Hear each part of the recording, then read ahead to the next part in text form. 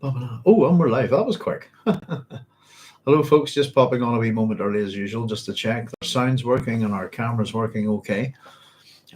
We had a number of problems with the broadcast last week, which ended up with lots of bits of dialogue and me freezing up and stuff like that, which is a bit sad, actually. So, as usual, we're just checking things out to make sure everything's okay. And if anybody's out there in the meantime, say hello.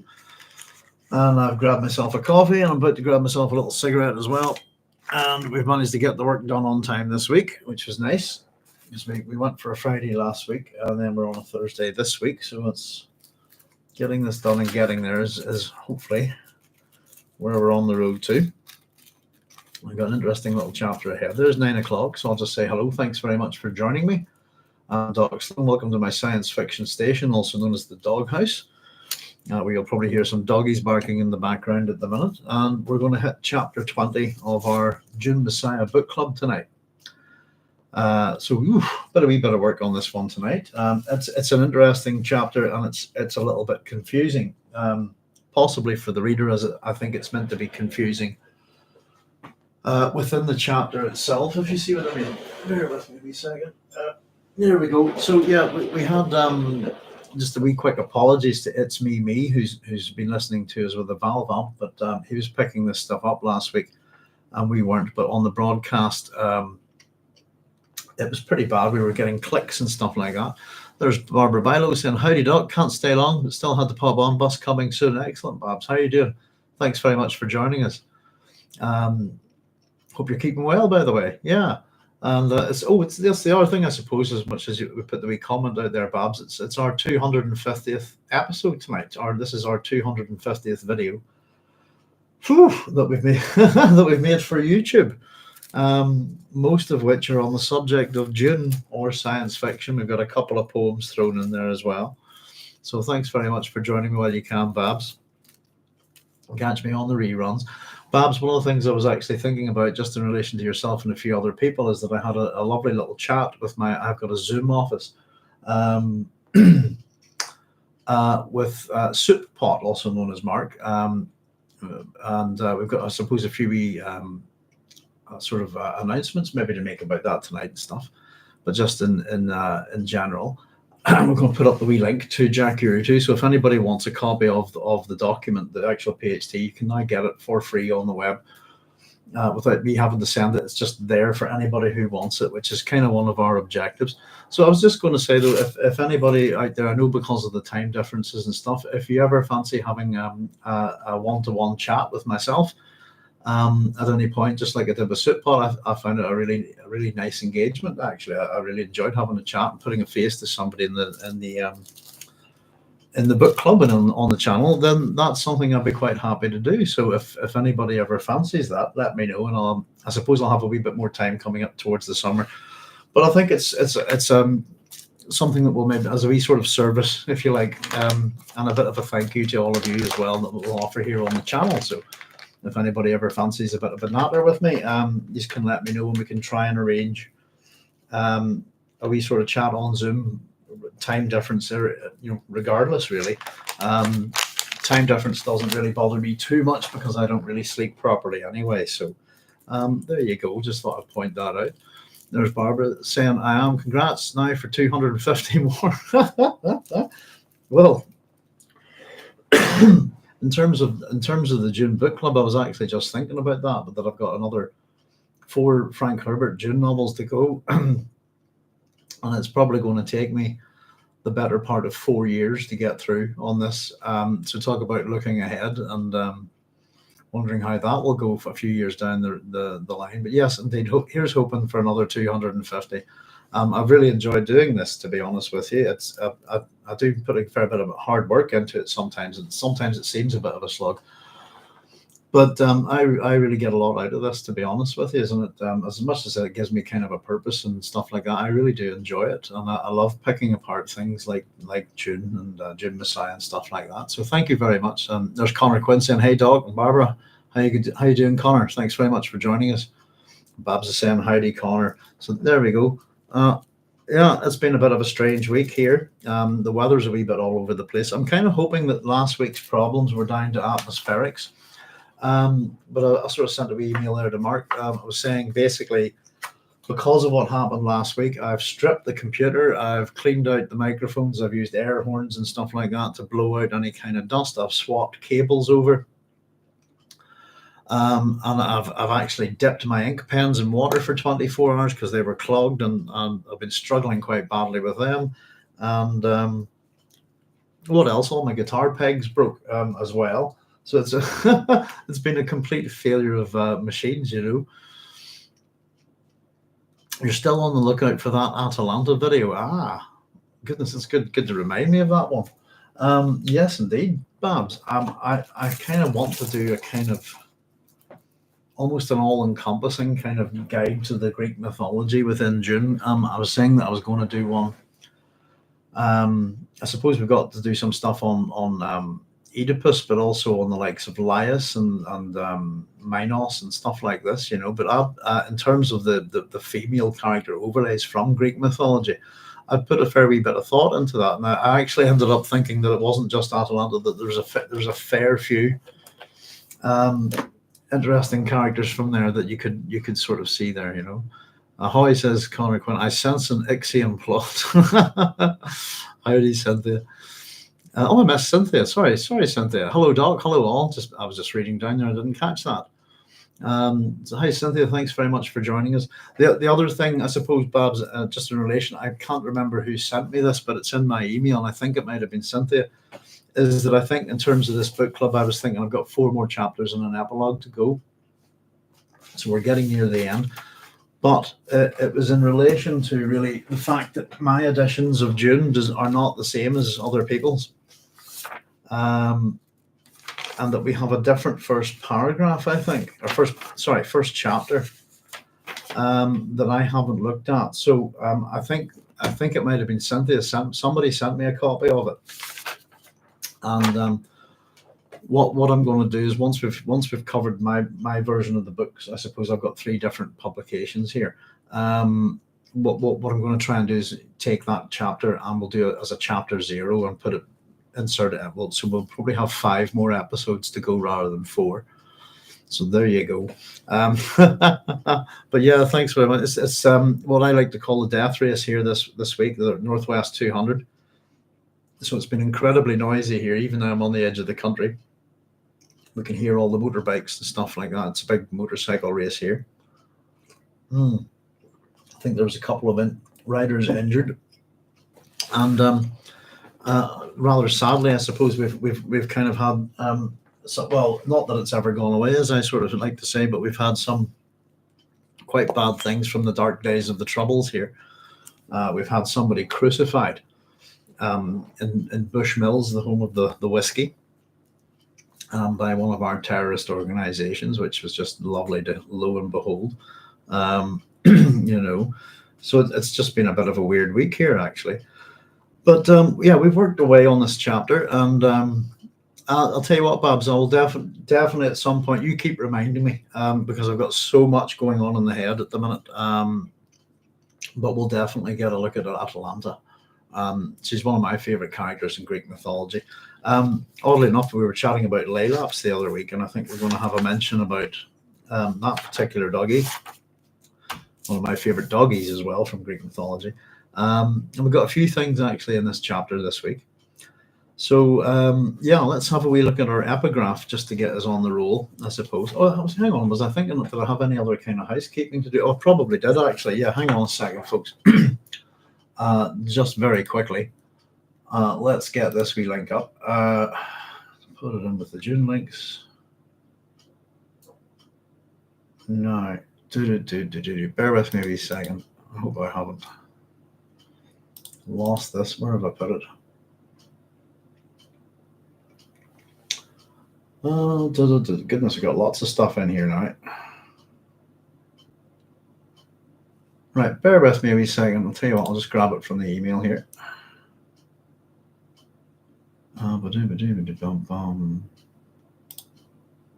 Yeah, I've just got another email in actually as well. That's starting to get annoying. I'll tell you a wee bit about it. Let me just see if I can find the link here from Souppot.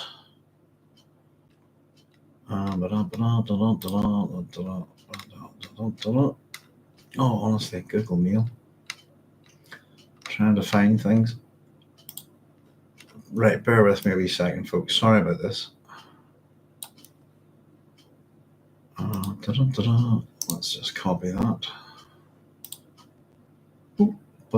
There we go. Right, I'm on track. Sorry about that. Dead air and stuff like that. Right, there we go. So for anybody who's curious about this kind of thing, there we go. There's the link.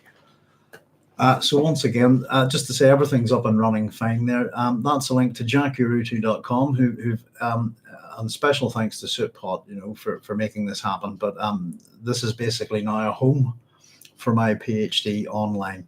So if anybody wants a copy, there's a link to some of my Dune videos, the PhD videos there. But if anybody wants a copy of the PhD in document form, warts and all, that's where you'll get it from now on. And I'm absolutely delighted to say that you don't have to go through any kind of academic paywalls or any of this nonsense. It's simply there for anybody who wants it. And I'm hopefully going to do, if I can get the time at some point, the plan is to update a Wikipedia page on Frank Herbert in relation to, in particular, the Samuel Butler work, and sort of get my sort of name up there and get this link into it as well. So anybody who wants to check this out can do so and can take a copy for free, pass it around, etc. Read for your own enjoyment, read for academic work, do what you like with it, but it's there, and I'm really, really delighted about it. Absolutely over the Fremen moons, if you like. So there we go. But a big thanks to everybody at Jack Kurutu. For those who don't know, jackurutu.com is a great resource and an online community for what we could call orthodox herbitarians, I think is the right term. But it's certainly something that I've found very useful. Not that I've ever kind of been a member. I've just kind of lurked around there and checked out stuff. But it's been very, very useful to me over the years. Yeah, I'm absolutely delighted. So I'll not go on about it too much, but if anybody wants a copy of my PhD, up until now, I've just told people to email me, and we've kind of sent them a copy of the PDF, etc. But now there's a proper online presence for it there, and it's accessible to absolutely anybody who wants it. Kind of the pull to me, I think, So cheers to the guys, folks. I'm more than delighted. So there we go. I've also said that I've been getting a couple of science fiction authors have been getting in touch with me about their books, and we've had 2 so far, and I've just had a third and a fourth one email me, and it turns out these are some kind of automated mailing things, because they all have the same mistakes in them and stuff like that, which I'm a bit miffed about.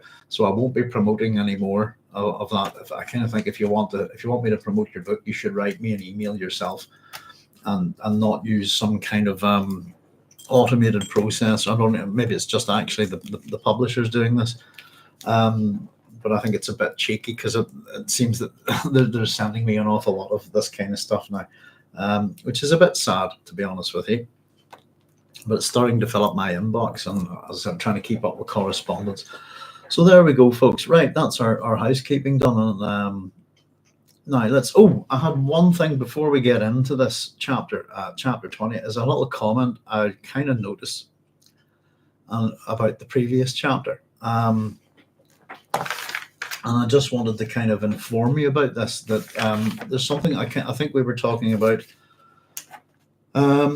Leto the second, etc., Leto the first. It was in relation to a comment that Paul made.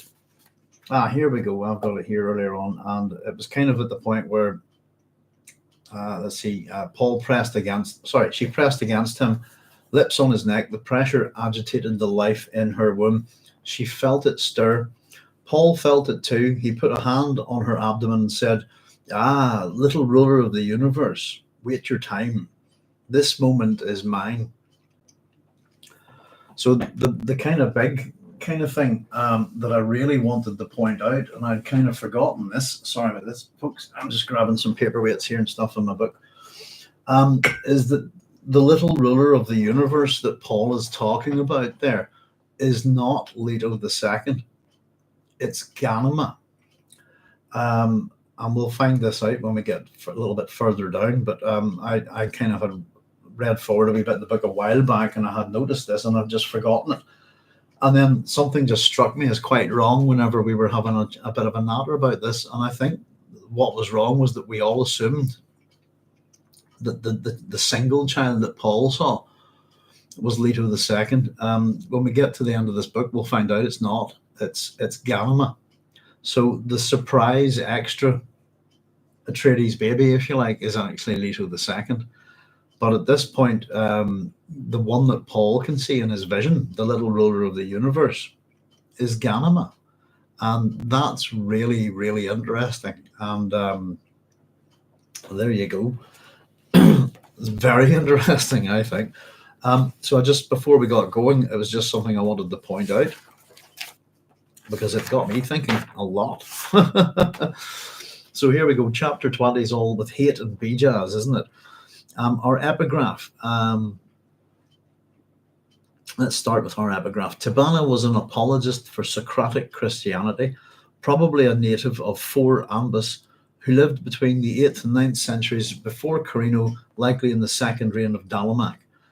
Of his writings, only a portion survives, from which the fragment is taken: "The hearts of all men dwell in the same wilderness."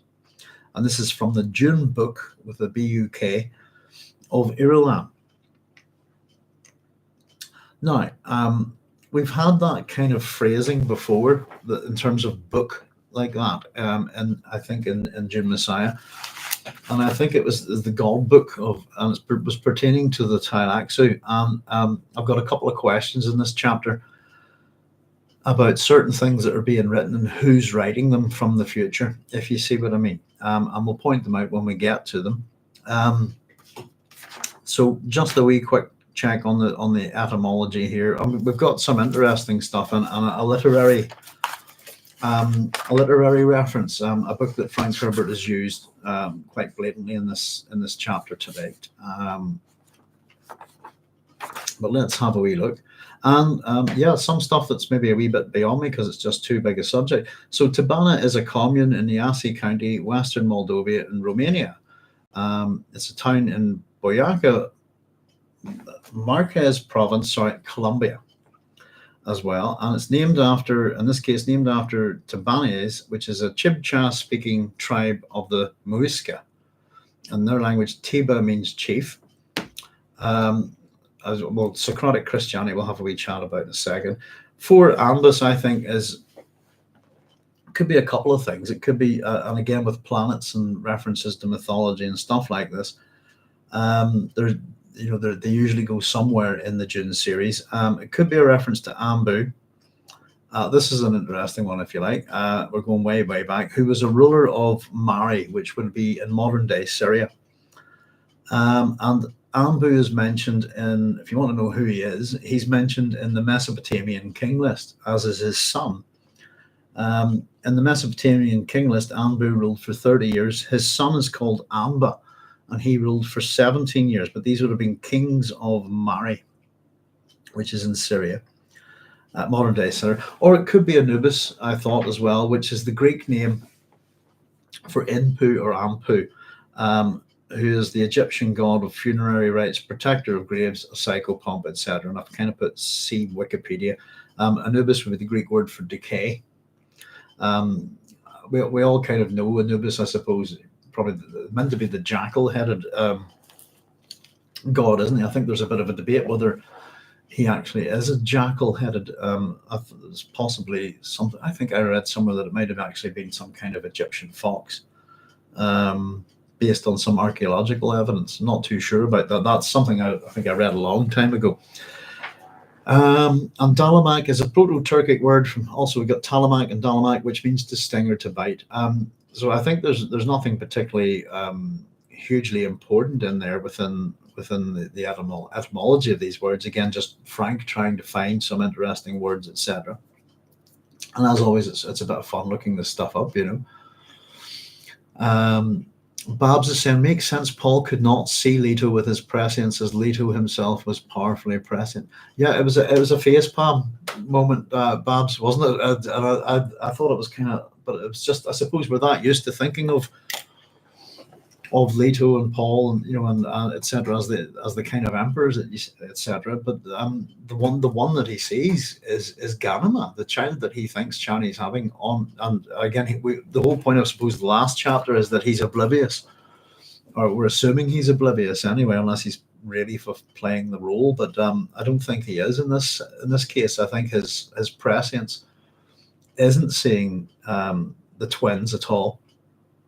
But yes, indeed, it's and that I mean, that opens up all sorts of questions, doesn't it? But it's Ganima is the little ruler of the universe that he's talking about, an empress of the Atreides, and I suppose a life that I suppose, well, yeah, we'll get to see a fair bit of Ganima in the next book, won't we? But it does make sense, actually, yeah. But I just thought it was. I don't think we overtly said it or anything like that the previous week. But I think the way the nature of the conversation was going was that there were, and myself included in this, that we were making assumptions that this was Leto the Second that he was talking about. And we shouldn't make assumptions, should we? There's Joseph Smith saying howdy, and Chaya Rivka saying shalom all. Hi Joseph and hi Chaya. Thank you very much for joining us. It's good to see you. Bob's echoing my sentiments there. Howdy, Joseph and Chaya. And Joseph saying hi, Chaya and Barbara. There we go, all saying nice hellos today. That's good. But yes, indeed, it's just, I just thought I'd probably, before we piled into anything, if anybody's just joined us, we were just pointing out that in the previous chapter, let me just get there. God, it was a big chapter, wasn't it? Whew. The bit where Paul goes, little ruler of the universe, wait your time, this moment is mine. The little ruler of the universe he's referring to is Ganima. At this point, the only child that he sees is Ganima. It's not Leto the Second, or technically Leto the Third. So it's just a very interesting thing, I thought, So I'm assuming this is apologist for Socratic Christianity.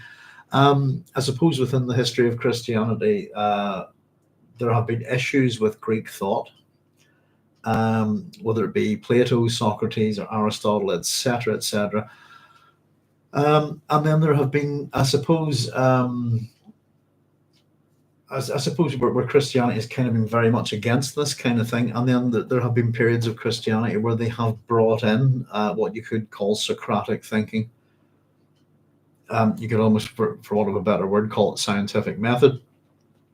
Neoplatonism, etc., this kind of thing, and even Aristotelian thought. So the big triumvirate, if you like, of Greek philosophers have heavily influenced Christianity over the ages. So that's just an apologist is someone who makes an argument for something, and that's what apologies are in the ancient world, these kind of books, if you like. But the hearts of all men dwell in the same wilderness. And it's from the Dune book of Irulan. This chapter's got me thinking about all sorts of things, actually, to be honest with you. But that in particular, I'm wondering. We're going to talk about it in this episode. It's to do with a previous epigraph, and something that Bijaz says in this chapter, almost word for word. Which I think is interesting, So we've got our location here, which is in a small chamber. The time is evening, and the first, I've been struggling mightily with my ink pens. Again, this chapter I've had to swap over to a biro at the end. The one question I'm kind of going to ask right at the beginning is, why isn't this room under surveillance? Which we would expect it to be. To be honest with you, what we've got is an Atreides servant, if you like, in the form of Hayt, our Duncan Idaho ghola, and he's going to interrogate Bijaz, the dwarf, the human distrans, and I suppose we're going to find out a fair bit more about him here. It's an interesting back and forth chapter, this one, and I think it's a bit tricky for the reader. I found it a little bit tricky. And I think it's meant to be a bit tricky. I think there's a lot of fencing with words and ideas. And I suppose we had Sootpot asking a wee while back about the way out for the Tleilaxu. What's their backup plan? What's What's their main plan? What are they really up to? And I suppose we'll have a wee chat about that as well. Give me one wee second, folks, because I've just realised the heating's on in this house and I need to turn it off because I'm melting here. Turn that heating off. Oh, it is off. Right, there we go. No problem. There we are. Sorry about that. The wife beat me to it. I just put it on for a few minutes just to give us a bit of heat here because the evening's getting cold, you know. There's Frank Red saying, hi all, happy 250th episode. Thank you very much, Frank. Thanks a lot. Yeah, I'm finding it hard to believe, to be honest. I've done so many of these things at the minute. And we haven't really hit our 4th anniversary yet on YouTube. So yeah, we're doing quite well. And we're averaging out just over 60 episodes a year with a year off. So that's not too bad, I think. But thank you very much, Frank, and thanks for joining us tonight. Excuse me. So yeah, just the first question really is, why isn't this room under surveillance, I suppose? And especially with the nature of spying and, you know, trust, I suppose, in this universe.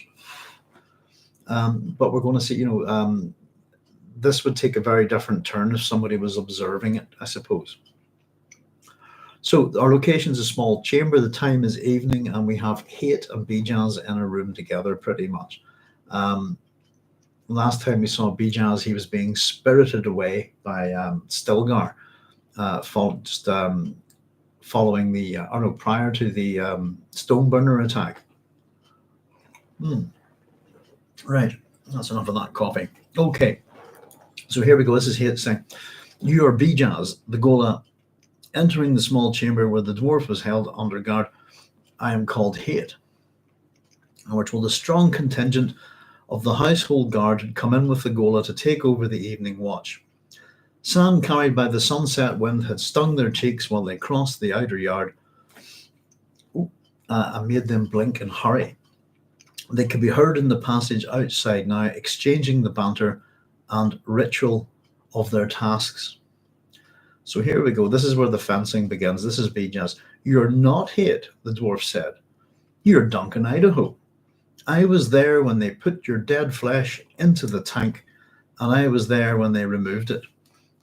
Alive and ready for training. To Ashlotl tanks.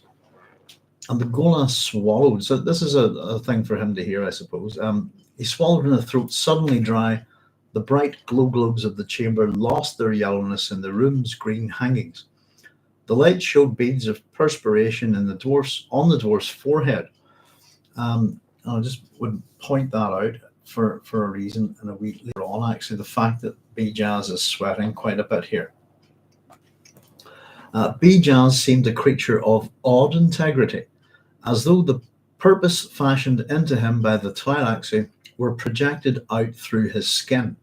There was power beneath the dwarf's mask of cowardice and frivolity. And masks, I suppose, this is the mask that Bijaz wears. We're also going to talk about the mask that Duncan wears. I've got a lot of questions to ask about Bijaz, and maybe we'll see if we can figure some of this stuff out. Muad'Dib has charged me to question you to determine what it is the Tleilaxu intended you to do here, Hayt said. Tleilaxu, the dwarf sang. I am the Tleilaxu, you dolt. For that matter, so are you. Hayt stared at the dwarf. Bijaz radiated a charismatic alertness that made the observer think of ancient idols. I think we have ancient idols within this chapter and ancient rites as well. So I'm the Tleilaxu and so are you is basically what Bijaz is saying. They're both gholas. And I suppose what I've scribbled is know the Tleilaxu by their works, if you like. So this is we get Hayt kind of threatening Bijaz a fair bit within this chapter. And this is the first time, I suppose. You hear that guard outside? Hayt asked. If I gave them the order, they'd strangle you. Hey, Bijaz cried. What a callous lout you've become. and you said you came seeking truth. So I just put a wee threat. I put hi is Hindi for woe. I've just written next this. If you do the etymological work on this, it's got more etymology than you could shake a stick at. So I just went with that, but it could just be hey, take it easy, this kind of thing. You came seeking truth, and he had found he didn't like the look of secret repose beneath the dwarf's expression. Perhaps I only seek the future. And I've written down for Hayt is the truth of the future. Is there a difference really? And is that the case for Bijaz? What will happen will be true, I suppose, in that sense. Well spoken, Bijaz said. Now we know each other. When two thieves meet, they need no introduction. And yeah, so thieves. So we're thieves, Hayt said. What do we steal? And then we get our first of our contradictions here. We're not, and this is where this chapter gets a bit tricky, I think, because there is an attempt to deliberately confuse and poke, I suppose, Hayt by Bijaz. So we're thieves. When two thieves meet, they need no introduction. So we're thieves. What do we steal? Not thieves, but dice, Bijaz said. And you came here to read my spots. I, in turn, read yours. And lo, you have two faces. So two faces. We're going to get a little bit about this in this chapter. We had the use of the word Saturnine in the previous chapter. And Saturn is a god very much associated with Janus. And of course, we have the Janus aspect of Paul and Alia, which we're going to get mentioned in this chapter. But also in a funny way, Bijaz and Hayt are also a Janus aspect. And for anyone who's not too sure, maybe joining us for the first time, Janus is the god, Roman god, that January takes its name from. And he has two faces on one head, one looking back to the past and one looking forward to the future. And I've just kind of wondered about the dice bit here, because what do we mean by that? If we look up the history of dice on Wikipedia, that's a fair old interesting kind of little natter there. But I was wondering, is it to do with the random? And then more importantly, what I've written is that they're both in some sense a gamble, I think, by the Tleilaxu. Let's see, Cynthia saying the mention of Socrates in the epigraph has me thinking that the chapter works a bit like a Socratic dialogue. My brain is rusty on this, but comes to mind. We'll check on it this week. Yes, I have a whole bunch of them here. Oops, I accidentally deleted the title. I was thinking of the Socratic dialogue, gorgeous. Yes. So none of what Cynthia is talking about is that none of Socrates' work actually survives, but we know loads about him. And in terms of how that little triumvirate of philosophers, if you like, works, that we have Socrates, and then his pupil is Plato, and then Plato's pupil is Aristotle. Let me see if I've got a few here. I'm sure I do. Tigris and Mino. Let's have a look. There we are. That's the Republic. We'll not worry about that. We can leave that on the last days of something. Very quickly. Bear with me a wee second, folks. I used to have a lot of these. I was thinking actually about Xenophon while we have him there. Grab that. Oh goodness, it's hard to see in there. Yeah, I used to have a lot more of these. Sadly. I must get round to grabbing them again. I think I keep telling you about the disaster of books that happened for me when I was living in a particular house, and it rotted a whole lot of my books. Pardon me. So in terms of Socrates, if you want to know a wee bit about him, we got Plato, and in fact these two books, Plato and Xenophon. So Plato's The Last Days of Socrates, and Xenophon's Conversations of Socrates, which includes Socrates' Defense, Memoirs of Socrates, The Dinner Party, and The Estate Manager.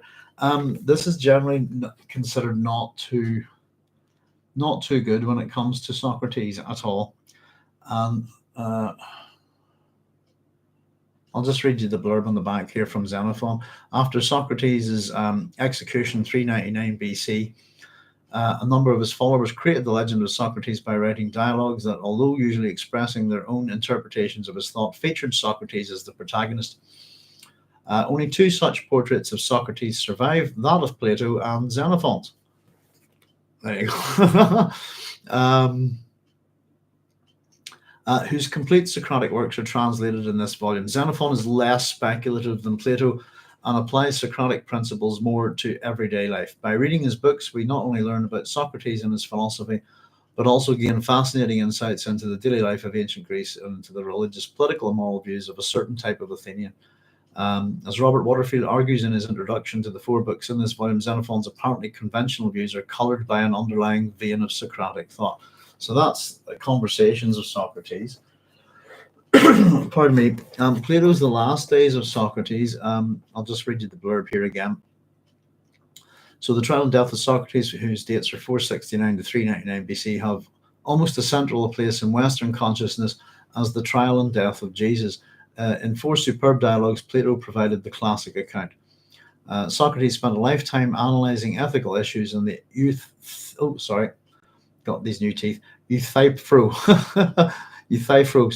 finds him outside the courthouse, still debating the nature of piety with an arrogant acquaintance.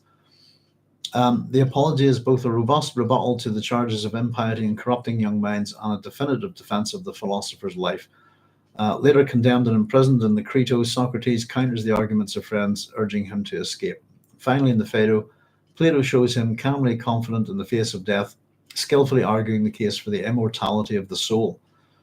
Such works as Harold Tarrant explains in this fine introduction to this revised edition are no longer regarded by scholars as direct transcriptions of real events. Their power to move us and to challenge our moral assumptions remains undiminished. So that's Plato's The Last Days of Socrates. But what I have in terms of Socratic ones is the one that the one that Cynthia was just mentioning is Gorgias here. And just to give you the wee blurb on it, these aren't, again, I suppose these are kind of dialogues, is what we would call them, Socratic dialogues. And they're not thick at all, by the way. There's Plato's, probably the most famous one's the Symposium. And all of the ones that I used to have, by the way, all the books that I had destroyed, this is the only 2 that I have left of them. These are the original Penguin classics. They just have a black cover, if you like. And I had loads and loads of these. I suppose the original Penguin classics set up by E.V. Rue as the founding editor, if you like. So that's the Symposium. Just of all the Greek philosophers, Plato was perhaps the greatest. The Symposium, a masterpiece of dramatic dialogue, is set at a dinner party to which are invited several of the literary celebrities of Athenian society. After dinner, it's proposed that each member of the company should make a speech in praise of love. A full discussion follows, and the dialogue ends with a brilliant character sketch of Socrates by Alcibiades. Throughout, Plato reveals, as few other authors have done, the beauty, power, and flexibility of Greek prose. And then Gorgias here is the one that Cynthia was chatting about. Lovely, look at that cover. Gorgeous, isn't it? You gotta love Greek pots. Potty about Greek pots. To judge by its bitter tone, Plato's Gorgias was written shortly after the death of Socrates. Though Gorgias was a Sicilian teacher of oratory, the dialogue is more concerned with ethics than with the art of public speaking. The ability professed particularly by the sophists to make the worst cause appear the better struck Plato as the source of all corruption. The dialogue's chief interest lies not in Gorgias's courteous outline of his art, but in the clash between Socrates, the true philosopher, and Callicles, a young Athenian of the stamp of Alcibiades, who brashly maintains that might is right. So, of course, what we call the Socratic dialogues are written by Plato. It's interesting, the one that earlier. And what else? Oh, I've also got this one, which is a modern Penguin Classics. This is Protagoras and Meno. The Protagoras and Meno are 2 of the most enjoyable and readable of Plato's dialogues. The Protagoras is moreover universally acknowledged as a dramatic masterpiece. And Protagoras, Socrates pits his wit against the great sophist of the title, and by implication against both the new and the accepted wisdom of his time. The dialogue leads to the conclusion all the virtues are united by knowledge, which should be every person's goal. In Meno, which first clearly shows the Socratic approach to attempting definition of an ambiguous concept such as virtue, Socrates then argues that all so-called learning is in fact the recovery of pre-existent knowledge in the soul, and that if virtue is teachable, it must be knowledgeable. That one kind of has a little bit to do with what we're going to be talking about tonight. So there you go. That's my what I've got left. Sadly, but it's still a decent little set of stuff about Plato. Socrates. And as I said, these dialogues feature Socrates as the kind of the argue, almost a hero as philosopher, if you like, that kind of thing. And the dialogues aren't necessarily, I suppose, the clue's not really in the word. They're not necessarily between two people, but they're usually two main speakers, if you like. Yeah, they're interesting. Thank you for that, Cynthia. Frank's saying the odd integrity of Bijaz reminds me of Hayt. I also thought of the Janus aspect. Hayt paradoxically proclaims total loyalty to Paul while acknowledging he is designed to destroy Paul. Yes. There's a lot of paradox in this chapter, isn't there? Their odd integrity seems to unite them. I am the Tleilaxu, you don't, and for that matter, so are you. And Joseph is saying, don't forget the like button. Thanks, Joseph. Yes, Meno may have a closer match. We'll mull it over. Yeah, it's been a long time since I've read them, Cynthia. I just thought, I said it's a pity because I'll be completely honest with you. I used to go to where I bought most of these, and I actually like these Penguin classics. I actually prefer them to the new ones, to be honest with you. They're nicer little books, and they're very well made. 60p, and the text is still quite easily readable, and they have very good introductions. So Hayt, probably two of the more famous ones there, Gorgias, but the Symposium is pretty much almost required reading in classical philosophy, if you like. Plato's most famous work I suppose, on his own, really, of his own type is the Republic, which is an interesting read, and tends to occasionally crop early science fiction as well, But yeah, it's a very good point. This is very much is like a Socratic dialogue, and thank you for pointing that out. Let's see, but it's I'm the Tleilaxu. Tleilaxu. I am the Tleilaxu. You don't, and for that matter, so are you. And that's kind of what I've written next to it there, Frank, was that know the Tleilaxu by their works. But I suppose the interesting point is that they're not the Tleilaxu. They're Tleilaxu tools, I think. But yeah, this is just like a Socratic dialogue. I suppose we need to try and get to the heart of the matter in this chapter. And as I said, Sootpot had asked a question that I'm kind of reading. I'm trying to get time to read a couple of books on Islam and Sufism. And I must dig out my book on Richard Burton, which I can't find because he became a Sufi master, I believe. But I suppose it's what's the main plan of the Tleilaxu? What are they really up to? The fact that there's plans within plans within plans, as we all know at this point within Dune.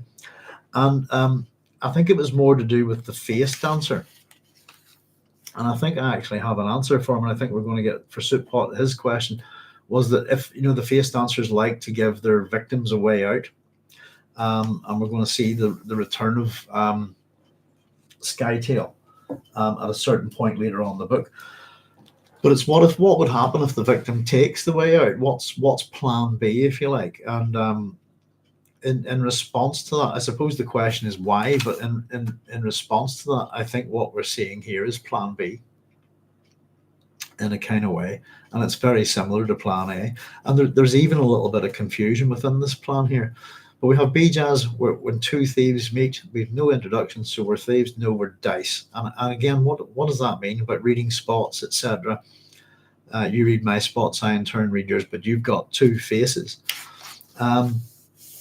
I think it's a gamble that the Tleilaxu are doing, and I think there's a level of prescience involved with what they're up to, and I think it's and I think ultimately we'll find out that it's prescience that is obscured in the same way that Paul's is. Yeah, the number of people have prescience within this universe, but nobody has omniscience, I think, And of course, at this point, we're hearing about the other thing, I suppose, is the Tleilaxu tanks. And what does that mean? And I think quite a few of us know what that means, but it's kind of, interesting to think about. The other thing I would point out in this chapter, I suppose, is that I think this is the chapter where we really get to see that the Bene Tleilax are the other side of the Bene Gesserit. That these two schools of thought, for want of a better word, these two organizations are a Janus aspect in themselves, I think. But hopefully we'll see the evidence for it, hopefully, within this chapter, But two faces just like Janus. And Hayt says, "Did you really see me go into the Tleilaxu tanks?" Hayt asked, fighting an odd reluctance to ask that question. "Did I not say it?" Bijaz demanded. The dwarf bounced to his feet. "We had a terrific struggle with you. The flesh did not want to come back." And I suppose a number of times in this chapter, I've just written little questions, but is this true? And what do we mean by struggle? I don't think it's in terms of a dead body kind of fighting, if you like. I think it's just in terms of trying to get their technology to bring this body back to life, if you see what I mean. Pardon me. But we have Hayt's curiosity about who he was, I think, here. And it's almost a bait for being drawn in by Bijaz, if you like. Hayt felt suddenly that he existed in a dream controlled by some other mind, and that he might momentarily forget this to become lost in convulsions of that mind. I'll read that again, actually. Hayt felt suddenly that he existed in a dream controlled by some other mind, and that he might momentarily forget this to become lost in convulsions of that mind.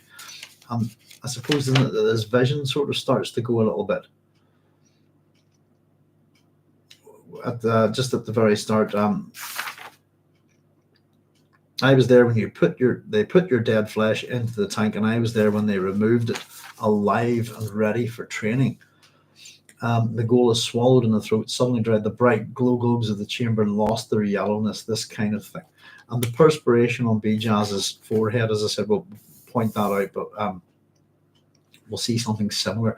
And it makes me wonder about Bijaz. Is Bijaz under some kind of compulsion himself within this chapter? And is as much as we talk about that there can be two sides of the same coin, that they're a Janus aspect themselves, is there, who's the real Bijaz, and who's the real personality that who's the dead body, if you like, if you see what I mean, that was Bijaz? Who's that personality? And I think we can see glimpses of whoever he was in this chapter, and some other personality at work. I think some sort of again tank bred compulsion or something like that. Hayt felt suddenly that So Bijaz tipped his head slyly to one side, walked all around the ghola, staring up at him. "Excitement kindles old patterns in you," Bijaz said. "You are the pursuer who doesn't want to find what he pursues." And I've written paradox, and I think we were chatting about Tleilax last week in the Tunisian Vixen, and that immediately reminded me of those. One of my favorite stories, Conor Quim saying, "You will know false prophets by their works." So my text has convolutions. Here we go again, Cynthia. Thank you. Let me just check. By the Lord of Hell's here, so Glorious Maximus. This book, it's starting to get really annoyed about the mistakes in these books. These editions are 30 years after publication, aren't they? Something like that, 40 years in some cases. But let's see. Let me just I've got convolutions. You've got my text has convolutions. That's what I have. Sorry, that was just me saying it wrong. Let me just double check though. I've had a I don't know if you can see. I'll show it to you in a wee second here. Let me just get there.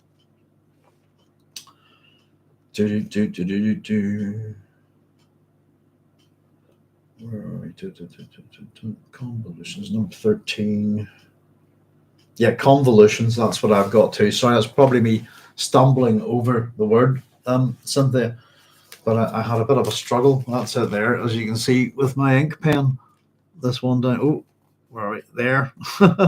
So I made a bit of a mess. I actually ended up with ink all over this, blotting out a whole bunch of words as well. Forgot this to become lost in the convolutions of that mind. That's it.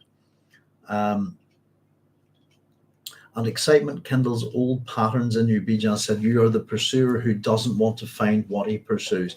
Again, a sort of paradoxical statement, isn't it? Hayt, this is Hayt now. You're a weapon aimed at Muad'Dib. Hayt said, swiveling to follow the dwarf. What is it you're going to do? Nothing, Bijaz said, stopping. I give you a common answer to a common question. And I've kind of written a couple of things here. Is it either that that's a lie, an outright lie, and that lies are common answers to common questions, or it's just, what are you up to? No, nothing, that kind of thing, which is also kind of a common answer to a common question as well, I suppose. But what is it you're going to do? Nothing could, and again, is it a truth? But it's one of those things. By doing nothing, choosing to do nothing is still a choice, isn't it? That kind of thing. Frank Red saying, on Janus aspect and Bene Tleilax and Bene Gesserit, considering the shared genetic memories the Bene Gesserit access makes one wonder about how this is manifest conversely in the Bene Tleilax. I immediately thought of their eyes. We're going to see a wee bit about this. It's got me thinking, Frank, quite again, just because we haven't piled on down the books, but we know that the Bene Tleilax have already had a Kwisatz Haderach. I was actually asking the question a wee while back, is Bijaz one? Is he a Kwisatz Haderach? And I don't think he is, actually. I think but he's not a face dancer either. So he's a ghola. And in terms of their what's similar about them, we're going to see a skill set, if you like, a series of tools and things, ideas that they do in this chapter. I suppose we're finding out a fair bit about them in this chapter, that as soon as we hear them, we go, that's a Bene Gesserit thing, isn't it? But how does it manifest conversely in the Bene Tleilax? I immediately thought of their eyes. Yeah, and I suppose what enslavement, what bondage comes with Tleilaxu eyes. That's Frank just said. Paul in the previous chapter wonders about the cost of the eyes. And Connor saying the Bene Tleilax, all being gholas, mean they also have ancestral memory. That's the interesting thing. If we run with Hayt here into Duncan, Idaho, all the way to the end of the books, it is a form of ancestral memory in the same way that the Bene Gesserit have the female line, if you like, and supposedly the Kwisatz Haderach has the male line, but it becomes a personal memory, doesn't it? It's the Ghola's memories are all of the same lives, the same person's lives. They're not different ancestors, they're all the same person as ancestors, if you see what I mean, and it gets a bit tricky. Of course, he invests in the eyes for his men, but refuses to consider them for himself. Yes, indeed. So they said, sorry to go ahead for a few pages, but at the end of the story, when Bijaz is talking to Paul, he says, it can be done. I shall have my pasts, all of them. So we'll revisit this again soon. Yeah. And again, if that's what happens with, I do look at Hayt and Bijaz as a kind of Janus aspect here, tank brothers, if you like. And I suppose that there's the hope possibly for that, if it can be done. And I suppose that this is what I actually think that this is what I suppose we'll get there again, but the main goal of the Bene Tleilax, I think, is to see if this can be done. At this point, I think whether they get Paul or Alia or whatever, I think is irrelevant, really. The real proof in the pudding, as they say, is going to be Hayt becoming Duncan Idaho. And I think it's, as much as we've just had Hayt say you're a weapon, we'll get on to the discussion of people again as tools, which is also the way the Bene Gesserit look at people. It's also the way Pardo kinds and Late kinds look at people. The idea that, particularly within the Fremen, that they're tools for man is a tool for geomorphic change, if you like. What does that make? I suppose the aspects of other memory a tool for, if you see what I mean. It's and much is, I think, much is obscured and hidden. And it's one of those kind of chapters where I've had to, is this true? Is this a lie? What's going on here? You know, this kind of thing. Oh, hello. That was our Noodles having a wee bark. I thought she was sleeping. So he had said, so you're a weapon aimed at Muad'Dib. What is it you're to do? Nothing, says Bijaz. I give you a common answer to a common question. And then Hayt says, then you're aimed at Alia. Hayt said, is she your target? And I've kind of written next that yes and no. And here we get this little bit. Now, this is the we'll see what we think of this. This is Bijaz here. They call her Hot, the fish monster. On the outer worlds, Bijaz said, how is it I hear your blood boiling when you speak of her? And again, that's not an answer, is it, to the question that Hayt asks, is she your target? And he just comes up with this. So Hot, I suppose, from English, hot, but it's an old French haute, if you like, which means high, tall, elevated. Get it like in haute cuisine, for example, but haughty perhaps as well. Now, as for fish monster, oh goodness, it's kind of what I wrote about hey earlier on, and that it could be whoa, you know, but just hey you, this kind of thing, hey. The amount of fish monsters and fish deities and fish gods, I've just written down here that there are far too many to mention. Fish monsters, things like the salmon of knowledge. Then I kind of went with Keto in Greek mythology. Just bring these up here a wee second. And this kind of Keto, just to give you about her, it would be spelled Ceto if anybody wants to look it up in Wikipedia, is a primordial sea goddess in Greek mythology, the daughter of Pontus and his mother Gaia. As a mythological figure, she is considered to be one of the most ancient deities and a host of monstrous children, fathered by Phorcys, another child of Gaia, and Pontus. She's also, well, there's no reference there for that. I'll just read it to you anyway, because I think you'll find it elsewhere.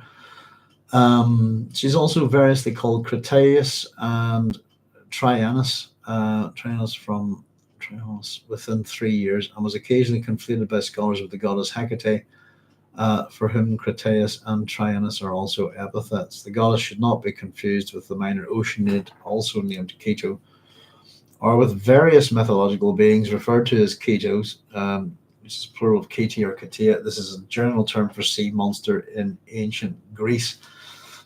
So I don't think, I was having a look at a whole bunch of these, and I don't think that's it. They'll say that I had a bit of fun with this actually, because I suppose fish monster as opposed to sea monster, I suppose, was what I was kind of looking for. Though it could be either, I suppose.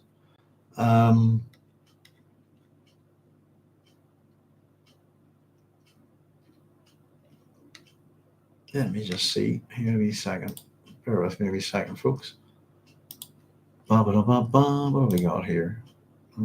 Well, I'd also considered Tiamat. What have we got? Where are we? It's not Tiamat. I've bookmarked the wrong thing. Bear with me a wee second.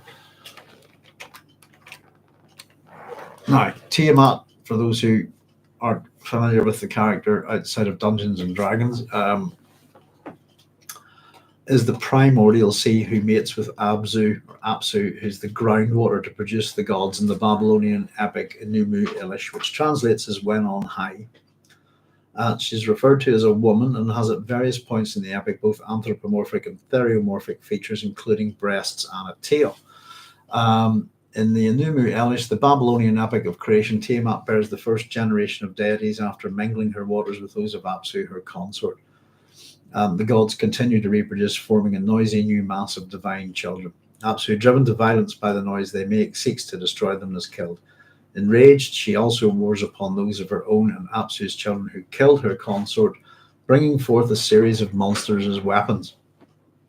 She takes a new consort, Quingu, and bestows on him the Tablet of Destinies, which represents legitimate divine rulership.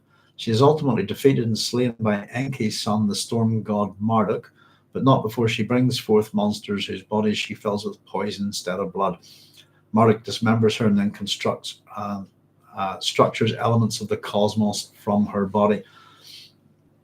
Some sources, it says here in Wikipedia, have identified her without real proof with images of a sea serpent or dragon. It's more like a primordial sea, if you like. And I thought that possibly might be something that we could go here. And I said, just for fun, I was having a look at my personal favorite one is Sha Wu Jing. Anybody who knows this, the Journey to the West, he would be Sandy. I was reading a wee bit about him today because I love the Journey to the West. Let's see if I can type this in right. Wu Jing. See if we can find him on Wikipedia. There he is. I just quite like what. He's obviously a male character. It was just for a bit of fun. In English renditions of the story, he's known as Friar Sand, Sand Monk, Sandman, Sand Fairy, Sand Orc, Sand Ogre, Sand Troll, Sand Oni, Sand Demon, Sand Monster, Sand Hulk, Sand, or Sandy, sometimes referred to as a water buffalo, in reference to his low intelligence, pomegranate in reference to his sweetness, isn't that? Sha Wu Jing is the name given to him by the Bodhisattva Guan Yin, and it means sand aware of purity. His name, let's see now, what was the wee thing I just thought would be funny to read? He's originally a general in heaven, more specifically a curtain-lifting general. His fall from grace happens when he broke a valuable jade or crystal vase or goblet during the Heavenly Peach Festival.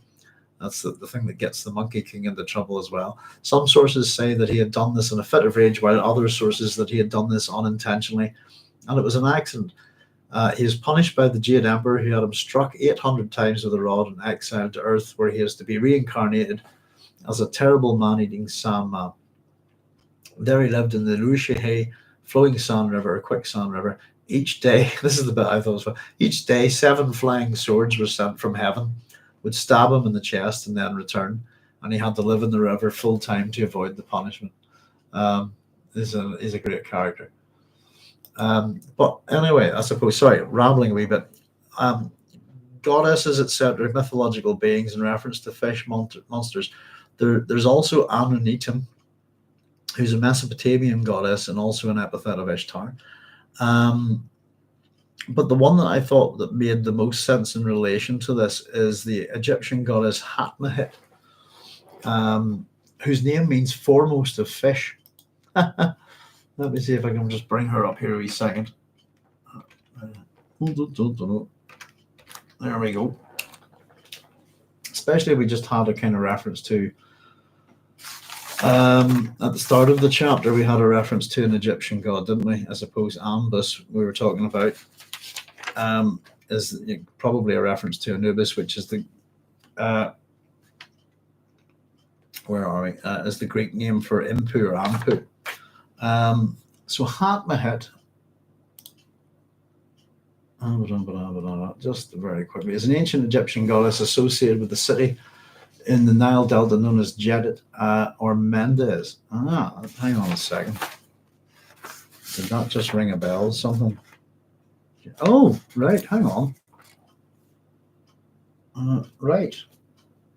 Jumping ahead, I just noticed something. Mendes, for anybody who's never seen the Devil Rides Out, the goat of Mendes himself is the name for the devil, isn't it? That's interesting. I got a C notes, right? I got to write C notes 16 here. Going ahead a wee bit, folks. Sorry, we've got a very similar word to that later on. Hatmahit's name is typically translated as foremost of fish, literally from the words hut, which is chief, head, foremost, and mit, which is fish, as a mass noun. However, the word mit in Hatmahit's name does not include the fish determinative, which allows it to have a double meaning. The root of mit is mid, which also means to flood. Therefore, her name is sometimes considered to mean foremost of the inundation, with a connection drawn between the flood waters and the fish that come with them. In ancient Egyptian art, Hatmahit is traditionally depicted either as a fish or a woman with a fish emblem or crown on her head. The fish can be directly above her head or presented on a standard, as in the gnome symbol of Gnome 16 of Lower Egypt. Due to that, it is difficult to distinguish images that depict Hatmahit from that of a female personification of the Mendesian gnome. The identification of the fish that is her symbol has been debated, with various researchers identifying it as a dolphin, a lepidotes, or a shilby, if that's the correct pronunciation of that word, the genus of catfish. However, the iconography of the creature was consistent with a relatively small head, prominent dorsal spine, and a long anal fin, which extends most of the way down its tail. More recent interpretation of the Mendes fish by the current excavation headed by Donald and Susan Redford describe it as a shilby mistus. Later periods, Hatmahit takes on the iconography of Isis and Hathor, with her fish standard or crown replaced by the horns and sun disk that both shared. So yeah, how do we? I'll just give you that name and paste it in for you. Always interested in this stuff. Sorry, it is to me anyway. I'm probably boring you guys senseless with some of this stuff. But I figured, in terms of trying to figure out this kind of who are we talking about there. I thought in terms of goddesses, etc., particularly associated with fish, that was probably the best fit here, I think. For those who don't know, by the way, just the divination with fish is called ichthyomancy. As much as we talk about orthomancy. Sorry, ornithomancy. Apologies. Ichthyomancy is the divination by fish. So it's an odd thing to call her, isn't it? And I kind of really wondered why. Yes, monkey. Let's see, just backing up a wee bit. Yes, Connor saying, like that later Duncan made up of all the previous. Yes, indeed. Connor saying, monkey. Yes, the nature of monkey is irrepressible. The pilgrims that accompany the priest, if you like, to retrieve the three takas in the journey to the west, Monkey, Pigsy, and Sandy, is generally how we refer to them in English, and they represent three different aspects of man's character, if you like. Something in the first chapter, we find that the Tleilaxu see Edric, the guild navigator, as fish-like. So perhaps the use of fish here is derogatory, linking her to guild otherness. Hot as well, haughty. To call someone haughty is not a nice thing either, is it? And it's a monster, is the word. So I don't think you can use the word monster in any kind of epithet, if at all, without being mean about it, you know.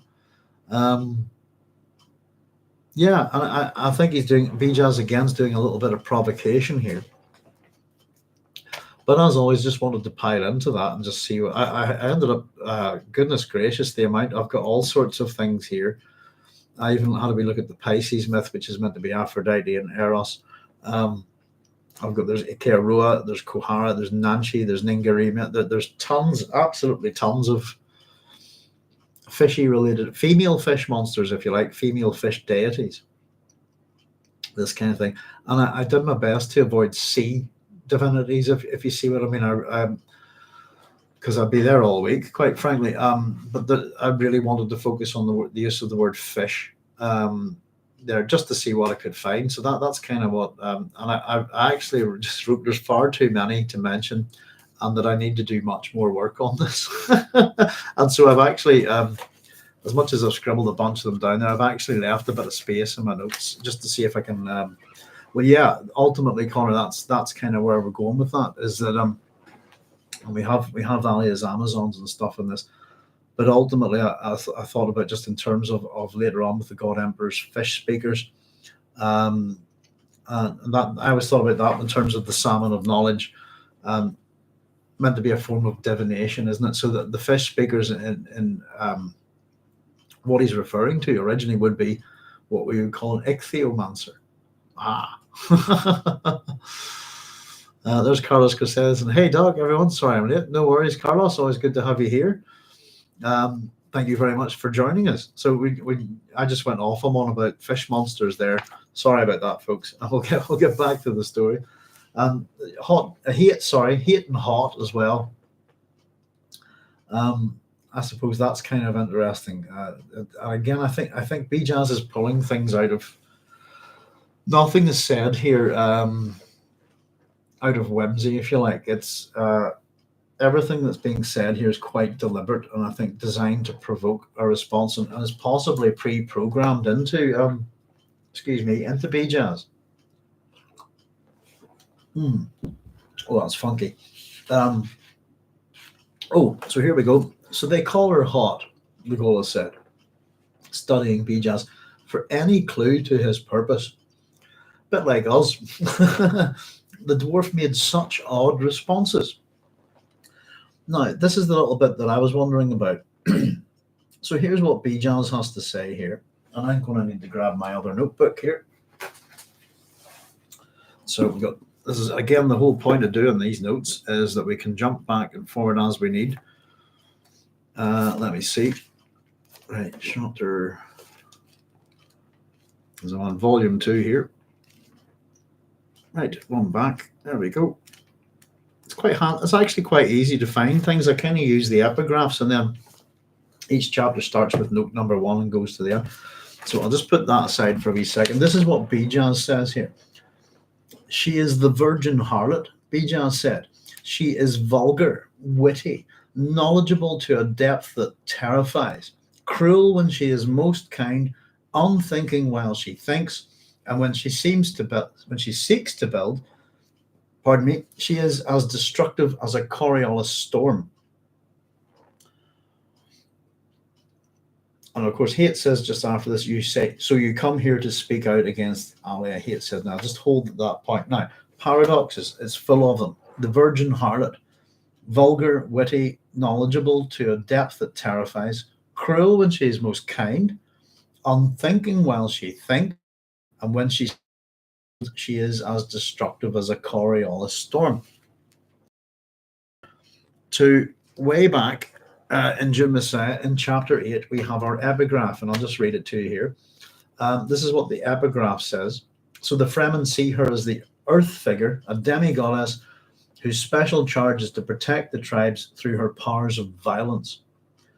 She is Reverend Mother to their Reverend Mothers, to pilgrims who seek her out with demands that she restore virility or make the barren fruitful. She is a form of anti-mentat. She feeds on the strong human desire for the mysterious. She is living proof that the analytic has limits. She represents ultimate tension. She is the virgin harlot, witty, vulgar, cruel, as destructive in her whims as a Coriolis storm. And this is taken from St. Alia of the Knife. This is the book that this epigraph is taken from. St. Alia of the Knife as taken from, it's a chapter from the book. St. Alia of the Knife, as I'm assuming, as taken from the Irulan report. Now, that's kind of odd, I thought, because that's a historical document, isn't it? And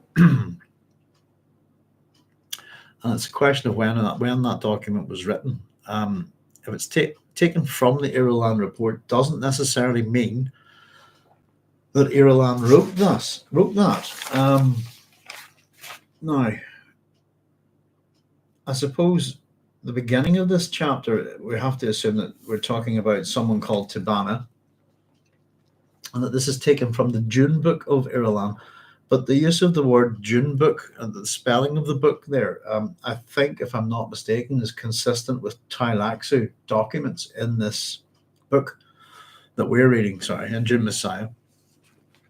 And that got me thinking an awful lot. And again, a couple of things that got me thinking about this is who is writing these books from the far, far future. Who is the third person omniscient narrator, if you like. And it's interesting that at this point, Bijaz uses these words about Irulan that are almost identical to ones from a future book, if you like. And of course, there's a whole chunk to do with future historians, and at this time produces the most number of historians. And it's also a bit like what we were talking about the other week, I think, was that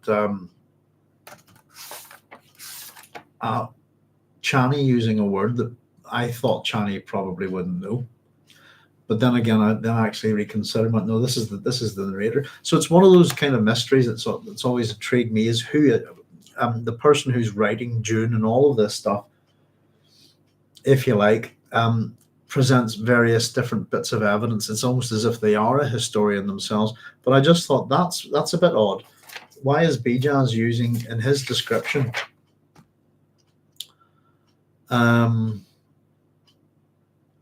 I suppose it depends on when this Irulan report takes place, and is it a report from Irulan to the Bene Gesserit within the how would we put it, within the time frame of the story that we're reading, or at the very least within the previous 12 years? It's kind of tricky to figure out. I don't know what you guys think about it. But it was as soon as I read the language, the Virgin Harlot, Volgi, and the Coriolis Storm, I said, I've heard that before. And off I went having a look. And that's where it is. It's from what I would call chapter 8, or the beginning of the epigraph there. And Hayt says, so you came here to speak out against her? Hayt said, and Bijaz's response is, against her? Bijaz sank to a cushion against the wall. I came here to be captured by the magnetism of her physical beauty. He grinned the saurian expression in the big-featured face. Dear, oh dear, that's kind of interesting. I'll just catch up with your comments here, folks. But the fish speakers, hi Carlos. Frank was saying, hey Frank. Frank says, I suppose fish monster also implies a mercurial nature and speaks to how Alia is at once divine and monstrous. She can peer into the other spaces and times, other worlds, and fittingly, the sea is often associated with the unconscious, especially the collective. I was kind of associating with the primordial chaos. Actually, that's where I was going with that. But yeah, the unconscious, that's interesting. I did not know that. The sea is often associated with the unconscious, especially the collective. Interesting, too, that Bijaz says this is what they call Alia on the outworlds. And wasn't it Hark al Allah, the Corino air? Could you give me a wee bit more on that, Carlos? I'm not sure. I might have missed something. I'm not sure what you're referring to. Are we talking about? Are we talking about? That's the other name for. Oh God, what's his name? Oh dear. Farad'n, isn't it? I think. Oh no, maybe not. Hang on.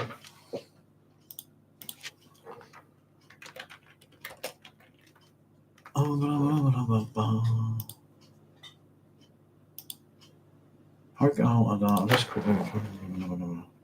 Well, it's brought up. I've typed that in, and it's brought up Farad'n. Is that weird? I don't know. It's supposed to mean the one who changes customs. Again, it's where's his place in history? Because we've got. I still have to think that whoever's. If it's a thing, it's even, I don't know if it's a thing that other people consider, but whoever is writing these books is past, past the reign of the God Emperor, past the Bene Gesserit rule, that kind of thing, It's odd that Hayt frowns when he hears the word hate. Does the Gaelic word for hate sound like that in the English word? I don't know. I think there's the obvious the implication is the obvious implication, hate. And I think it's meant to be I got the sense that it was how would we put it, like a red herring almost, if you like. Yes, Fraden Leto made him his royal scribe, says Carlos. Yeah, I don't know what the word for it. I take Gaelic as Gaelic, by the way. If we look at the pronunciation, just again with Franks and his words and stuff, And Chayarivka saying, in Judaism, among other interpretations, the sea is also an idyllic, harmonious world that we're meant to observe and to learn from. Ah, that's interesting. Oh, I don't know. I'm right next to the sea. Where I'm at. Oddly enough, I was saying the Northwest 200 race is going on at the minute. I think of the sea as being incredibly dangerous. So the Northwest 200 kind of runs between what we call the Triangle area here, which is Korean, Portrush, and Port Stewart, right at the very top of Northern Ireland, around what you would call the Giant's Causeway. And almost semi-regularly here now, when we get big, we have Port Stewart in particular. It's actually around where I've actually played down there with my band in a place called the Witch's Hat, and huge boulders, like massive, like bigger than me, get hurled out of the sea. Huge black rocks, every now and then, and they end up, they come a fair distance. The power of the sea here is incredible. I have a healthy respect for, but it's often when the sea's calm, I suppose. Yeah, I do get that. That when the sea's calm and stuff like that, it's idyllic and harmonious, that kind of thing. But it's often very violent around here. But it does literally hurl these gigantic boulders right out of the sea, off the seabed and up onto the streets, and even some of them come. They do a fair bit of damage, and I think it's quite lucky that nobody's been killed by them yet. But yeah, I didn't have anything, by the way, guys, on the fish. I mean, I kind of went looking and found far too much, and I kind of picked out a few of the main ones, if you like, Keto, Tiamat, this kind of thing. And then I found Hatmahit, and I thought it was more of a fit, if you like. But as I said, the wee note that I wrote here is that I've got far too many of these goddesses and divinities to mention. In Greek mythology, goodness, we've got all sorts of nymphs and things like this, water nymphs and sea nymphs and oceanids and almost every how would I put this? Almost every river in what you would call Greece, I suppose, has a divinity named, for it. So an awful lot of nature divinities. Probably the most famous one is Scamander, which is the river next to Troy, and it's a god, basically, if you see what I mean. And again, these kind of river deities. But let's see, just have a look at him. There you go. Scamander, or Scamandros, for example, is a river god in Greek mythology, and they're 10 a penny. That's just geography. Scamander River, named after the river god Scamander, was the river that surrounded Troy, and Scamander took the side of the Trojans in the Trojan War. It says citation needed. According to Hesiod, Scamander is the son of Oceanus and Tethys. He is ultimately described as the son of Zeus. He's the father of King Teucer, whose mother was the water nymph Idaea. He's also mentioned as the father of Glaucia, lover of Dimachus. Is credited to be the father of Eurythemista, who bore Pelops and Niobe to Tantalus. Strymon Aroia, with wife of Laomedon, king of Troy, was also called his daughter. There you go. There's a fair bit about him. But he's just one example. It's called Xanthos by gods and Scamander by men, according to Homer. But yeah, the whole river divinities and fish monsters and fish divinities and sea divinities. They're almost every culture, pretty much in the world has got them. So it's a bit of a vagary, if you like. But I like some of what you guys are suggesting here, to be honest with you.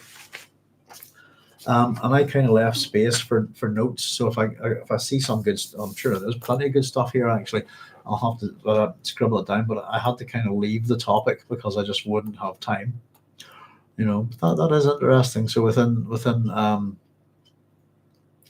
I suppose what was the collective unconscious, that idea is from psychoanalysis and psychology. The sea is associated with the unconscious. And what else do we have there? Yeah, Chaya's saying, amongst other interpretations, the sea is also an idyllic, harmonious world that we're meant to observe and to learn from. I've often thought of it as violent, powerful, and chaotic. That's kind of where I look at it. But I find the sea kind of hypnotic as well, if you see what I mean. And I live on an island, in fact, most of my life I've never lived very far from the sea at all. I'm not really far from it at the minute.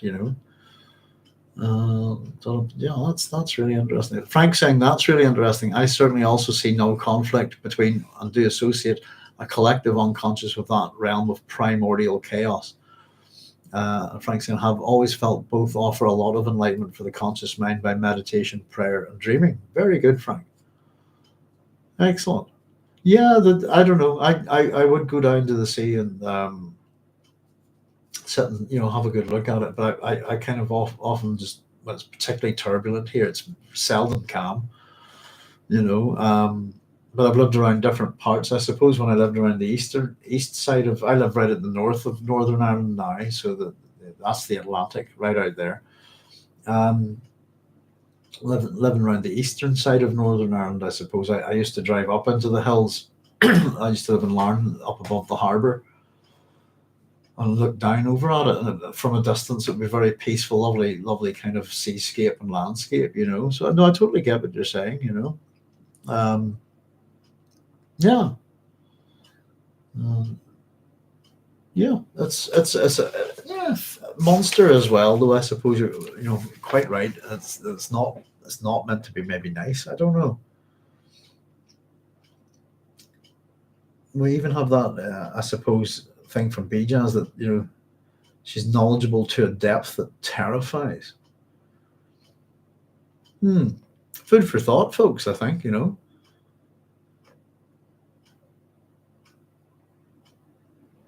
Does the Gaelic word just Connor saying, does the Gaelic word for hate sound like the English word? I would imagine it does. I think the name Hayt is very obvious, but I think it's possibly a kind of a red herring. But yeah, why the name Hayt? I think we must have done some work on it. Hang on a second. Let's have a look all the way back. Where do we from? Pardon me, let's have a wee nosy. Hayt, there he is. Why do you call... We sold you a creature called Hayt. Ah, yes, Hayt. Why did you sell him to us? Because we once spread a Kwisatz Haderach of our own. That's Skytail chatting to the conspiracy. Let me see. I'll be quite miffed if I haven't done some etymological work on it. But I think that's probably just what we came up with, Let's see.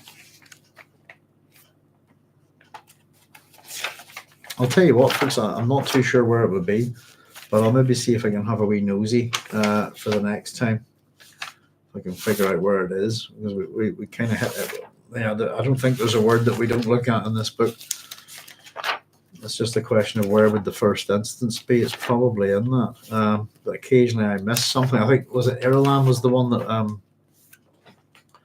baffled me for ages. And then eventually I have a belief that sometimes if you can't figure something out, it's one of those things, stand on your head and look at it upside down. And Ireland is near Naluri. We finally figured that out. So I'll have a wee nosy for next time just to see if I've got some work on it there. Connor. But yeah, okay. So let's see. So we had that little virgin harlot speech, etc. Destructive as a Coriolis storm. And Hayt says, yeah, so I just scribbled next to that paradoxes. See epigraph for chapter 8, Dune Messiah. Interesting language. Who wrote this? Just because of it appearing in the epigraph, and then we have a character saying this out loud in the story. So you came here to speak out against Alia, Hayt said. Against her, Bijaz sank to a cushion against the wall. I came here to be captured by the magnetism of her physical beauty. And he grinned a saurian expression in the big featured face. Saurian, lizard-like, if you like. I made a wee quick note here, by the way, folks, that I think somebody had maybe said a wee while back that, was it Alec Newman, was Paul Newman's son? And I had a wee quick look at this today, but he's not, apparently. So Alec Newman, I've written next, this is not Paul Newman's son, but it was just about Bijaz. Was played by G. Williams in the Children of Dune TV series, and I thought he did a good job, you know. Just jumping off track there a wee bit. So to attack her, Hayt says, is to attack her brother. This is Bijaz's response. So that is so clear, it is difficult to see. In truth, and here we go, in truth, emperor and sister are one person, back to back, one being, half male and half female. And I've written Janus, and I suppose in relation to, you know, archetypes of the collective unconscious and stuff like that, syzygy as well. So again, it's just these Janus aspects are all over this book. I think it's sometimes I'm kind of wondering how I got away with doing a PhD pointing it out. I think sometimes it's obvious. But yes, indeed, in truth, and again, this chapter, is it full of truths? Is it full of lies? What things that obfuscate, if you like, and hide things. But this is so clear, it's difficult to see. Okay. In truth, emperor and sister are one person, back to back, one being, half male and half female. I think that's kind of possibly informed my kind of looking at Tiamat and things like that, for example.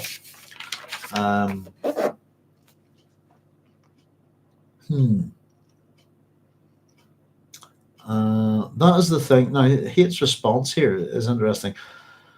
That's a thing we've heard said by the Fremen of the deep desert, Hayt said.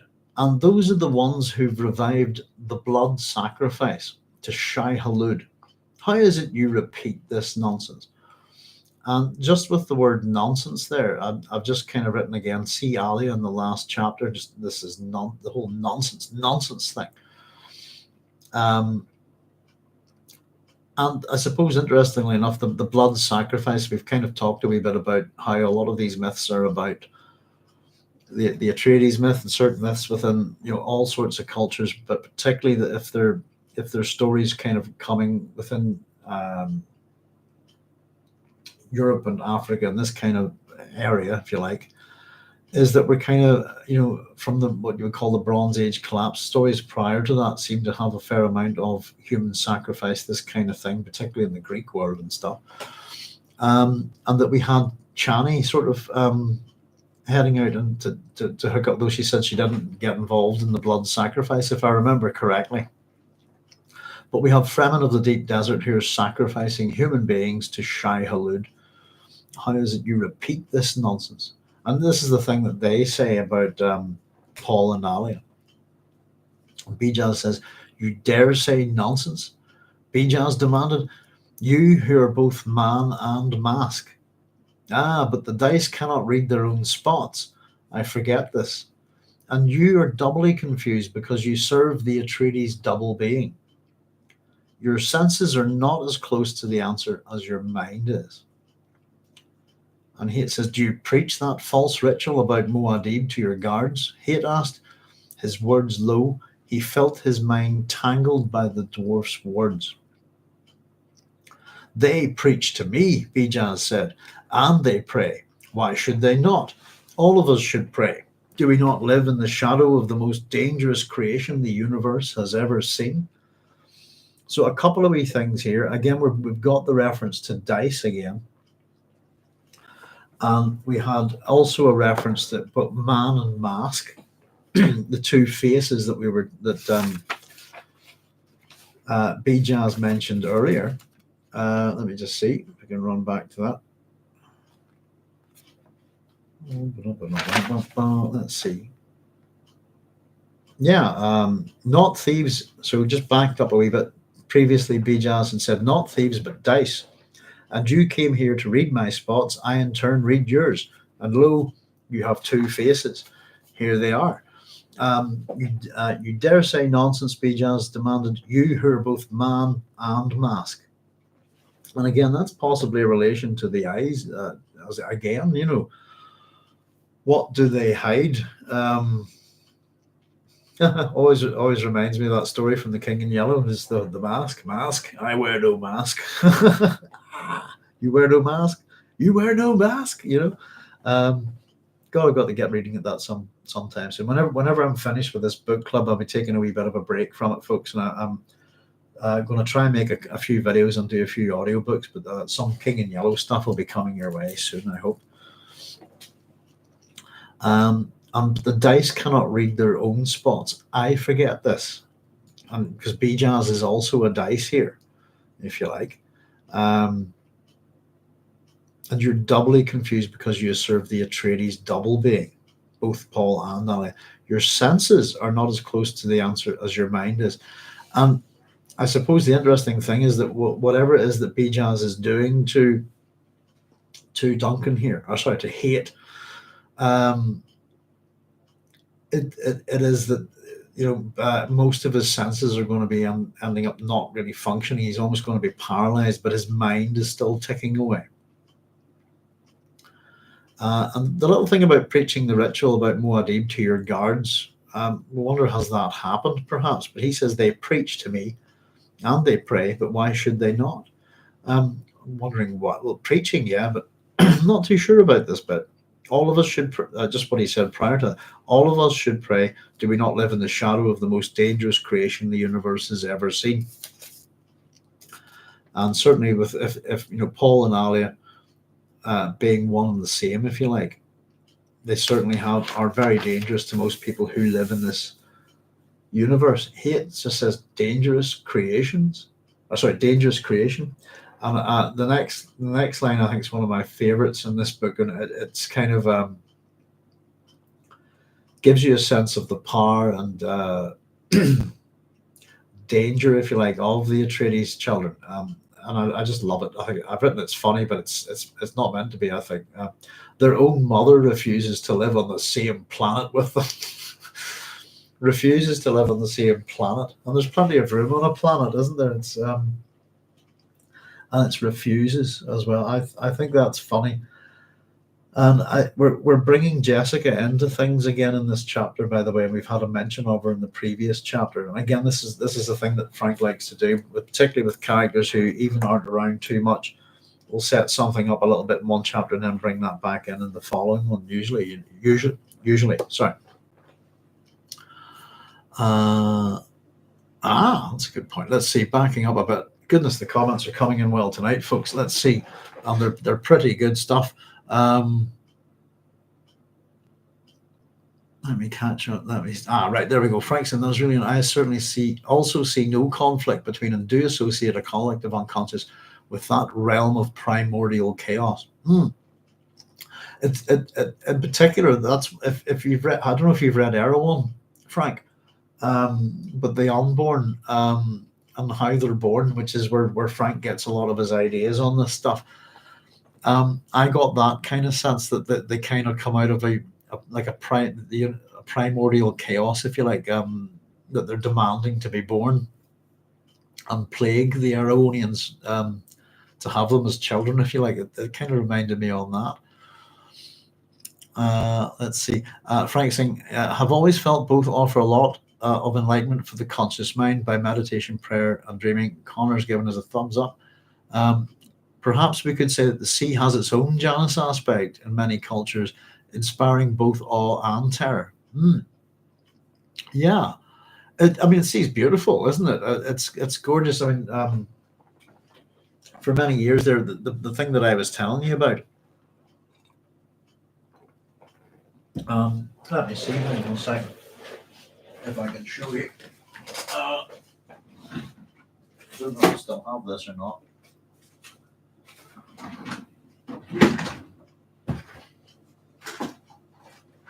Oh, probably not. I'm dumping all sorts of stuff into these drawers here.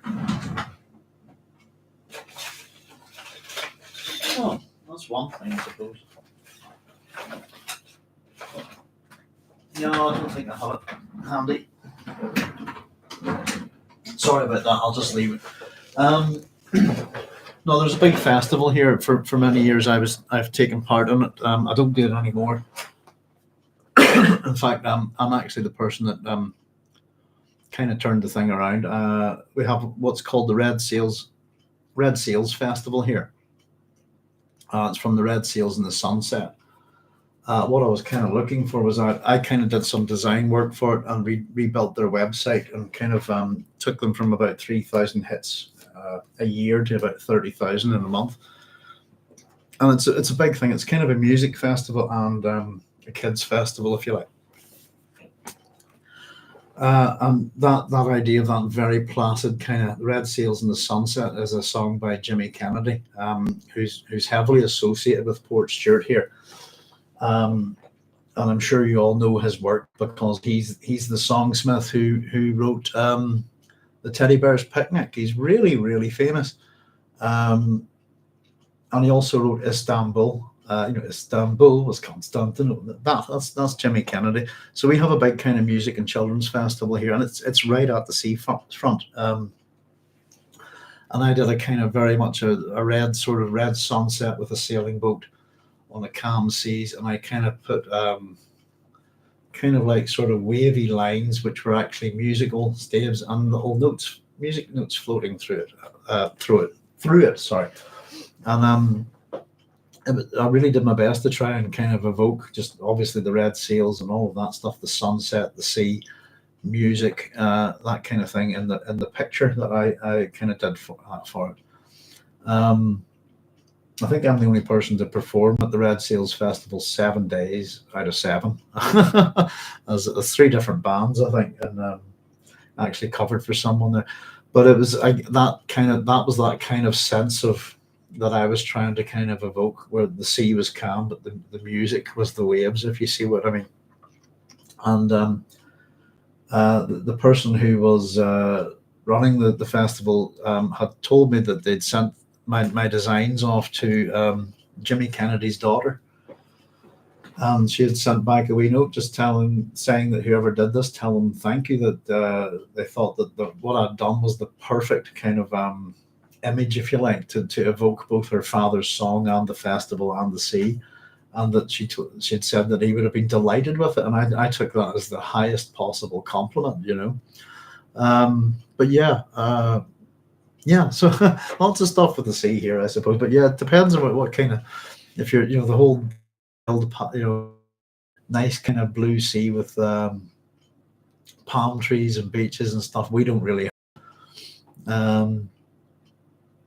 Let's see, but yes, indeed, yeah. So the sea is, it can be beautiful and calm, but it can be absolutely terrifying, and highly destructive. Frank saying, likewise, a primordial realm is dual-natured,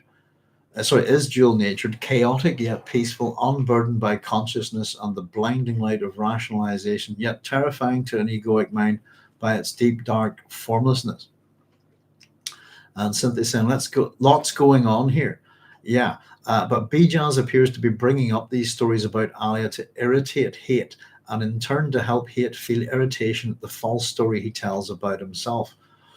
Very good. Yeah, it's definitely. I've got some point there, but I've kind of written that he's provoking him somewhere. A little bit further on down here, I suppose, but just kind of what you're saying, Cynthia. And almost providing him with a motive to attack, if you see what I mean. This kind of thing as well. And Chaya saying maybe the word tune that Bijaz uses to awaken Hayt is foreshadowing to the whistling, dimension blurring Idaho experiences from the overseeing face dancers, Marty and his wife in Chapter House. Thalata, the sea. If I'm not mistaken, is that right, Connor? Did I get it right? That's from the 10,000, isn't it? Oh, no. Or maybe it's not. Hang on. Yeah, it is. There you go. Goodness. The sea, Thalata, or Thalasa, sorry, or Thalasa, yes, indeed. Absolutely bonkers, that. As the cry of joy when the roaming 10,000 Greeks saw Ixonius Pontus, the Black Sea, from Mount Thecus near the Trebizond, after participating in Cyrus the Younger's failed march. That's one way of putting it, against the Persian Empire in the year 401 BC. Yes, indeed, the 10,000. The sea. I'm trying to remember if that's the bit, Connor, if that's the bit where, trying to remember, is that where it happens, but they get there. Talk about, actually, it's kind of an interesting thing, because we've got a hiccup later on in this. But somebody, if anybody doesn't know what we're talking about, sorry, it's the cry that the 10,000 Greeks, who are basically, it's from the story called the Anabasis by Xenophon, who we mentioned earlier, in terms of his last days of Socrates, or sorry, conversations of Socrates. There, it's this Xenophon here. He is one of the commanders of the 10,000. He himself, I suppose, he has an affinity for Socrates in some ways, because Xenophon was actually exiled by Athens.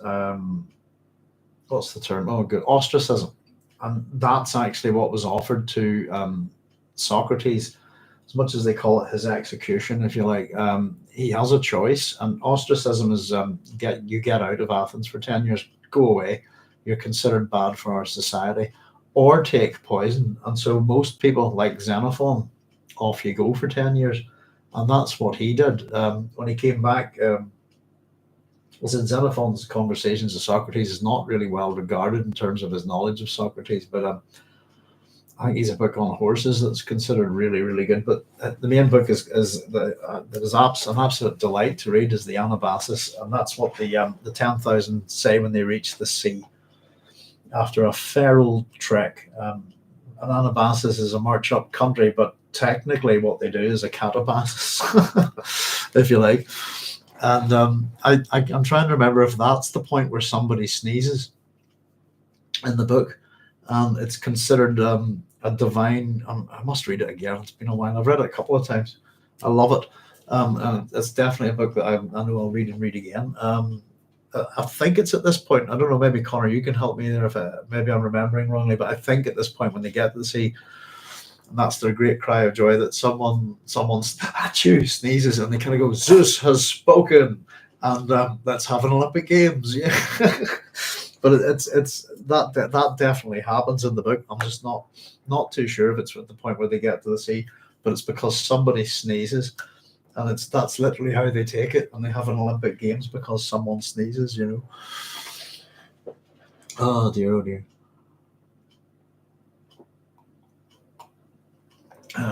Let's see, but yeah. You're jumping way ahead, Chaya. And just in terms of what you're saying there, I can't wait to get there. I suppose Hayt is foreshadowing to the whistling, dimension blurring Idaho experiences from the overseeing face dancers Marty and his wife ? In Chapter House. Can't remember. Honestly, but that's interesting. Yeah, there are sounds being used here. I suppose, and it did. We're going to get to him humming quite shortly, I think. But there's a couple of sounds here. He hums, but he does a click, click, click, click, kind of thing as well.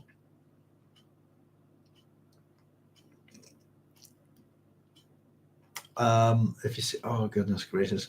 But yeah, if that's the case, quite likely. I think it reminds me on the words that the Bene Gesserit use for, the one, for example, that's planted on Feyd-Rautha, and it's meant to be kind of a nonsense word, or something that somebody can't accidentally really say, if you see what I mean. And again, I don't know, about a hum or a click click noise or something like that. But it seems to be that there's layers to this, I think. But I definitely agree that Hayt's being provoked by Bijaz here, and it's quite an aggressive little kind of back and forth in a funny way. It's almost like a gunfight, isn't it? But with you imagine those kind of Wild West gunfights, or the samurai, or a Ronin fighting, that kind of thing, and imagining various things, looking to outmaneuver each other, that kind of thing. But instead of fighting with guns and swords, and I think that's maybe the point in this chapter, that they're engaging each other here with words and possibly non-words. Yeah. Sneezes were Romans, if I remember. Yes. The landmark Xenophon is worth getting. Yeah, Xenophon's great. But yeah, I'm well pleased I remembered that. Yeah, it's a fantastic book. It reads like, for anybody who, I often say this, it's dear oh dear. What is it I was thinking of? When I used to read fantasy books and I got scunnered with them, got fed up with them being so derivative and repetitive and boring, and just trilogies upon trilogies upon trilogies, this kind of thing. And I started going to Greek myths, and this is no myth, by the way. This is a true story. The 10,000. Most people know the 300 Spartans, but they should also know the 10,000. And these things, if you're not too bothered by the names, it's really just the character names and stuff. You get used to Greek names pretty quickly. These things read like the best fantasy novels ever.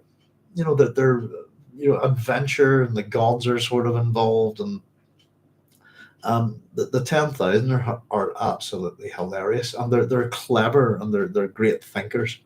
It's basically a mercenary army that's made up, for want of just the composition of the army is pretty much half Spartans. I think there's slightly more Spartans than there are Athenians, but it's roughly half and half, I think.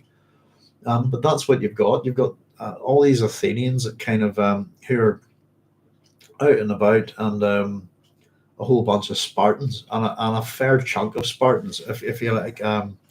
Arguably, arguably the most dangerous force walking around, in around 400 BC, is the 10,000, and they're very funny. They're very intelligent, very brave. And we'll give you just bonkers, but it reads like a great adventure novel. And then it's whenever you read this and you step back and you go, hang on a minute, this is true, this happened. And that's when you go, wow, just wow. It's one of my sooner or later I'm going to do a top 10 of top 10s. I think I said I'm going to do some videos that would be quite easy to put together. And it occurred to me that out of my top 10 books, probably none of them are science fiction at all. But that's probably one of them. Is the Anabasis, Xenophon's Anabasis. After his, it became a kind of popular thing. So there are a number of different books that are Anabases, if you like, by generally military historians and stuff like that. But an Anabasis means a march up country. And its opposite is a catabasis, which is a march down country, but it's technically a walk into hell. And arguably, that's why some people joke that technically the Anabasis should be called the catabasis, if you like. But they've a bit of a hard time of it, but they're incredible. And for anybody who wants to know, sorry, I'm gushing about this a bit. We'll get on with the chapter here. The line from Shakespeare, the slings, to suffer the slings and arrows of outrageous fortune. That is who it's about. It's about the 10,000, and if you read it, you'll get it, and it'll actually maybe help make that passage in Hamlet make a lot more sense to you. But they're a funny bunch of geezers, they really are. Connor's saying it's an amazing story. China is saying, according to the Talmud, people in early biblical times would sneeze their souls out of their bodies when they died. After Jacob, it stopped. That's very funny. But even today, people say you sneeze on the truth. Unless it's from the sun or pepper. Oh, excellent. Thank you, Chai. That's excellent. I love stories like that. It's funny how it stopped after Jacob. Oh dear, oh dear. But yes, very, very good. Very good indeed. I love stuff like that. Thank you. Yeah, we're all over the place with this tonight, aren't in a very, very good way. I'm loving the comments, by the way, folks. Thank you.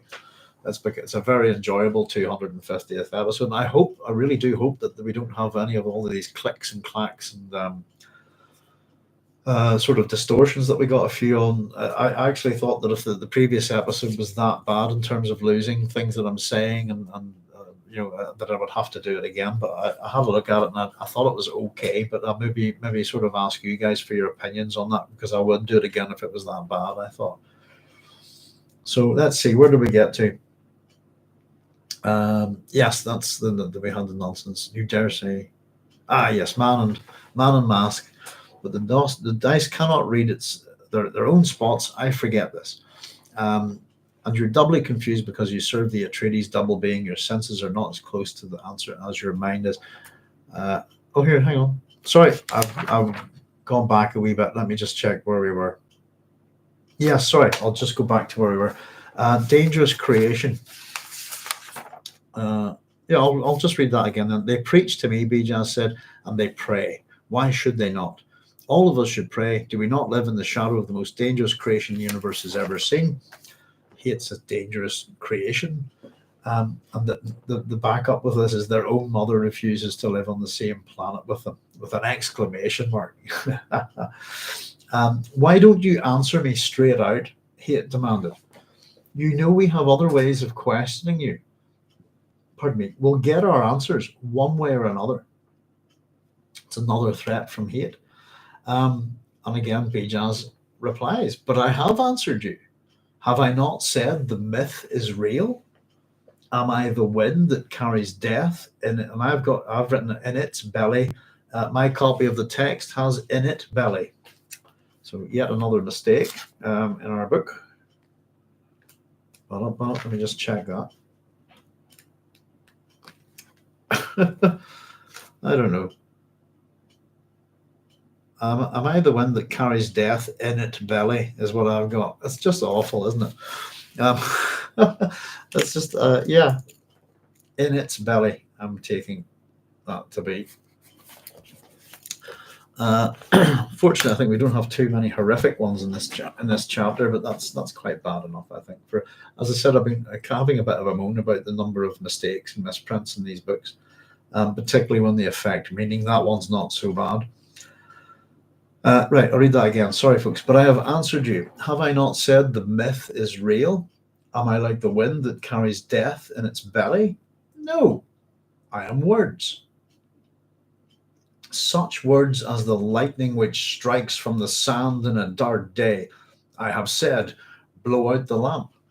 Day is here. And you keep saying, give me a lamp so I can find the day. And again, quite silly, quite confusing language. Words and such words. Bijaz is really bigging himself up here as I am words, but what kind of words? The words that are lightning, which strike from the sand in a dark day. Again, lightning would be associated with Zeus, I suppose. But blow out the lamp. Day is here, and you keep saying, "Give me a lamp so I can find the day." That reminded me of the story that's associated with Diogenes, who is said to have wandered. I'm not sure if it was Athens or Corinth. It's probably Corinth. With a lamp during the day looking for an honest man. I think it's meant to be an apocryphal story, and I don't think it's actually associated with him. I must have a wee read into it at some point. So you play a dangerous game with me, Hayt said. Did you think I could not understand these Zen Sunni ideas? You leave tracks as clear as those of a bird in mud. And Bijaz begins to giggle.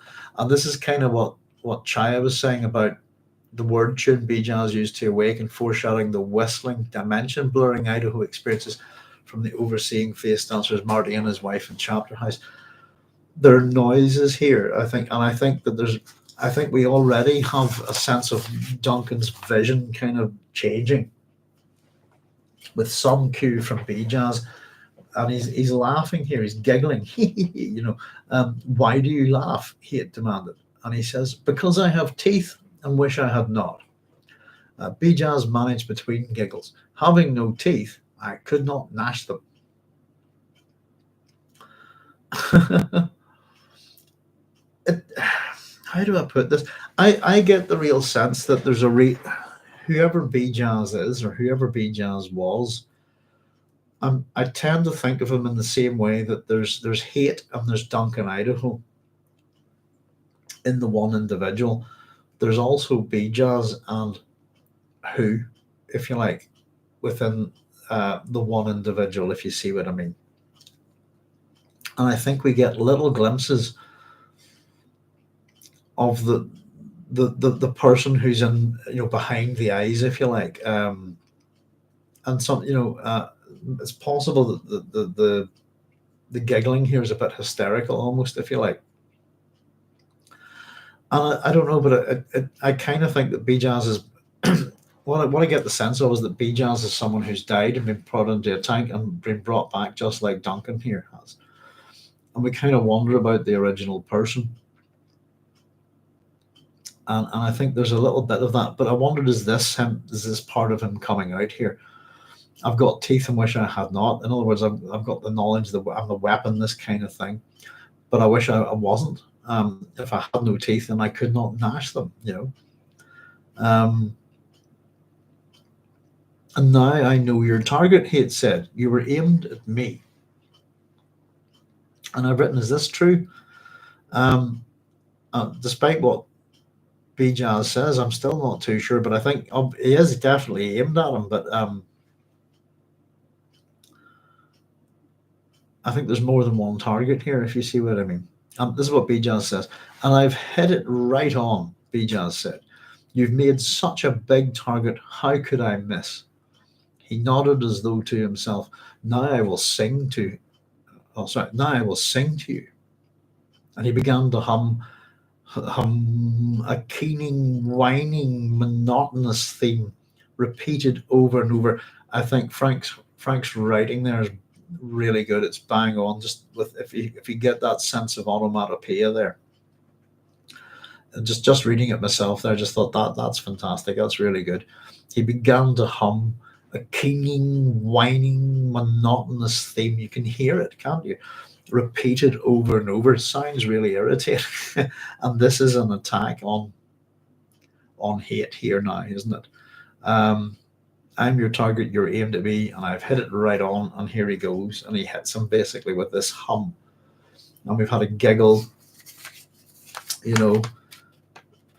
There's different aspects to Bijaz's character. It makes me think a lot about him, actually, in this chapter in particular. And it's up until this point that in fact, I would still go with this, that he still reminds me a bit on layers full, if you see what I mean. So here we go. Hayt stiffened, experiencing odd pains that played up and down his spine. He stared at the face of the dwarf, seeing youthful eyes in an old face. And again, that's that sort of paradox, if you like. But I kind of wonder about the youthful eyes in the old face, and which are which. I almost get the sense that there's two personalities there. Excuse me. Oh, I'm going to need some fluids here, folks. Bear with me a wee second. Pardon me.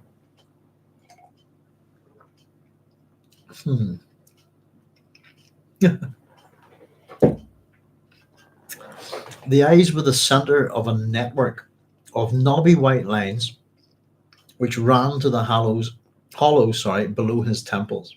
Such a large head. You kind of wonder, is that that's kind of probably Duncan's thought there. Just such a large head. It's an odd thing for our omniscient narrator to put it. It has an exclamation mark. Every feature focused on the pursed up mouth from which that monotonous noise issued. The sound made Hayt think of ancient rituals. Something vital was happening here. A bloody play of ideas across time. Isn't it prior to this that something reminded them Where did we have it? Was it of ancient? Here we go. Prior to that, Hayt stared at the dwarf. Bijaz radiated a charismatic alertness that made the observer think of ancient idols, is what we had before. And this time the sound made Hayt think of ancient rituals. And if that's what it's making him think of, I'm kind of wondering why. What kind of ancient idols? What kind of ancient rituals? And it's possibly, again, we've also had a mention of blood sacrifice within this chapter as well, which would be a big part of ancient rituals with involving ancient idols. So it's almost as if it's sending, I don't know how to put it, it's putting Hayt back in the mode of the ancient world, if you like. And part of this is, I think, kind of geared up to sort of, again, it's provocation, isn't it? To get him ready to possibly be able to attack Paul, which I also think is a little bit confusing whenever we get to it, you know. Oh dear. Elder ideas, we're told, lay tangled in the dwarf's singing. It was like a blazing light in the distance, coming nearer and nearer, illuminating life across a span of centuries. And I've wondered, is this kind of the personal other memory kind of coming to, is it the original Idaho's memories getting closer? Or is it something that's been imprinted? What are you doing to me? Hayt gasped. You are the instrument I was taught to play, Bijaz said. I am playing you. Let me tell you the names of the other traitors amongst the Naibs. They are Baikoros and Kahuit. There is Jadida, who was secretary to Korba, and there is Abu Mujandis, the aide to Banerjee. Even now, one of them could be sinking a blade into your Muad'Dib. That's really pushing it. Hayt's fears, isn't it? For here's a bunch of people that want to do your lovely Paul Atreides some harm, but while you're in here talking to me, they could be sticking a knife in him. It's a little bit provocative, isn't it? Now, here's a bit of fun for you folks. All of these names are from a book, which is called Maghreb el-Aqsa, and it's by Robert Bonteen Cunningham Graham. So I'll give you the full title of the book. It's Maghreb el-Aqsa, A Journey in Morocco, and it's published in 1898. And I'll stick this one down for you. I managed to get myself a copy a wee while back. Actually, yeah, ages ago. This stuff never ended up in my PhD because it wasn't relevant to what I was doing. But I have a copy of this, and you can get a copy if you like on. Wait, what am I thinking on? Project Gutenberg. That's it. This book was published in 1898, and it was kind of reissued at a certain point around its centenary, I think. Let me see. Sorry, AC. Say right. Journey to Morocco by. Let's see. There's Robert Bonteen Cunningham. You can tell he's Scottish, can't you, from all of these names? Graham, and it was published in 1898. There we go. That's what we're referring to. Maghreb el-Aqsa, Journey to Morocco by Robert Bonteen Cunningham Graham. Kind of very much a travelogue. And all of these, in fact, I can give you actually the page numbers here. All of these names are in this book. It's one of those kind of things where you would kind of hope that a whole pile of Fremen names and stuff that there's one source for the author, but generally no. It's this is the one occasion I think that we had a whole bunch of them previously, and I think the etymological work paid off here. But this is one where he's grabbed a book and pulled names out of it. So we'll just run through them for you. These are the traitors, the other traitors amongst the Naibs. Robert Bonteen Cunningham Graham's dates are 1852 to 1936, by the way. So by chorus, you'll find this on that book on page page 25 and page 269. And oddly enough, we were talking about this last week, but Baichoros is a nickname for Epicureans, given to them by the Moors. Now, there we go. That's our first one there. So it's kind of a how would you put it? A bastardization, if you like, of the word Epicurean. Kahuit, you'll find on this book on page 16, is from El Al-Kahuti, if I'm pronouncing that correctly. And is El Kahut in Arabic. Again, apologies for pronunciation. Now, what that means, euphemistically, I suppose, is a matchmaker. But if you read this book, you'll figure out it's a pimp. And I'm wondering, I don't know if that's the exact, but I've gone with matchmaker / pimp. And the book is the author encounters this guy and what you would call I suppose, I can't remember the party that travels with him. And as much as he's kind of one thing, whenever he's not there and the author, Mr. Graham, talks to these ladies, they basically tell him that that's what he is. He's a pimp. He's our matchmaker's the play with. He's our pimp. So that's what Kahoot is. Abu Mujandis you'll find on page 12 of this book. From the word, you won't find that as an entire word, you'll just find the word Muyandis, if I'm pronouncing that correctly. Abu is father in Arabic. Muyandis comes also from Mohandis, and Muhandis is the Arabic word for an engineer. So it literally means father of engineer, if you like.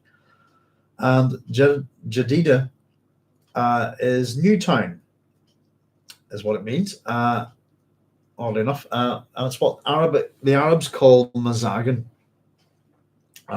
You'll find that in the book on page 26 and page 94. Is according to it's Mazagan in Arabic, but my understanding is it's the Portuguese name for what we call for the port of El Jadida, which is in Jadida. The Jadida, yeah. So there you go. It's got a few different names, I suppose, but that town is Mazagan or El Jadida. It's in Morocco, and Mazagan in Arabic, which is an ancient Phoenician city, by the way.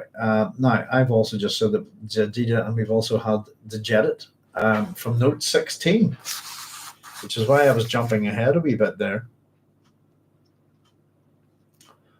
And why was that? Was that because was that one of my fish monsters or something? Where did I get that from?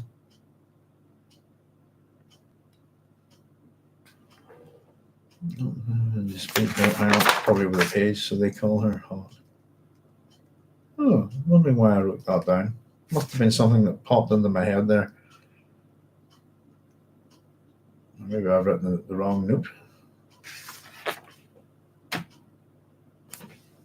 Oh, blah, blah, blah. Bear with me a second, folks.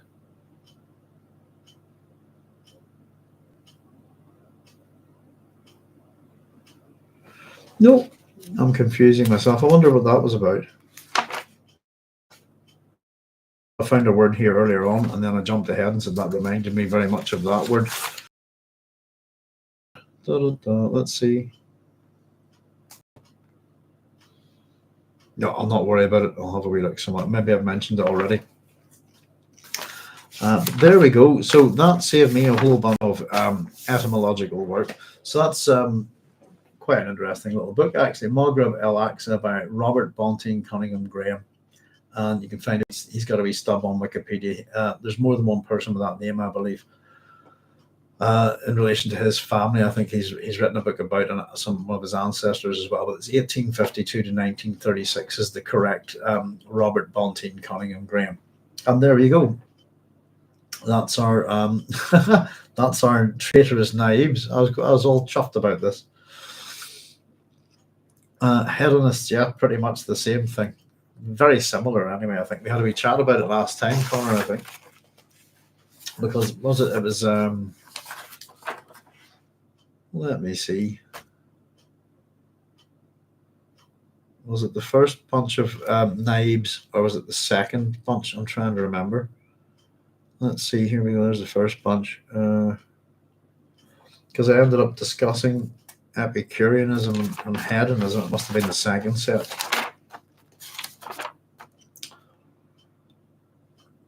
Let's see.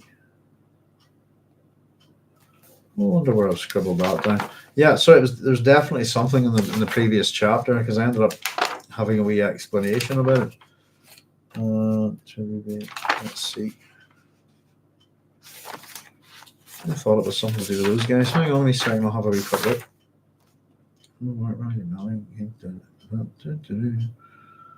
No, it's not that bunch.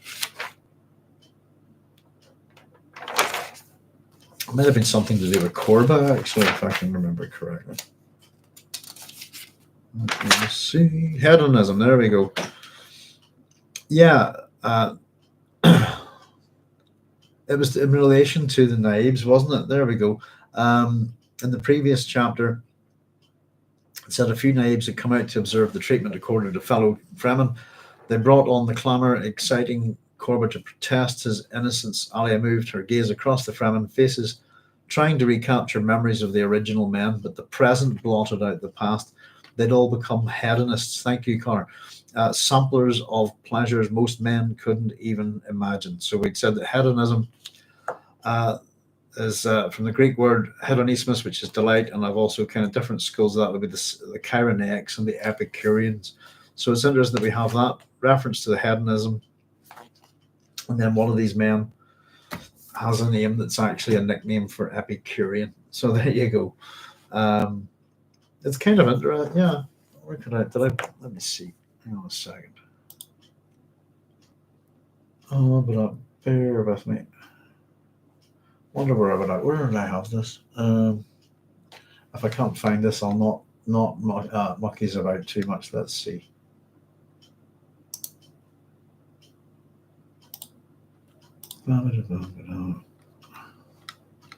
Because I remember reading this. I checked the book today just for a bit. I remember reading a wee bit about it, and I thought it was kind of funny. Let me just use the old find and edit button.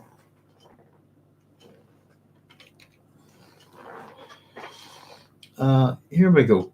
This is the wee bit from this book, actually, on Bikuros. So it says almost all Europeans in Morocco must of necessity be merchants. If not, they must be consuls, for there is hardly any other industry open to them to choose. The missionaries bought and sold nothing. They were not consuls. Still, they ate and drank, lived in good houses, and though not rich, yet passed their lives in what the Jews called luxury. So they agreed to call them followers of Epicurus, for as they said, this Epicurus was a devil who did not but eat and drink. The nickname stuck and changed into Bikuros by the Moors, who thought it was a title of respect, and became the name throughout Morocco for a missionary. One asks as naturally for the house of Epicurus on coming to a town as one asks for the checkers or the bells in rural England. Are you Bikuros, says a Moor, and thinks he does you honour by the inquiry, but the recipients of the name are fit to burst when they reflect on their laborious days spent in the surgery, their sowing seed upon the marble quarries of the people's hearts, and that the Jews in their malignity should charge upon them by this cursed name, that they live in Morocco to escape hard work and pass their time in eating and quaffing healths of 1,000 fathoms deep. There you go. That's the quote from Robert Bonty and Cunningham Graham's Maghreb El Aqsa. So yes, indeed, hedonists, Epicureanism, and generally some of the names that are associated with these knives are kind of, I don't know, they're kind of relative. Some of them, I think we were looking at last time, were thieves and stuff like that, this kind of thing. But yeah, basically hedonists, one's a pimp. I think that's brilliant. El Cahuti. That's very funny. Yeah, there you go. Well, travelogues are great, I think.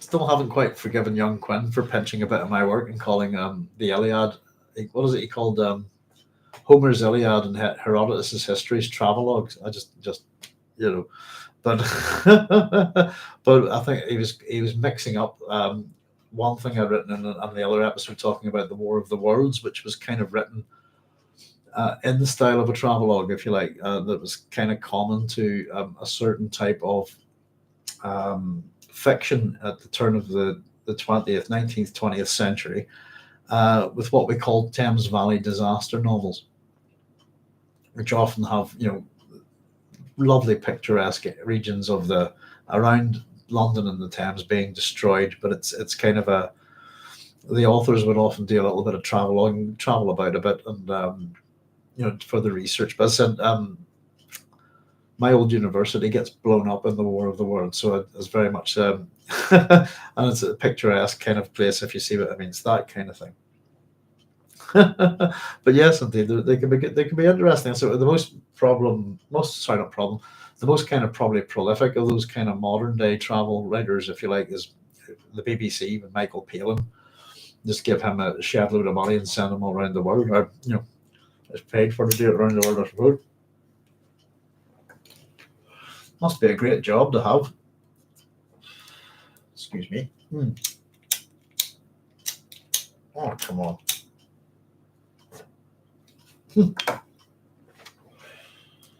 There we go. So my roll is falling to bits here. Frank saying the elder ideas is blazing light coming near, illuminating life across a span of centuries, speaks again both to the idea of enlightenment coming from other worlds, as well as to how Bene Tleilax techniques and rituals touch a genetic memory and collective unconsciousness. Unconscious, sorry. Yeah, it's like something's emerging here, isn't it? And it's I don't know. It's almost like there's kind of a combination of how would I put it? I suppose it's almost like a combination lock, isn't it? It's different little things sort of seem to take what Bijaz is doing further and further down the road, if you like. But yeah, and this light coming illuminate, and we got as you say, it was like a blazing light in the distance, coming near and near, illuminating life across a span of centuries. Now, just as my only comment is this the personal other memory, and I've put a wee question mark next to it. So anyway, that's our list of who these other traitors are, these conspirators against Paul, and Bijaz gives them all of the names. You kind of wonder why they haven't been retrieved already from the distrams, if you like. But yeah, that's kind of the work on those there. Interesting that Frank has pulled them all from one text in particular. And let's see. Hayt shook his head from side to side, and he found it too difficult to talk. And I was kind of saying that this is what the Bene Gesserit do as well. We're getting enough little bits of evidence about the Tleilaxu, who we still haven't really seen in the book, if you see what I mean. We've got face dancer and a ghola, representatives of the Tleilax, if you like, the Bene Tleilax. But we're starting to learn about them, and I think what we do learn about them is shrouded in mystery, and even particularly what Hayt has said about do you think I could not understand these Zen Sunni ideas? That's kind of part of, I think, Frank's misdirection, that we're maybe meant to think that they are Zen Sunni. And of course, they're kind of a combination of that and Zen Sufi, if you like, ultimately, as we find out way down the road. Now, we are like brothers, Bijaz said, interrupting his monotonous hum once more. We grew in the same tank, I first and then you. So not at the same time, interestingly enough. And if we understand what that means, we have to assume that this is an axolotl tank. Yeah, that starts to get a bit weird, doesn't it? We can imagine sort of an axolotl tank sort of being used to produce something like a face dancer, to give birth to these things, perhaps. But to take dead flesh and to insert it into one. And ultimately, that one of the big mysteries of Dune is where are all the Tleilaxu women and what are the axolotl tanks? And you put the two mysteries together and you get your answer. So, but the thing of we grew in the same tank, I first and then you, and that confirms to me that Bijaz is a ghola, and I've written next to that of whom, um, you know, or is Bijaz a ghola of someone called Bijaz, who we haven't kind of heard of before. So Hayt's metal eyes inflicted him with a sudden burning pain. And again, as I said, somebody was mentioning earlier, we've talked about beware of the Tleilaxu eyes, and they seem to be activating something here. Or maybe it's just an actual pain that's coming through as, again, vision. And this, again, Hayt's vision is getting worse, I suppose. It's flickering red haze now surrounding everything that he saw. So it surrounded everything he saw. He felt he had been cut away from every immediate sense except the pain. And he experienced his surroundings through a thin separation like wind-blown gauze. All have become accident, the chance involvement of inanimate matter. His own will was no more than a subtle shifting thing. It lived without breath and was intelligible only as an inward illumination. When we get to some of the descriptions of Bijaz, I think that matches up with him that little bit as well. Imagine that his own will was no more than a subtle shifting thing, and that lives without breath and was intelligible only as an inward illumination. I think I don't know. There's little clues, I think, and I think they're never really answered, to be honest with you. But the only immediate sense, all the senses have been cut away except pain. And again, just what Bijaz was saying earlier about about Hayt's senses. Your senses are not as close to the answer as your mind is. And then we're told Hayt with a clarity born of desperation. He broke through the gauze curtain with a lonely sense of sight. Now, I think this is what. Let me just back up a bit here. Who was it talking about it earlier? Goodness, we got a lot of comments here. Hang on a second.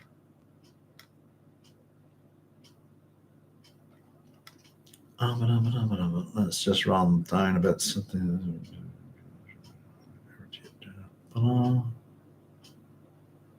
Yeah, it was Chaya.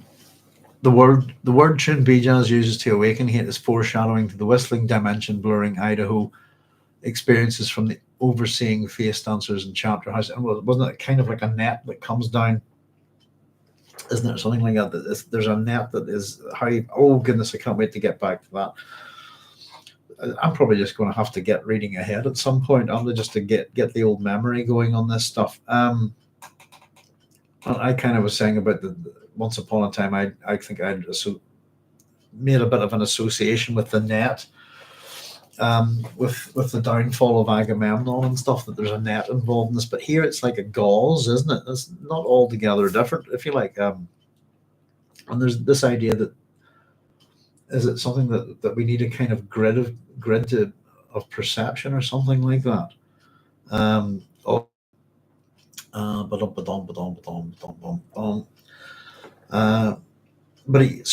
Apart from the only sense of pain, with a clarity born of desperation, he broke through the gauze curtain with the lonely sense of sight. So maybe it's Hayt's metal eyes that inflicted him with a sudden burning pain.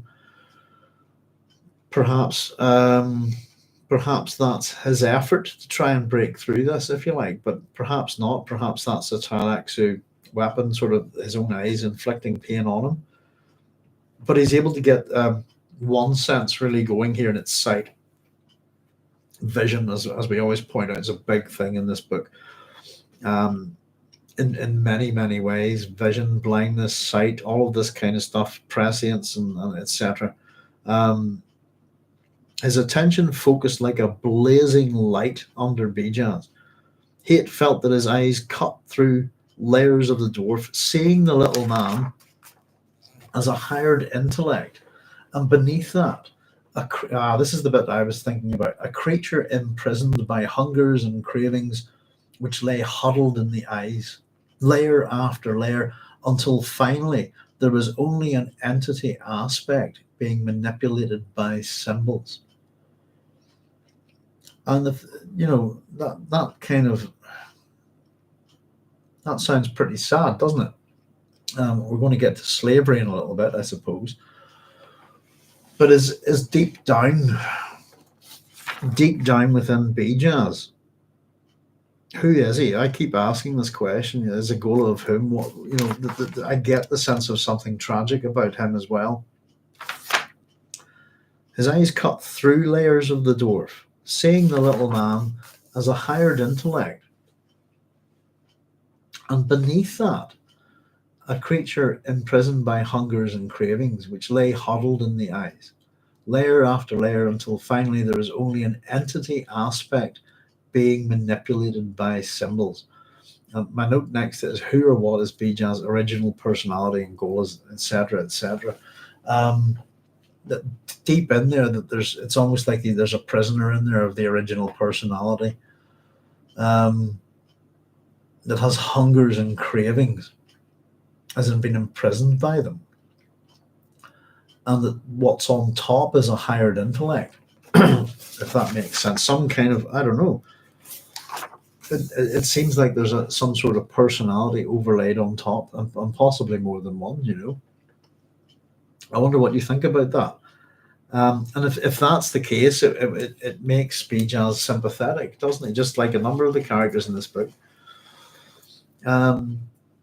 We are upon a battleground, Bijaz said.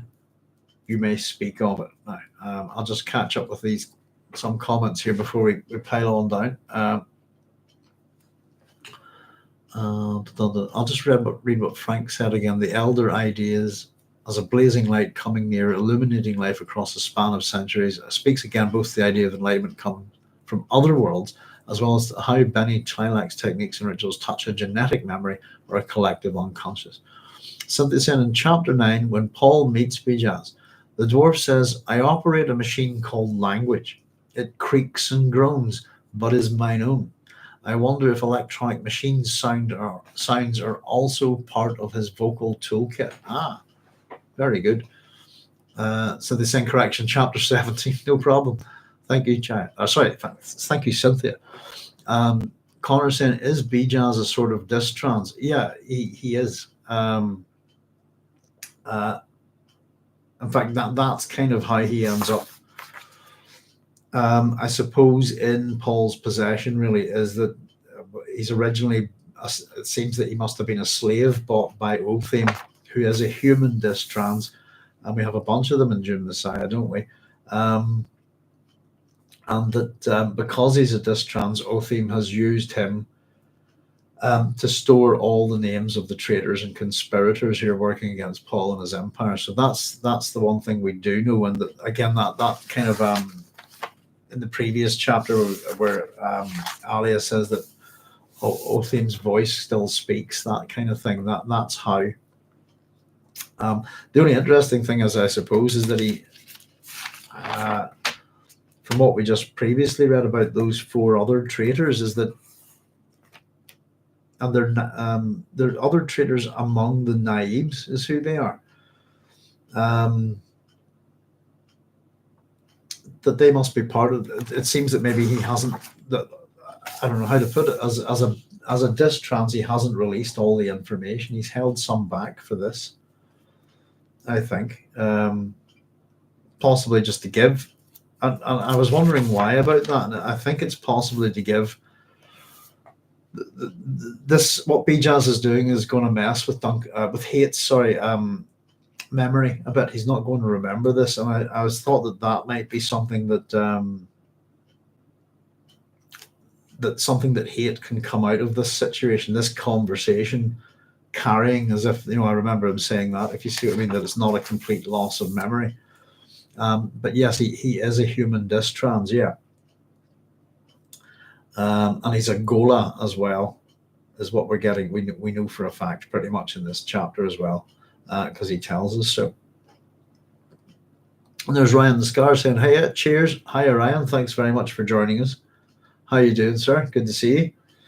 If that makes any sense at all. But yeah, I'm starting to kind of wondering about, sympathy for Bijaz, that kind of thing. We're upon a battleground, Bijaz said, you may speak of it. And so this is permission to talk for Hayt, who can't really he's almost paralyzed at this point. So his voice freed by the command. So he's got two senses back, if you like. Oh, he's got his eyesight and then he's got speech. Excuse me. His voice freed by the command, Hayt said, you cannot force me to slay Muad'Dib. And that kind of reminds me, it also reminds me on what we learn about the nature of Kwisatz Haderach that we're told prior, about why they killed, why initially, let me see, bear with me a wee second. It's to do with about becoming the opposite of their nature, isn't it? It's the conspiracy having a chat, and where Skytail reveals rather nonchalantly, I always thought that, oh yeah, we had a Kwisatz Haderach just like that, Bear with me a second to see if I can find it.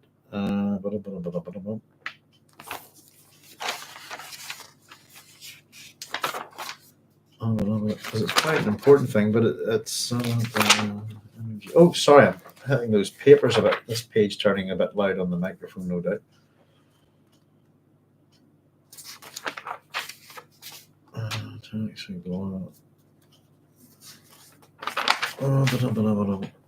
Where would this be? Here we go. Found it. Sometimes my diagrams help here. It's what Skytail says. I love this little conversation right at the beginning of the book. We sold you a creature. How has Idaho been conditioned? Edric's in Idaho. Do you know of an Idaho, Skytail? And Skytail says, we sold you a creature called Hayt. Ah, yes, Hayt. Why did you sell him to us? Because we once bred a Kwisatz Haderach of our own. And with a quick movement of her head, of her old head, the Reverend Mother looked at him. You didn't tell us that, she accused. And Skytail's response is, you didn't ask. My comment next, this is a bit of a smart art here. How did you overcome your Kwisatz Haderach, is what Irulan asks. And Skytail responds, a creature who has spent his life creating one particular representation of his selfdom will die rather than become the antithesis of that representation. Edric says, I do not understand. Mohiam says, he killed himself. The Reverend Mother growled. And actually, just under that, I wrote, see Erewhon, chapter 19, The World of the Unborn, page 167, page 168. So that's jumping all the way back to my first book notes there. Excuse me. You cannot force me to slay Muad'Dib. I suppose the idea is the same thing here. For those of us who kind of know a bit better, maybe we can think of Hayt as a Kwisatz Haderach, possibly. But he wouldn't go against his nature. He'd rather die than do something like this, if you see what I mean. And I think part of what we're seeing within the conversation between Hayt and Bijaz is an attempt to get around that. I have heard the Bene Gesserit say, Bijaz said, that there is nothing firm, nothing balanced, nothing durable in all the universe, that nothing remains in its state, that each day, sometimes each hour, brings change. Nothing. And I kind of went, that who's that referring to? Is it Paul and Alia? It includes Hayt in this, I think, as well. And I've just written, oh, excuse me, that whistling from my teeth there.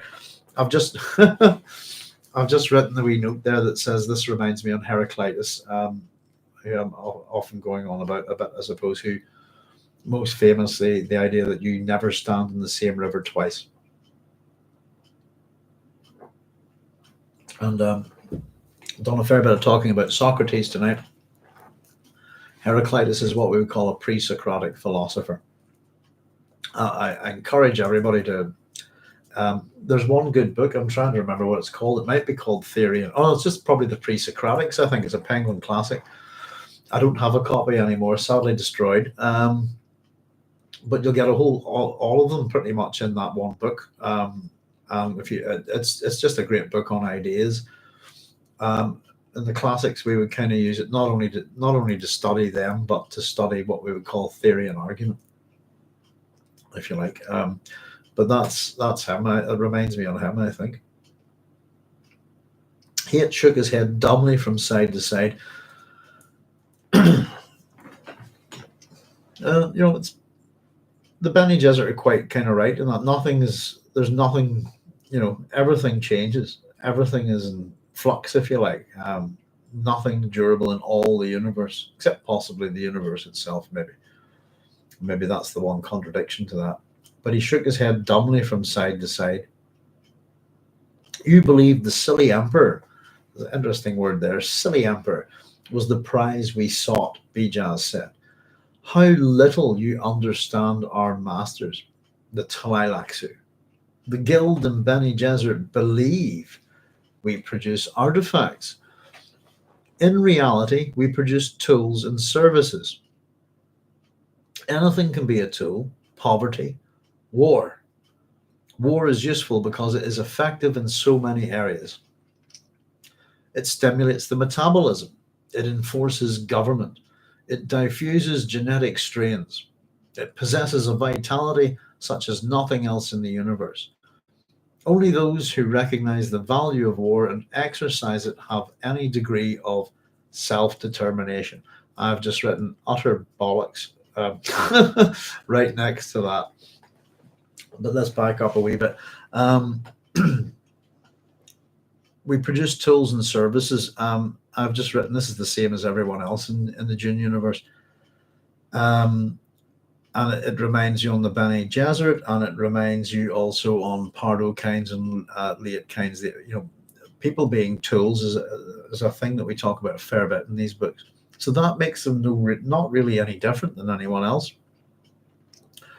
But tools such as poverty, war, and then what we get is a little speech about war being useful, stimulating the metabolism, enforcing government, diffusing genetic strains, possessing a vitality such as nothing else in the universe.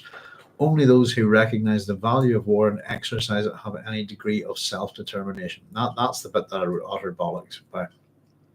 Anyway, most of these ideas come from The Sexual Cycle of Human Warfare by Norman Walter, which is a book comes out around 1950, I think. I have a copy here. Actually, do you know what? I often had a hard time finding this book within my files, and I tidied it away to somewhere where I would find it a lot easier. So I'll actually be able to give you a bit of the blurb from it tonight for a change. Let me see. There it is. Haha. Excellent. About time I did that. Where are we? Oh, still got another window open there. Let me close that one down. Bear with me a second, folks. Here we go. This is just off the dust jacket, if you like. Section warfare. It just says this book is dynamite. It cannot fail to startle, for it opens wide a new approach to war, that problem of headlong urgency in our atomic age, sweeping aside conventional and outworn theories of the cause of international strife. Pardon me. The author reveals to us that war is neither more nor less than a titanic sexual act. War, he maintains, stands in the same biological relationship to the vast organic body of society as sexual activity to the body of the individual. Like the individual's sexual urge, war too is cyclic and periodic. And like the individual urge, it is marked by a gathering mental tension that bursts into physical eruption. Were this revolutionary conception no more than a daring freak of thought, it would still command our attention for its stark originality of design. But it is more than that. It is a closely reasoned scientific argument that must either be refuted or accepted. One thing is certain in these dangerous times: it cannot be ignored. As we read these pages, we have a sense of rending veils, of shifting phantasmagoria, a presentiment that here at last we emerge upon a terrifying but epoch-making truth. The question remains, can we adjust ourselves to this sweeping new conception, adjust ourselves in time, or must the hydrogen bomb and the insensate self-destruction of mankind add their own dread postscript to the grim prophetic argument of this book? That's a pretty good bit of blurb, I think, for for this book. Actually, whoever wrote that. Um, the actual opening quotes from this book, I suppose, maybe just to let you know. The first one is an army marching song. We're here because we're here because we're here because we're here. And the other one is from Sir Arthur Keith on a new theory of human evolution. It has to be remembered that the characteristic of an impulsive or instinctive action is that it is done for a purpose of which the doer is unaware. There we go. So it's the sexual cycle of human warfare being a new theory of the cause of war and an inquiry into the possibility of war prediction by Norman Walter. It's published, for anyone who's after, you can get it online for free, is Mitre Press, and it's published in 1950. So I'm always, every time I talk about this book, I can never remember the title of it. I always know it's the sexual something of war or something like that, and I could never find it on my computer. So I thought I'm actually tidying up some of my documents tonight. So that's where I was able to get the Maghreb al-Aqsa and find that in the same place. So I've got them into a nice tidy folder. There you go. So we're getting a bit about the Bene Tleilax here. The Emperor's City. It was the prize we sought. I'm not too sure he isn't. How little you understand our masters, the Tleilaxu. The Guild and Bene Gesserit believe we produce artifacts. Tools. In reality, we produce tools. Tools are artifacts. It's as simple as that. So maybe that's a bit paradoxical. Maybe he's being maybe he's lying here a little bit.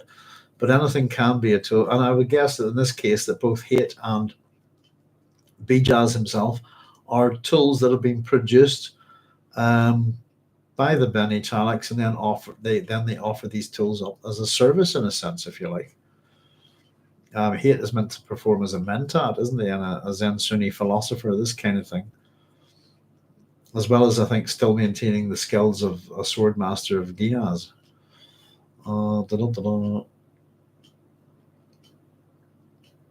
Let's just catch up with your ideas here. Folks, Cynthia saying back in chapter 17, Bijaz says, I fear the one who thinks not and will have no body except mine. Yeah, that and the current description of him as an entity aspect using symbols resembles an old brain model. Meaning that the idea that we have layers of brains in us, showing the evolutionary process. For example, the lizard, yeah, I got what you mean, Cynthia. For example, the lizard brain at the bottom and an emotional layer and the rational cortex at the top. That idea, anyway. Yeah. Now researchers are touting the predictive brain. Maybe they should read Herbert's warnings, laughing out loud. Very good. Connor Quinn said, you're right, Cynthia. They might display the bicameral mind as well. Villains like Bijaz do like to pat their own backs. War is bollocks. It is indeed. What is it good for? Absolutely nothing. The idea that war is a great pusher of human society, if you like.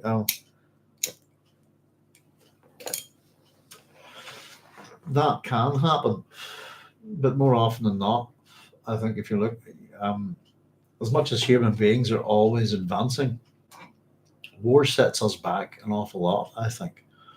Was it the idea that necessity is the mother of all invention, this kind of thing? But just because new inventions come along doesn't mean we're moving forward in a better way. Connor saying, yeah. Cynthia saying, Connor, yes, the description was phylogeny recapitulates ontogeny, if I remember correctly. Excellent. There's Babs Bilo joining us. Hello, Babs. How you doing? There's a surgery used to treat severe epilepsy, which separates the two sides of the mind, which has produced a second personality. Two minds, one brain. Yeah, this whole idea, I mean, many ideas about the brain and stuff like that. Over the years, it's kind of why I used to sort of think about the old kind of the likes of Jung and Freud, especially with their kind of classical iconotropy, if you like, which has often amused the hell out of me. But yeah, we're learning so much about the brain these days, aren't we? With neurology, and as a science, and certainly with the developments of technology that we have, the ability to do scans in the brain and all sorts of things, But ultimately, I think what goes on in the mind still remains a big mystery. But they're working on it. Two minds, one brain. Yeah, was that thinking about All of Me there? Watched that a wee while back, actually. Steve Martin, is it Lily Tomlin? I think, isn't that right? It's kind of based on Heinlein's book. Can the brain know the brain? Oh, it's a good question. I suppose. Well, the mind, I suppose. Yeah, but it's. I always like the idea of was it the brains in a jar? This kind of thing. As if that's the sum of all we are. I think. I don't know. I still think it's a bit of a mystery, to be honest. But there's so many things that go wrong with human brains that are, or with human beings, if you like, that are fundamentally associated with damage to the mind and or to the brain. Sorry, there's some kind of real horrible stories out there of people just having real sudden changes in personality and stuff because of accident or cancers or tumors or this kind of thing. And even we've seen the sort of results of different brain injuries and stuff over the years. It's something that's well documented. I think it's an interesting thing. If it was a simple enough to understand, we would be too simple to understand. Very good, Colin. That's it. You can chat. I can chat conversationally about almost anything, but to have full, not to grok something like that in fullness, if you see what I mean, it's beyond me. I always like. There's a rather good sketch by Mitchell and Webb about him as a brain surgeon and a rocket scientist, kind of trying to one-upmanship, if you like, at a dinner party. But this is definitely where this idea comes from. It's a book that influenced Herbert.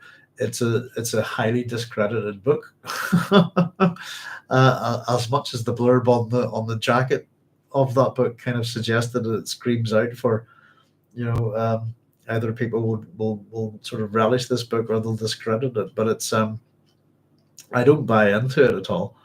I think there's aspects to within human beings, aspects of their sexuality that if you're going to go off to war, you really want to do your best to pass on your genes, this kind of thing. But war is brutal and ugly. And some people do see it as it's a great catalyst. It's a thing that sends us forward. I think throughout human history, you'll see it's not the case, and I think that's very 20th century thinking. And in fact, war and violence has there are things that have happened that have because of war that have taken some of our finest minds away from us. I think Archimedes' death at the Battle of Syracuse is a good example. Just losing, and the idea that I think ultimately the idea that that Frank Herbert has within the Dune series about, especially with the God Emperor being this, I'm the ultimate tyrant. We're going to squeeze humanity, and whatever comes out, whatever's left, will be tough, this kind of thing, ready to fight Kralazek. I don't buy into that, and I think it's attached to some of the ideas like the survival of the fittest. But what makes you fit, if you see what I mean, to survive? It's not necessarily, brute strength, that kind of thing, But yeah, we lose so much if you just don't, if you think about the consequences of World War II, for example, just in World War I alone, you've no idea who was wiped out. What great genius might have got killed in all of these things. And I think that war War's just not good. It's something that we should avoid, like the plague, like the war. But hmm, I was kind of discussing with Sootpot a wee while back about what we call the Bronze Age collapse and why it happened, and it's a number of for it occurs for a number of different reasons, but probably one of the primary catalyst of it is war. Um, you know, and that's an example of what the Bronze Age collapse, depending on who you talk to, kind of goes from it's around the 1170s is where most people will 1170s BC is where people will date it. If anybody wants to check it out on YouTube, there's a really good lecture on the Bronze Age collapse by an American historian, archaeologist, classicist. His name's Eric Klein, and I think he goes for 1177 BC. He's got a pretty specific date, but he's a very good evidence gatherer. And the trick when looking at something like the Bronze Age collapse, for example, is to look at all the cultures in the area.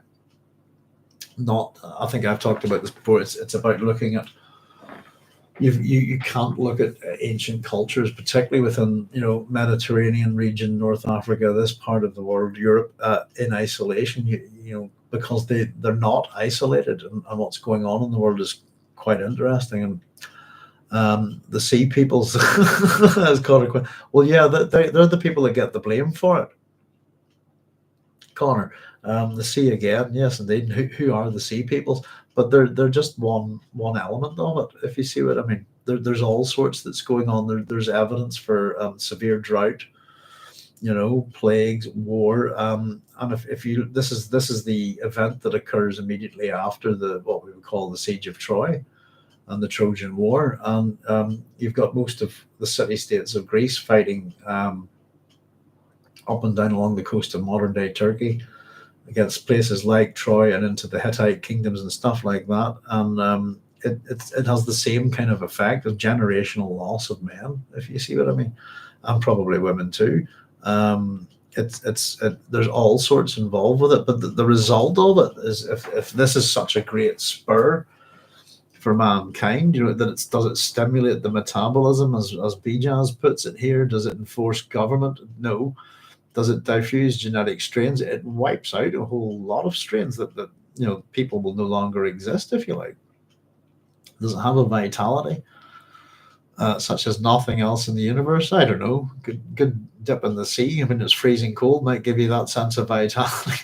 Don't think you need to go around killing people to get it. And but the statement, only those who recognize the value of war and exercise it have any degree of self-determination, is utter nonsense.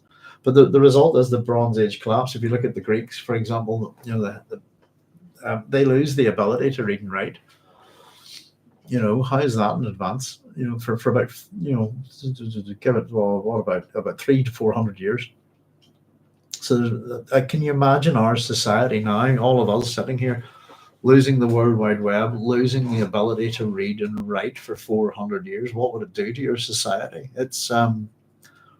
It'll set you back massively, And I often thought that religion was a thing that kind of artificially slowed human development, because sometimes I do think we develop some at certain points too quickly. You get, I suppose, what Justin Toffer used to call what he used to call future shock,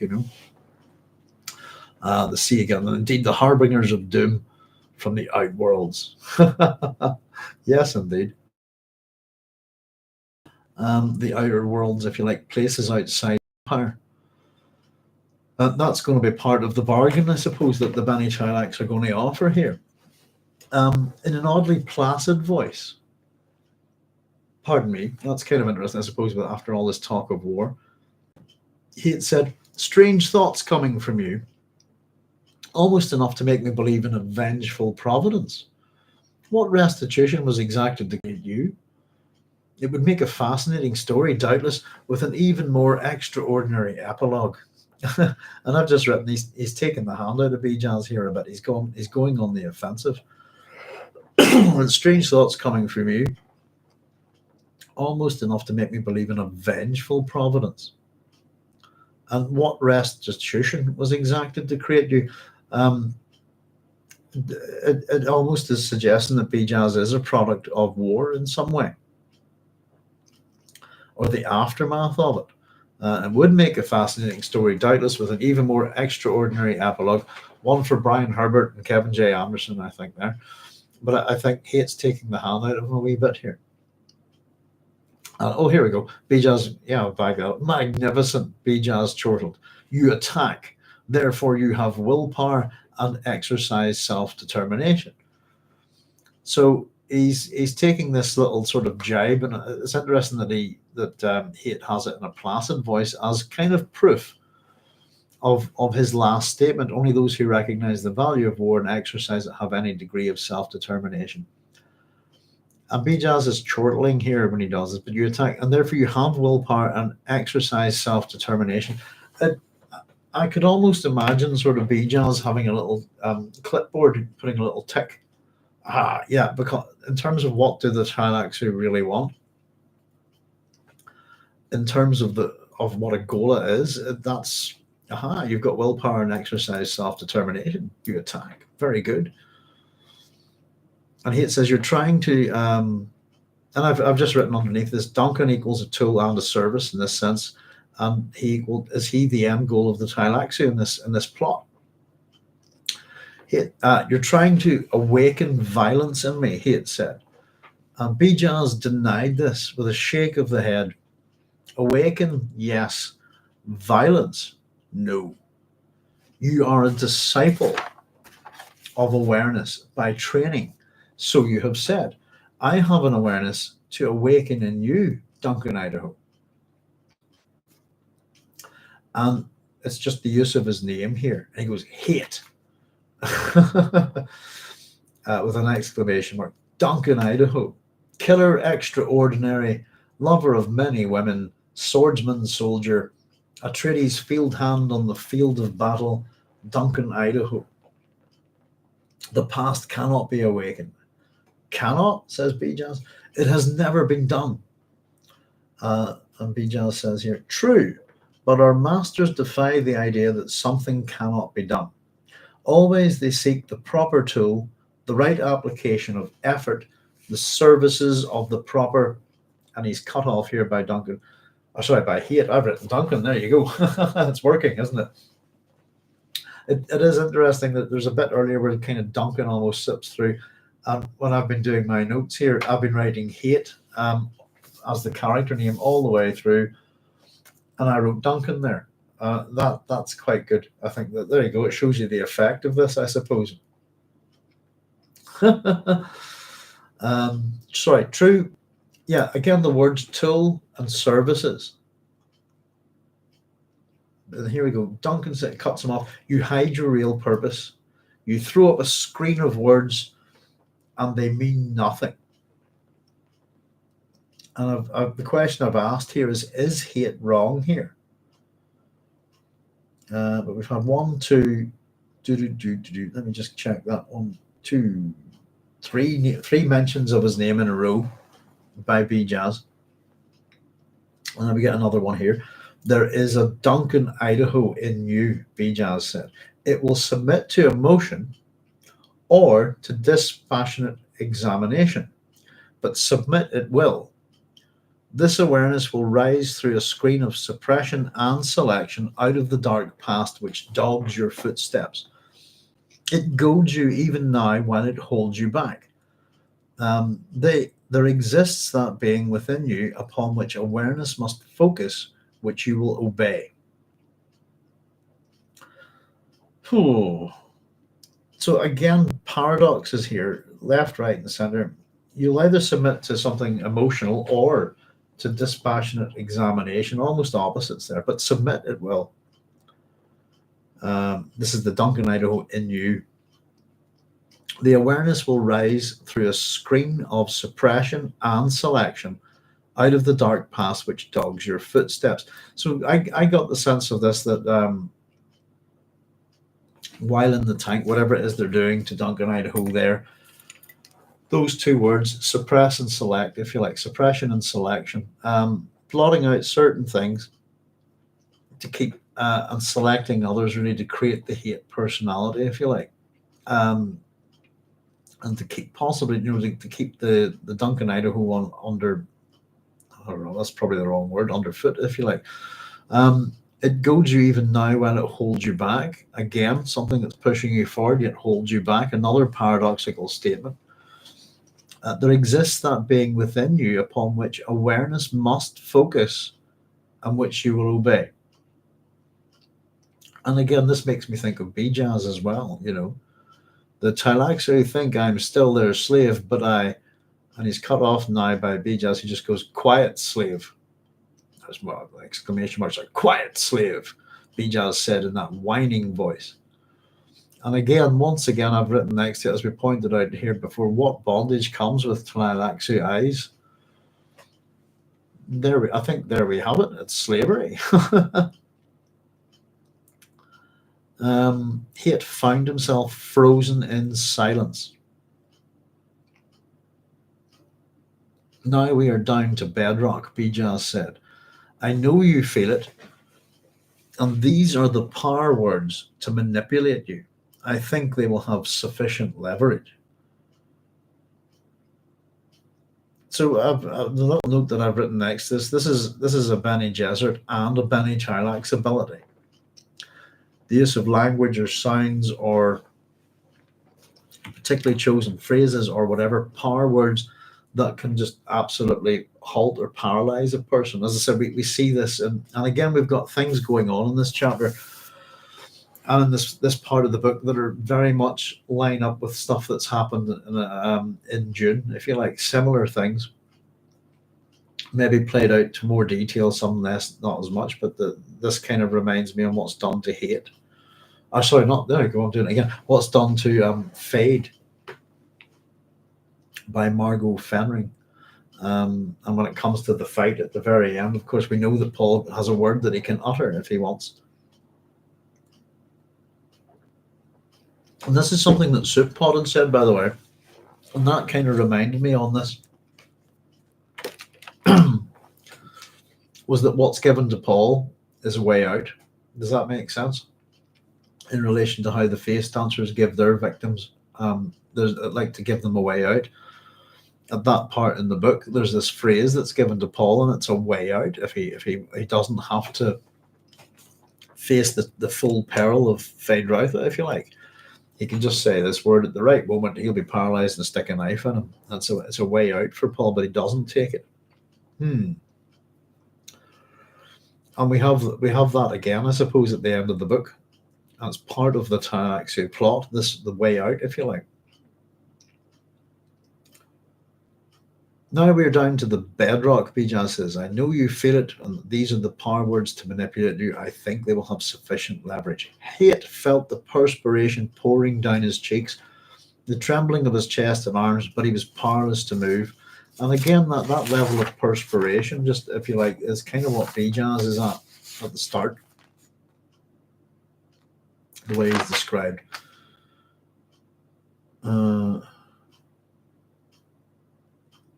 And again, it just made me think about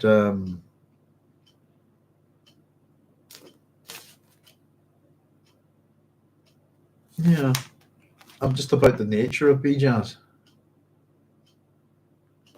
Just having a wee look for it there.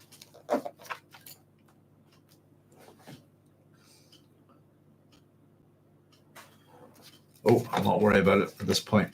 It's just a wee thing, but they're both kind of perspiring as this chap. Well, he's perspiring now. Hayt is as well. So now we're at the crux of the matter. The trembling of his chest and arms, but he's powerless to move. He's paralyzed. So this is this is Bijaz. So one day, Bijaz said, the emperor will come to you. He will say, she is gone. The grief mask will occupy his face. He will give water to the dead, as they call their tears hereabouts. And you will say, using my voice, Master, oh Master. And Hayt's jaw and throat ached with the locking of his muscles. He could only twist his head in a brief arc from side to side. You will say, I carry a message from Bijaz. The dwarf grimaced. I think that's important. Poor Bijaz who has no mind.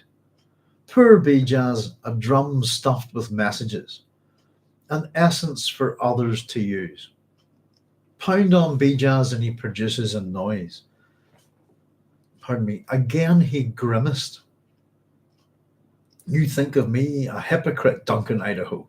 I am not. I can grieve too, but the time has come to substitute swords for words. I like this bit. A hiccup shook Hayt, and then Bijaz giggled then. And I kind of wonder, as we were talking about the sneeze, and we learned a little bit about sneezing there. Is this a kind of similar thing? It makes Bijaz giggle, but what Bijaz says there, I think, first of all, I kind of wonder why is it a message from Bijaz, and why would he use his voice? That's kind of the other thing wondering is that clearly that there's some sort of prescience at work here. You know, Bijaz is predicting what's going to happen. He's predicting the words that the emperor will say. We talk about masks. The grief mask will occupy his face. He will give water to the dead as they call their tears hereabouts, and you will say, using my voice, Master, O Master.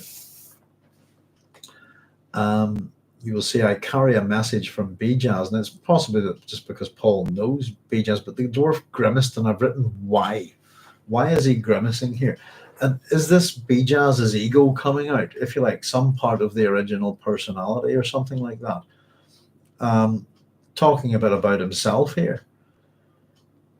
Poor Bijaz who has no mind. Poor Bijaz, a drum stuffed with messages.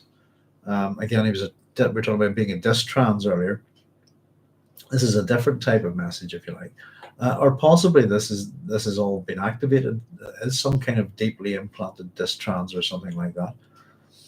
An essence for others to use. Pound on Bijaz and he produces a noise. You think me a hypocrite, Duncan, Idaho. I am not. I can grieve too. But the time has come to substitute swords for words. And I kind of wondered a bit about that. Poor Bijaz, you know, that is he some kind of, you know, prisoner within his own mind, this kind of thing. But a hiccup shook Hayt and Bijaz giggled then. And I just wondered, is that a signal or a response? But what we get from Bijaz is this. Thank you, Duncan, thank you. The demands of the body save us. As the emperor carries the blood of the Harkonnens in his veins, he will do as we demand. He will turn into a spitting machine. Oh, a biter of words that ring with a lovely noise to our masters. So he'll do what we want. There's something I'm a bit unsure about this, but I get the sense that he will be a voice to say what the Tleilaxu want. A mouthpiece, if you like. What? And I'm in a bit about two minds. There's something paradoxical, something not quite right about what the Bene Tleilax want here. I think it's such an odd little chapter, this, in terms of trying really going on. What's the real meaning? And Hayt blinked, but of course the real bomb that he's just dropped there, I've written boom right next to it, is that the emperor carries the blood of the Harkonnens. This is a provocation. That Hayt blinked, thinking how the dwarf appeared like an alert little animal, a thing of spite and rare intelligence. Harkonnen blood in the Atreides. If you excuse me a wee second, folks, I'm going to run to the loo very quickly, and as soon as I get back, we'll carry on and catch up with your comments. Just give us a few seconds. Excuse me.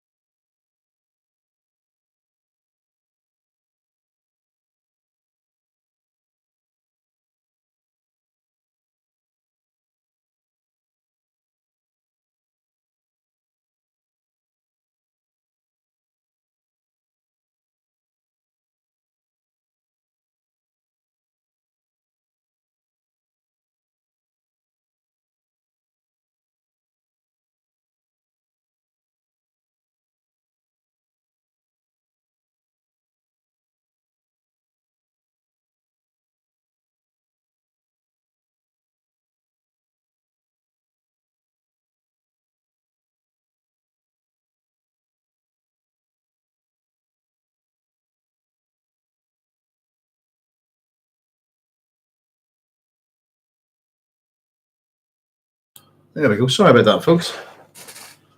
Got to sort out the precious fluids and all that stuff.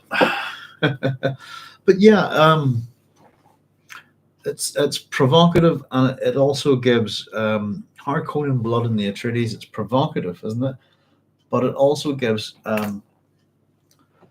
it's providing Hayt with a motive, isn't it? To a means to attack the Atreides.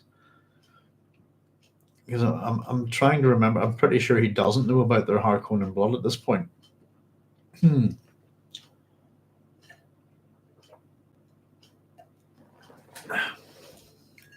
you think, well, it probably wouldn't really make any difference to him. Sorry, I'm whistling quite badly with these teeth tonight, aren't I? You know, my own reason thinking blood is just blood at the end of the day, isn't it? How do I put it? That well, maybe it's the case, but maybe he would start to see. I would say that the Atreides aren't quite as bad as the Harkonnen in terms of his mind. But I also thought that this was similar to the provocation and the how do we put it? The little seed of doubt that the Baron Harkonnen has placed in House Atreides about Jessica. And we get a little bit of that here again here. I'll just catch up with your folks here. Or sorry, with your goodness sake, sorry, with your comments for a wee second here. Let's see. Indeed, harbingers of doom from the outwards. If you were living in one of those kingdoms from when they arrived, says Frank. Connor's going is right, Frank. So before Duncan, Connor's saying, Connor Quinn saying, so before Duncan, no ghola was ever awakened. To achieve that would be a boon greater to the Bene Tleilax than ousting Paul. I think that's what they're about here, really. Yeah, it's and then what if that's the case, if they can do this properly, then wow, what a set of tools and services we can offer, if you want to take that language of it. But yeah, with the combination of face dancers, I think, and ghola technology, then they could basically replace anyone. Kill someone, replace them temporarily with a face dancer. The face dancers don't stand up to scrutiny, do they? Skytail's behavior within this book is certainly something that I think would be highly suspicious. And the fact that somebody's, for example, you can always find the body of this kind of thing. They're kind of on to him, and they have been for almost from the beginning. And there's a certain kind of almost rebellion within the not rebellion, rebellious streak within the face dancers that speaks to the sympathy with their victims, this kind of thing. And maybe it's because of the flaws within the face dancers that this ghola technology. I don't know. I kind of get the sense that the Bene Tleilax Kwisatz Haderach that's talked about at the start of the book is the first one that they try it with, and it doesn't work. And hence it kills themselves. And I think that they kill the Bene Tleilax Kwisatz Haderach commit suicide at the point of where they're possibly trying to bring back the original personality and trying to get it to do something that's so against its nature. That's the gist that I got of it. But I think they're definitely on the same kind of path that the Bene Gesserit have been on. Yet they don't seem to be particularly worried about, thousands of years of breeding to get there. Yeah, it's an interesting thing, isn't it? But yeah, I think no ghola has ever been awakened in that sense. That's correct. He's going to be the first one. And possibly, as we were saying, possibly is this something that Bijaz hopes for as well? Maybe being a bit more sort of aware of his own situations, or having been around as a ghola for a while. I pointed this out, and I think we just decided that we wouldn't go with that. But there's part of a suggestion in this book that Dr. Yuri could be one. And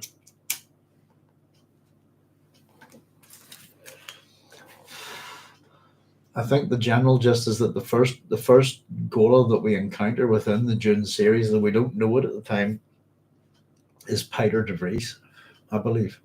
Because certainly the Baron go, oh, I'm going to decant another one if I kill this one, that kind of thing. Which is pretty interesting, if you like, because we think about the plan, and if that's the case, as much as we talk about what price, what bondage comes with Tleilaxu eyes, what bondage comes with a ghola, and maybe the reliance and dependency on such a thing, they raise so many questions.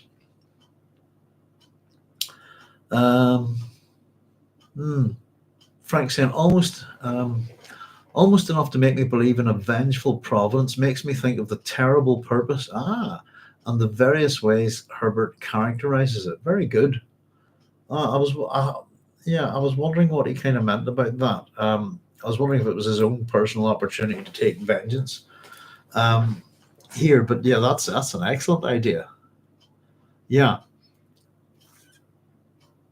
Yeah, and prescience is definitely involved here, isn't it, with Bijaz? Frank saying, does this force of fate, worm of chaos, have its own agency? In the Song of the Last chapter, because Paul can see without eyes, the Fremen see a demon upon him. That's a good question. Fate, destiny, and all of that kind of thing.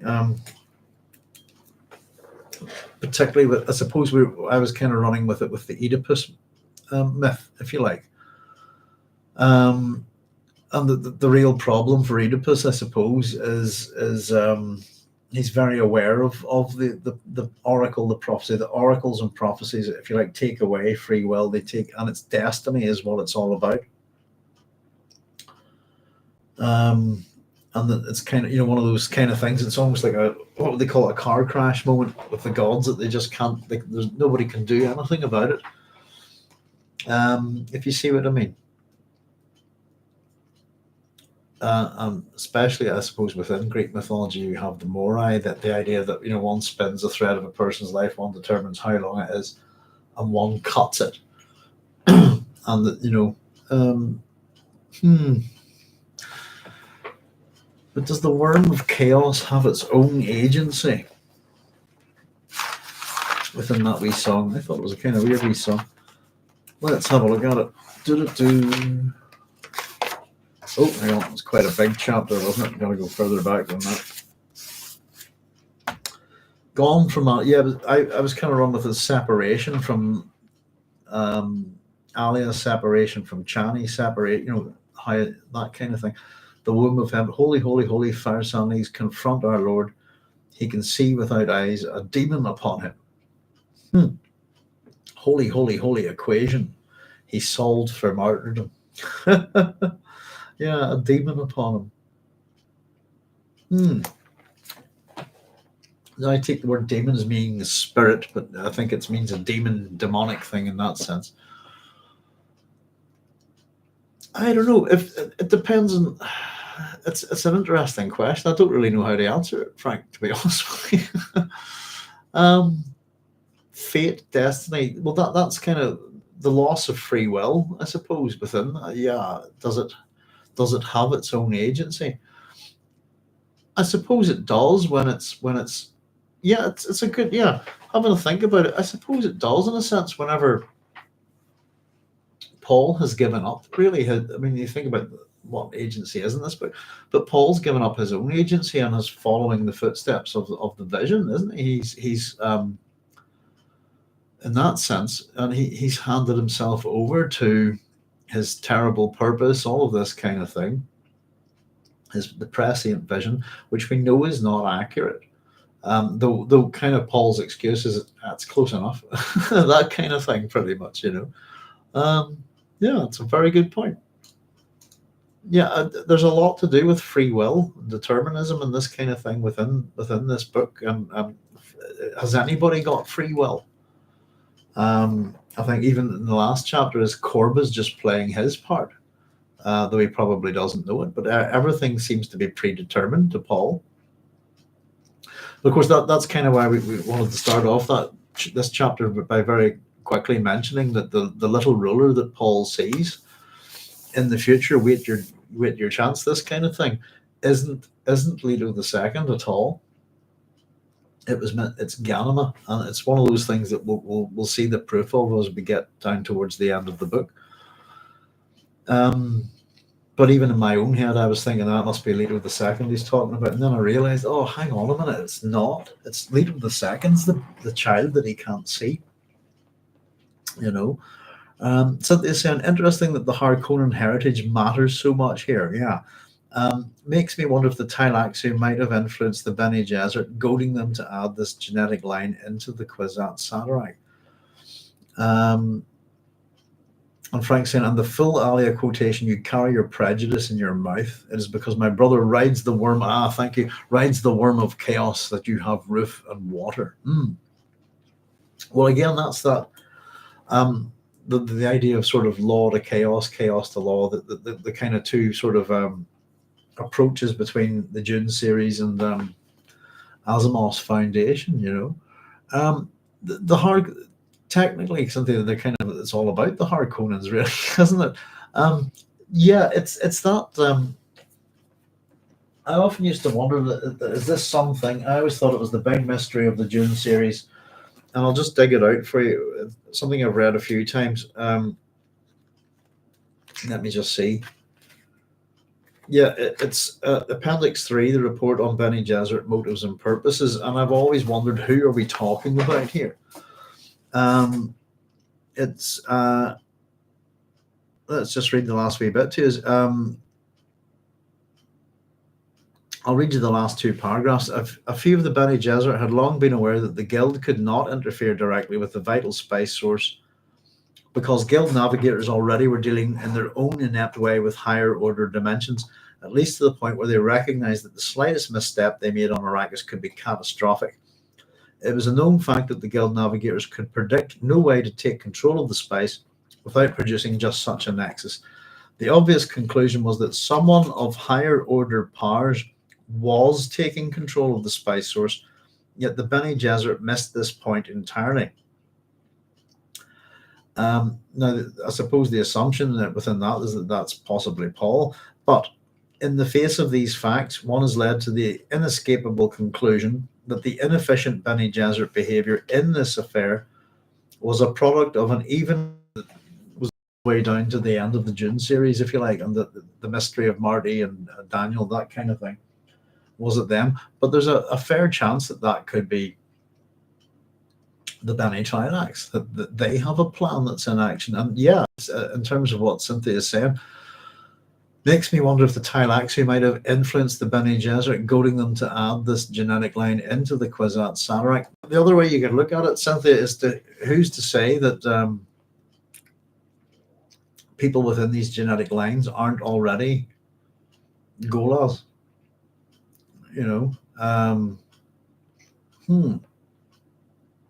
Or even face dancers, who knows? But I think it's about they're definitely out to create some kind of genetic line, I think. But yes, the worm of chaos that you have roof and water. Yeah. Chaos is it's a good very good points, Frank. I think it possibly does. Does this force of fate have its own agency? Fate, destiny, weird, all of these kind of things are interesting. It makes you. I think about them all the time, I suppose. Oh, I'm interested in it. Kind of, I don't know. I think I've been saying a few times, like, I kind of wonder how I got to where I am in life, and what's going on,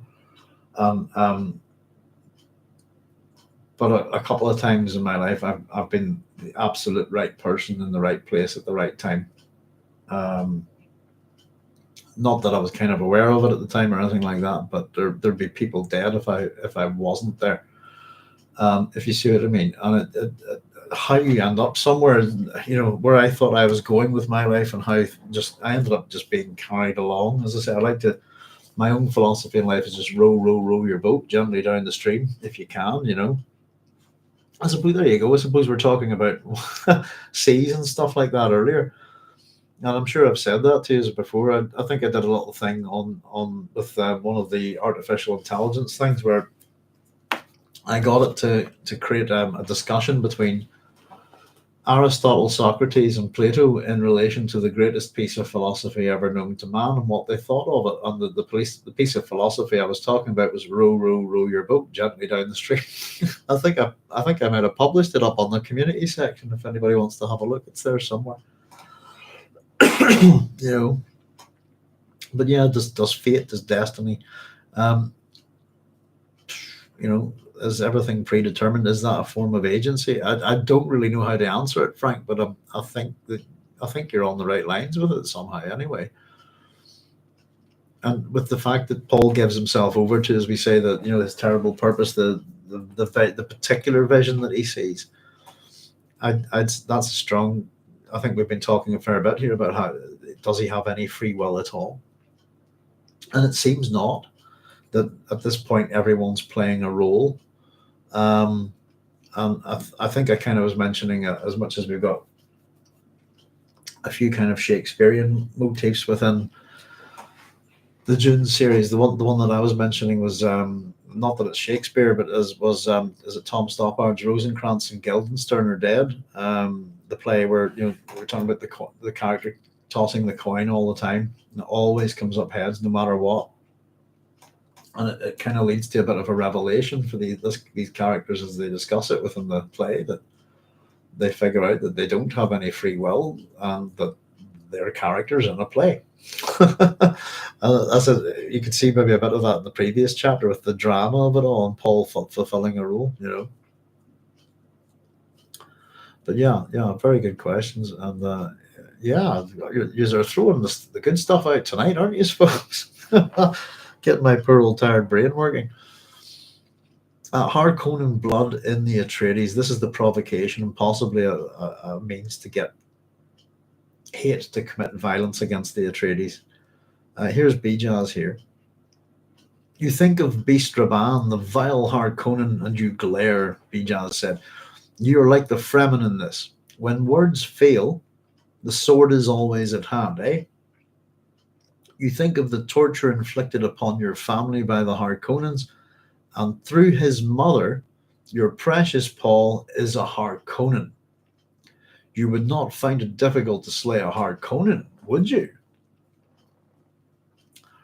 And I've just written next to that, Jessica's to blame again here.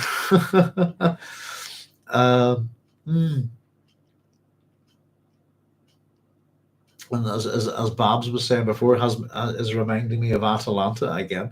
But it reminds me of what the manipulation that the Harkonnens use on the Atreides at the beginning, that they make them suspect Jessica. You know, and of course Leto kind of knows that it's not her, but the rest of the staff do not. And we have that sort of drunken encounter with Duncan Idaho, don't we? In June, pardon me. But that's the wee thing I've scribbled here. Jessica's to blame again. Paul, through his mother, your precious Paul is a Harkonnen. You would not find it difficult to slay a Harkonnen, would you? Bitter frustration coursed through the ghola. Was it anger? Why should this cause anger? And again, is that the memory of Duncan Idaho from what happened before?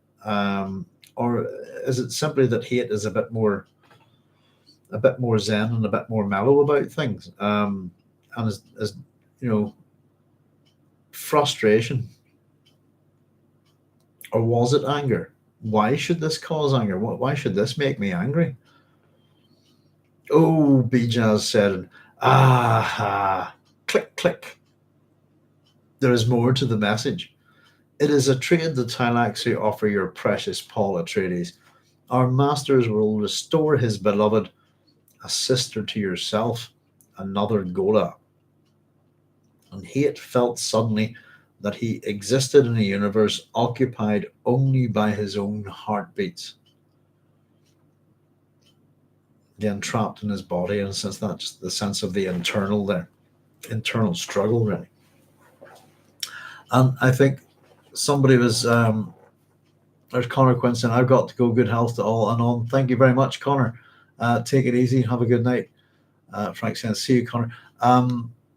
Who was it was saying earlier about the machine kind of clicks, and goodness, we've got that many comments here tonight. Something about there we go. It was Cynthia in chapter 9. Sorry, it was chapter 17 when Paul meets Bijaz. Bijaz, the dwarf, says, I operate a machine called language. It creaks and groans, but is mine own. I wonder if electronic machine sounds are also part of his vocal toolkit. Well, we've got hums, and my computer's hum, and we've got click, click, and ooh, aha. You know, yeah, I don't know. I'm a person that my wife would say I make lots of noises. I'm very noisy all the time, but I'm particularly, I do just make lots of little groaning sounds and stuff like that all the time. And I'm told off by people. It used to really bug the hell out of me, actually. But I would sigh a lot, and it's kind of a breathing thing that I do. It's not that I'm like this, but it's more a, kind of thing. And the number of people that have told me to cheer up over the years because of it is just, and the response is I'm perfectly fine, And oddly enough, because of my jaw, and I've been getting lots of dental surgery done lately, and it's made life a bit easier. I've got a more of an easier smile now. But for years, I found it very hard to smile, and I would get told off by people who should just mind their own business, really. But because of it, that I was some sort of grumpy Gus, and so anytime I was photographed or something like that, I would have to do this, to overly exaggerate the fact that I was smiling. So it just reminded me on that. But yeah, ahs and clicks, and there's more to the message. It's just a funny thing. I was kind of wondering how to read that. Should I go like that, but it's click, click? We'll go with the words that Frank has written. More to the message. A trade is offered. We will restore his beloved. So again, foresight of Chani dying. A sister to yourself, another ghola. And Hayt felt suddenly that he existed in a universe occupied only by his own heartbeats. So Bijaz says, a ghola, Bijaz said, it will be the flesh of his beloved. She will bear his children. She will love only him.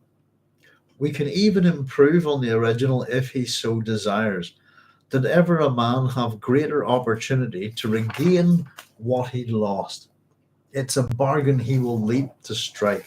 I kind of thought that was kind of funny in relation to what we've been talking about Denis Villeneuve's Dune. And in relation to Chani, the character that they've created called Chani. I don't know. We've all speculated a little bit on, is that a face dancer that's killed the real Chani and isn't behaving at all like? But they can improve on the original if he so desires. Oh dear, oh dear. Let me just see. Sorry, did I miss a wee bit there? Store her, bear his children, she will love only him. We can improve on the original if he so desires. Did ever a man have greater opportunity to regain what was lost? It's a bargain he will leap to strike.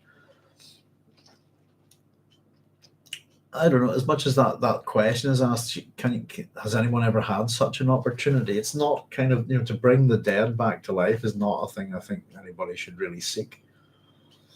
And to all things, is there time, if you like. And it's wishful thinking, isn't it? That we'd love, those that we've lost to come back to life, but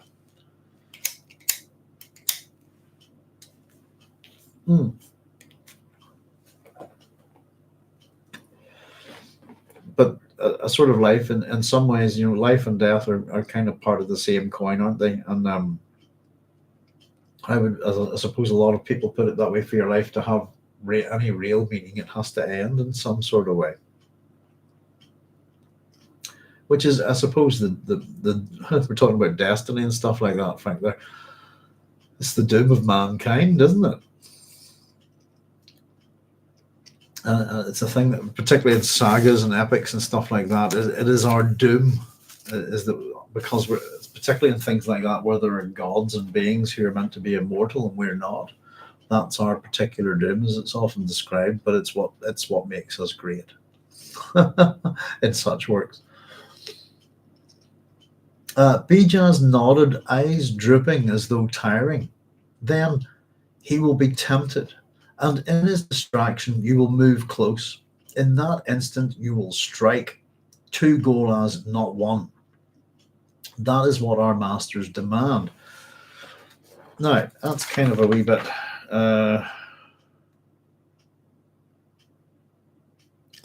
this is a bit where I start to get a bit confused by what are they up to. One day you'll do this, master. You will say, I carry a message, blah, blah, blah.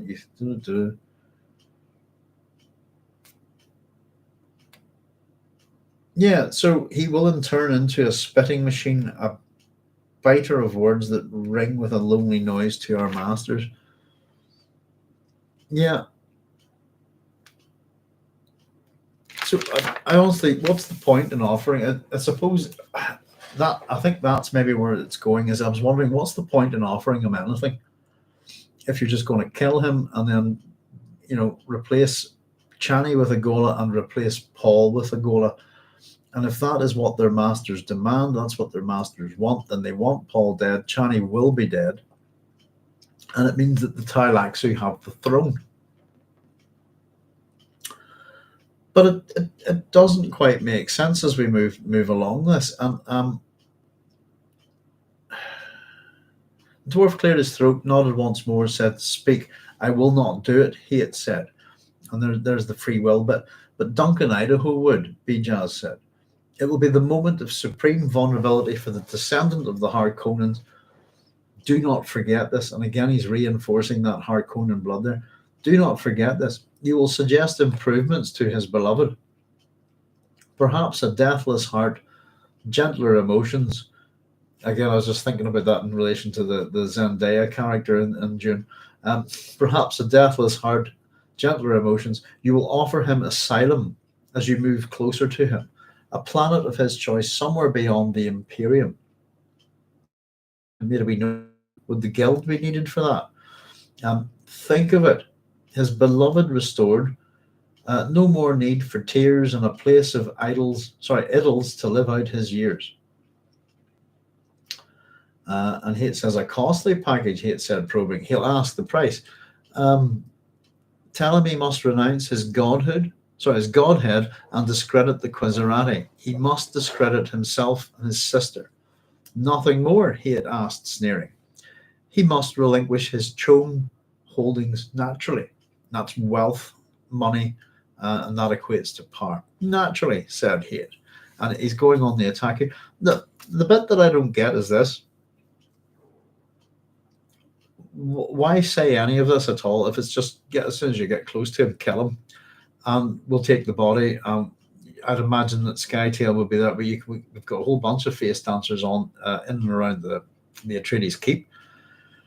Any one of them can imitate both him and Chani and put them on the throne, and then bring back the gholas and restore them if you like, and swap them out. That's kind of where I was going with it. So what's the whole point in getting him to say these things and do these things if you're going to kill him? And it's the word you will strike, and it doesn't necessarily, and this is the case, it doesn't mean kill, and I don't think it does. But I don't know about you guys, I'm a bit confused about it. And what I kind of got the sense of was this, that Bijaz is, I think, instructing Hayt and what to do in relation to his prescient vision. If you see what I mean, you'll need to do this, you'll need to do that. At this point, say this, and at this point, do that.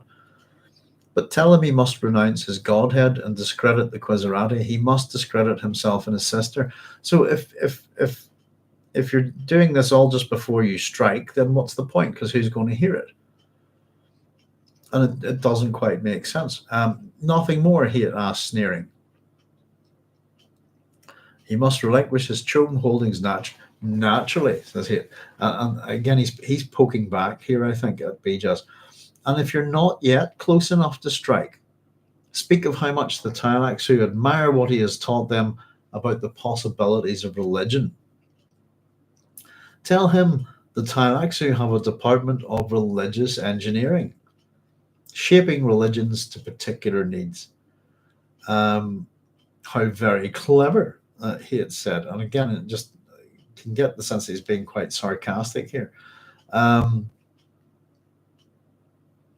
So I've written next is, do they want him dead or not? What's the point in telling him this? But also, again, that we have religious engineering is kind of what the Bene Gesserit do, isn't it? We're just seeing the Bene Gesserit and the Bene Tleilax being so similar in what they're about and the tools and services that they offer, if you like. Obviously, there's great differences. But yeah, they're almost like, again, another Janus aspect, I think. How very clever, he had said. You think yourself free to sneer and disobey me, Bijaz said, cocked his head slyly to one side. Don't deny it. And he's cut off.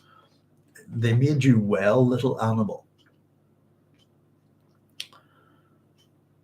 And it's an insult, isn't it? And that got me thinking about the Gom Jabbar test and whether to see if this poison kills only animals. And what is an animal in this case? And we've always gone with the idea that the test is to filter out psychopaths. I suppose that's what they kind of meant, but possibly in this sense, the little animal, it's an insult to Bijaz, isn't it? But it's more like you're a little pet. And of course, I was reading somewhere recently, I think it was Sabine Hosfatter's videos on YouTube about, she was talking about some computer scientist and his, what's called the pet hypothesis for mankind's best result, if you like, with artificial intelligence. And I must figure out who this guy's name is and discredit it, because that's Samuel Butler's idea. Quite clearly written in Erewhon. Mankind's best bet is to be like a dog, a good pet to the AI, if you like, to the machines that will out-evolve us. But they made you well, little animal. He's trying to provoke an attack back, I think, here. And he can only do so with his words, really. As they pointed out throughout this chapter, that words must be swapped with swords, this kind of thing. And you as well, the dwarf said.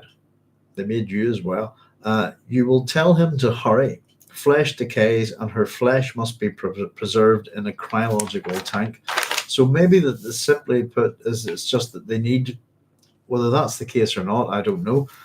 But maybe it's just to sort of get the cryological tanks in here quick, and that this conversation will more easily enable that to come about, if you see what I mean. Hayt felt himself floundering, caught in a matrix of objects he could not recognize. The dwarf appeared so sure of himself. There had to be a flaw in the Tleilaxu logic. I've just put, the dwarf appeared so sure of himself, but is he? And I kind of went, I don't think so. There had to be a flaw in the Tleilaxu logic. Maybe. In making their ghola, they'd keyed him to the voice of Bijaz. But what? It's almost as if he's trying to figure it out himself. Logic, matrix, object. How easy it was to mistake clear reasoning for correct reasoning. And the question he asks himself is, was Tleilaxu logic distorted? And I've written next that I think ultimately, yes, it is. Bijaz smiled, listened as though to a hidden voice. Now you will forget, he said. When the moment comes, you will remember. He will say, she is gone. Duncan, Idaho will awaken then.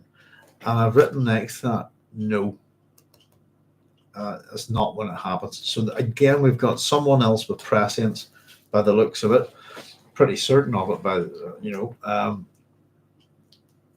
at this point, Bijaz must have prescience to possibly a greater degree than we might think. But that's not quite correct, I think. And then the dwarf clapped his hands together, and Hayt grunted, feeling that he had been interrupted in the middle of a thought, or perhaps in the middle of a sentence. What was it? Something about targets. You think to confuse me and manipulate me, he said. How is that? Bijaz said. I am your target and you can't deny it, Hayt said. I would not think of denying it. What is it you try to do with me? A kindness, Bijaz said. A simple kindness. I'm your target and you can't deny it. Yes and no. I've written next to that. A kindness, a simple kindness. Is that a lie? Is this a kindness? Or to Bijaz, is it a kindness? Because does he view it as restoring his original personality? Would that be the kindness? Is that something that Bijaz hopes for himself? The dwarf who appears so sure of himself. This kind, I don't know. There's kind of as we read the chapter, I don't know if you agree with me or not on this, but I really do get the sense that, again, Bijaz and Hayt being the same sides, two different sides of the same coin, if you like. But I get the sense of something tragic about Bijaz. It's something like a person imprisoned, an original personality imprisoned, barely able to see out, if you like, through his own eyes.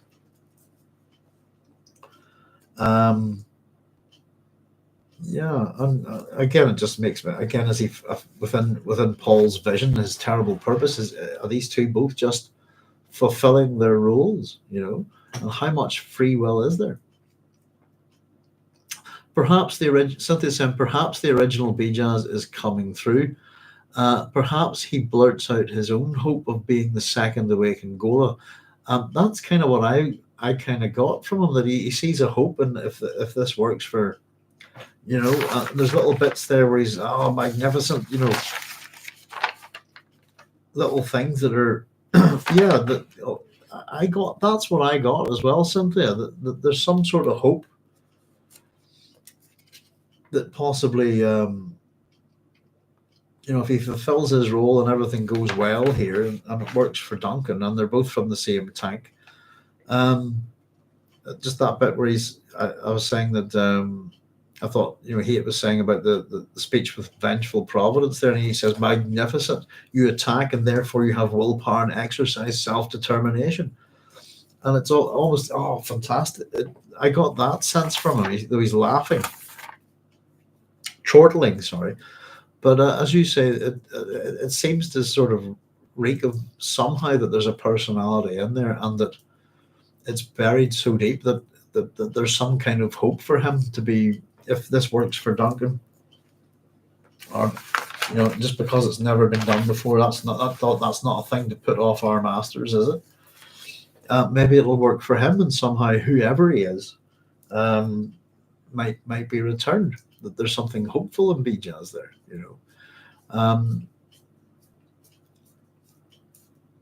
Let's see, personally blurts out his own hope of being the second awakened ghola. Also interesting lacuna here regarding Alia's Harkonnen heritage and her likely flaw.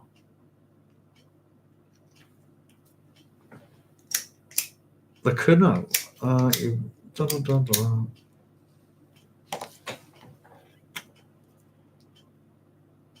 Is that an L or an I? Hang on.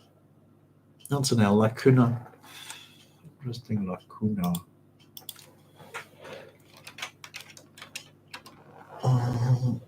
Thank you. That's a word I was trying to think of the meaning for an unfilled space, a gap, a cavity. Right, got you. I just learned a new word, Cynthia. Thank you.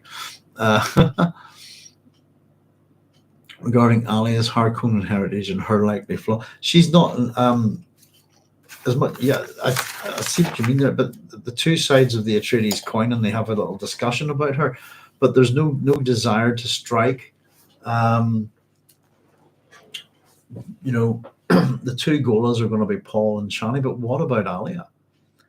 Um, and that he's come to sort of bask in her beauty, etc. The way they refer to her, yeah, I don't know what.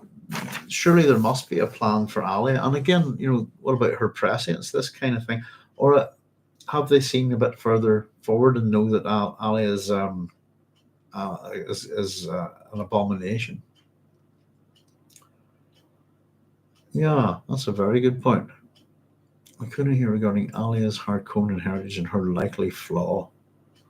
Um, there's the other possibility that we could maybe think of is that the Bene, what the Bene Gesserit were suggesting is that could end up breeding Paul to Alia, this kind of thing. That suggestion is quite strong. But the idea that we can breed two Golas and put them on the throne and maybe keep them there for a long time.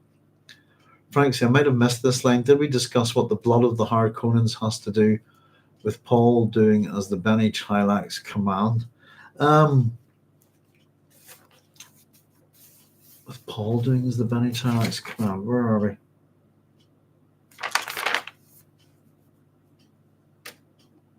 I think be a moment of supreme vulnerability for this descendant of the Harkonnens. Do not forget this. I think he's imprinting, trying to imprint, or I mean, he's overtly saying it, but keeps bringing up the fact that they're Harkonnens, and I think the Bene Tleilax here are relying on if the real Duncan Idaho's personality comes through and replaces that of Hayt, that that hatred of the Harkonnens will transfer over to Paul, possibly.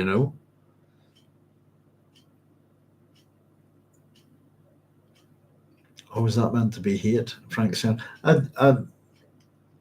Yeah, it's the wee speech. He says, "I will not do it." Hayt says, but Bijaz says, "But Duncan Idaho would." It will be a moment of supreme vulnerability for this descendant of the Harkonnens. Do not forget this. But he's dropped. The blood of the Harkonnens. It's not. It's dropped in quite near the end, isn't it? Demands of the body savers. As the Emperor carries the blood of the Harkonnens in his veins, he will do a demand. Is that the bit you're talking about there?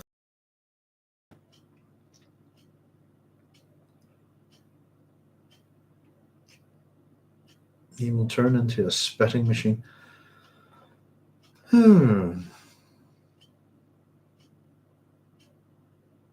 Thank you, Duncan. Thank you. The demands of the body savers. As the Emperor carries the blood of the Harkonnens in his veins, he will do as we demand. It's possibly a suggestion of some kind of weakness or something like that within the Harkonnen blood, if you like, the nature of the Harkonnens. You'll think of the torture inflicted upon your family by the Harkonnens, and through his mother, your precious Paul is a Harkonnen. You would not find it difficult to slay a Harkonnen, would you? Again, it's almost what it's almost paradoxical. Like, do they want him alive or do they want him dead? I get the strong sense that they want him dead. So what's the point in getting him to say all this stuff if they're going to kill him in a couple of seconds later? It won't be. I got the problem I got with this is that if Paul says this kind of stuff, it'd be within a siege, and it wouldn't be probably particularly public. Certainly not enough to carry across the empire. But again, yeah, I think we've been talking about that the suggestion, what have the Bene Tleilax been up to for all of these years is, since, 10,191, after the Guild, that these schools have been developing for 10,000 years. And we have to assume that this is a point where within the Dune series, I suppose, without all the action after Dune, that there it kind of happens because we've reached an apex of these kind of technological or ideas, if you like, or scientific ideas, if you want, in terms of a breeding program, artificial selection, and then within the genetics of a ghola, if you like, which is basically cloning in a sense, but a revive. Is it cloning from a dead body, or is it reviving the dead body? Pardon me. And I actually think it's a bit of both. I got the sense at some point, I'm not sure where, that you could make a ghola from a few cells of a body. Where are we? So they said, Frank, I interpreted that to mean that the Harkonnen's sensual weaknesses would make Paul susceptible to the temptation to make a Chani ghola. Yeah, they're into their stuff. that he would have the same flaws as the Harkonnens we've met. The other interesting thing, I suppose, that we need to point out is that within the Bene Gesserit breeding program, inbreeding is a big part of it, and the desire ultimately to breed an Atreides daughter who would be the original plan, if you like, of the Bene Gesserit to fade rather. So the Atreides daughter would be a Harkonnen. It's inbreeding back into the Harkonnens.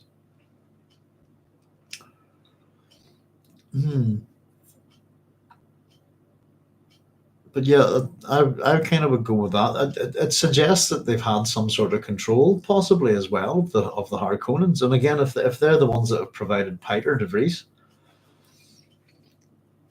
the plan and all of this stuff. Goodness, it's a tricky one, this chapter, isn't it? And that's that from the get go. I kind of thought this is designed to confuse and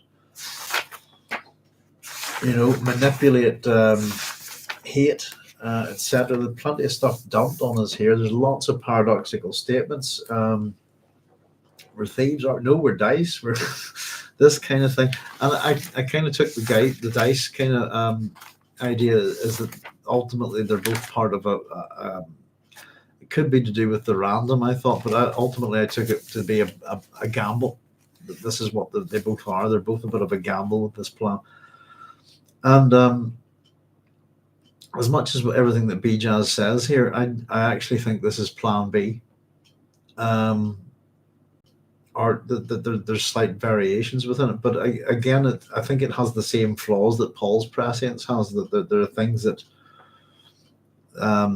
that Bijaz can see, and maybe some of all of this trying to get Hayt to do certain things at a certain point. He will say this, you will do that, and if you're not close enough to strike, that's a variable, isn't it? Speak of do this. Speak of how much the Tleilaxu admire what he's taught them about possibilities of religion. And I get the sense that from this, that tell them the Tleilaxu have a department of religious engineering, shaping religions to particular needs. Why aren't we kind of aware of this at this point? It's the thing that the Bene Gesserit do. But I get the sense that this is what Paul Atreides has taught them, and that they've started doing this. And it's making them a bit more like the Bene Gesserit, I think, Frank said, Bijaz giggled then, thank you, Duncan, thank you. The demands of the body save us. As the Emperor carries the blood of the Harkonnens in his veins, he will do as we demand. Yeah. And Frank saying that makes sense, Cynthia. Really interesting. Yeah. It's I think that's probably, again, is the Harkonnens are probably, even from a Bene Gesserit point of view, probably easily manipulated, with the possible exception of the Baron, I think. Excuse me.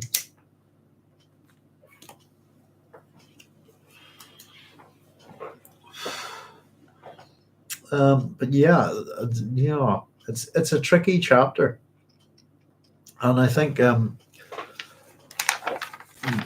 again we're kind of getting it. The way Frank goes with this kind of stuff is that we're kind of getting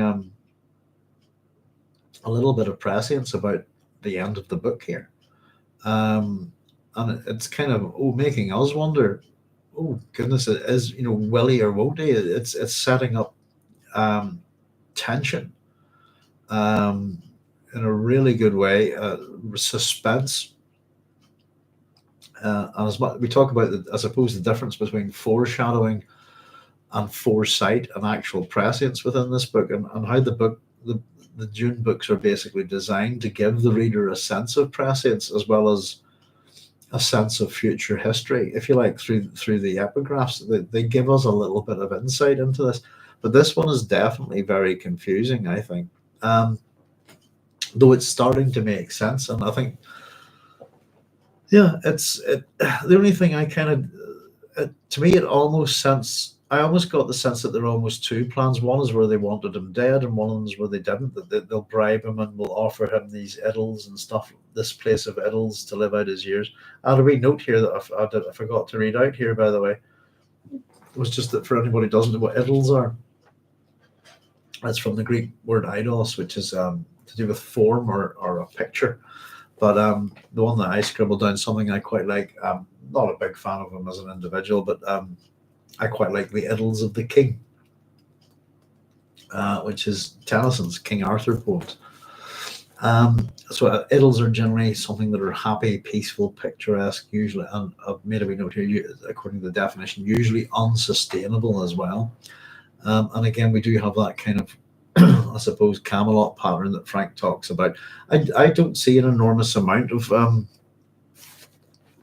the Arthurian myths in Dune, by the way. I suppose I think the Camelot pattern's more something that he decided to call what he kind of, a particular pattern within politics and stuff like that. If you see what I mean. Yeah.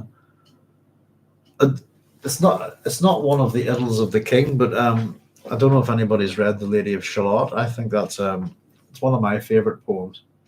I really like Tennyson. The one poem of his I don't like really that much is his full-on British propaganda for the charge of the Light Brigade. Interestingly enough, which was we've talked about Lord Raglan's the hero. The person that ordered the charge of the Light Brigade is one of his ancestors, a different Lord Raglan. Sent them in twice, didn't they? Oh. But just, how do we put it? Just that idea of offering him this place beyond the Imperium, a place of idylls to live out his years. Paul certainly doesn't see something like that in his prescience. And so I kind of have to wonder: is it all a false offer? What is the goal here? Do they want them dead or not? Do they want a Chani and Paul ghola on the throne to produce a dynasty of gholas on the throne, if you like? And again, there don't seem to be, there seems to be some kind, I don't know how you would put it,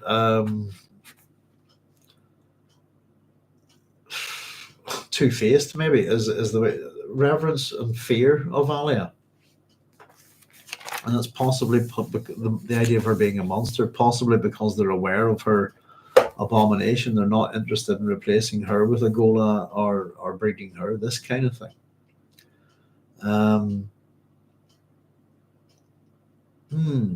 It's much food for thought, isn't it? It's probably from my point of view the trickiest chapter we've had in the book so far.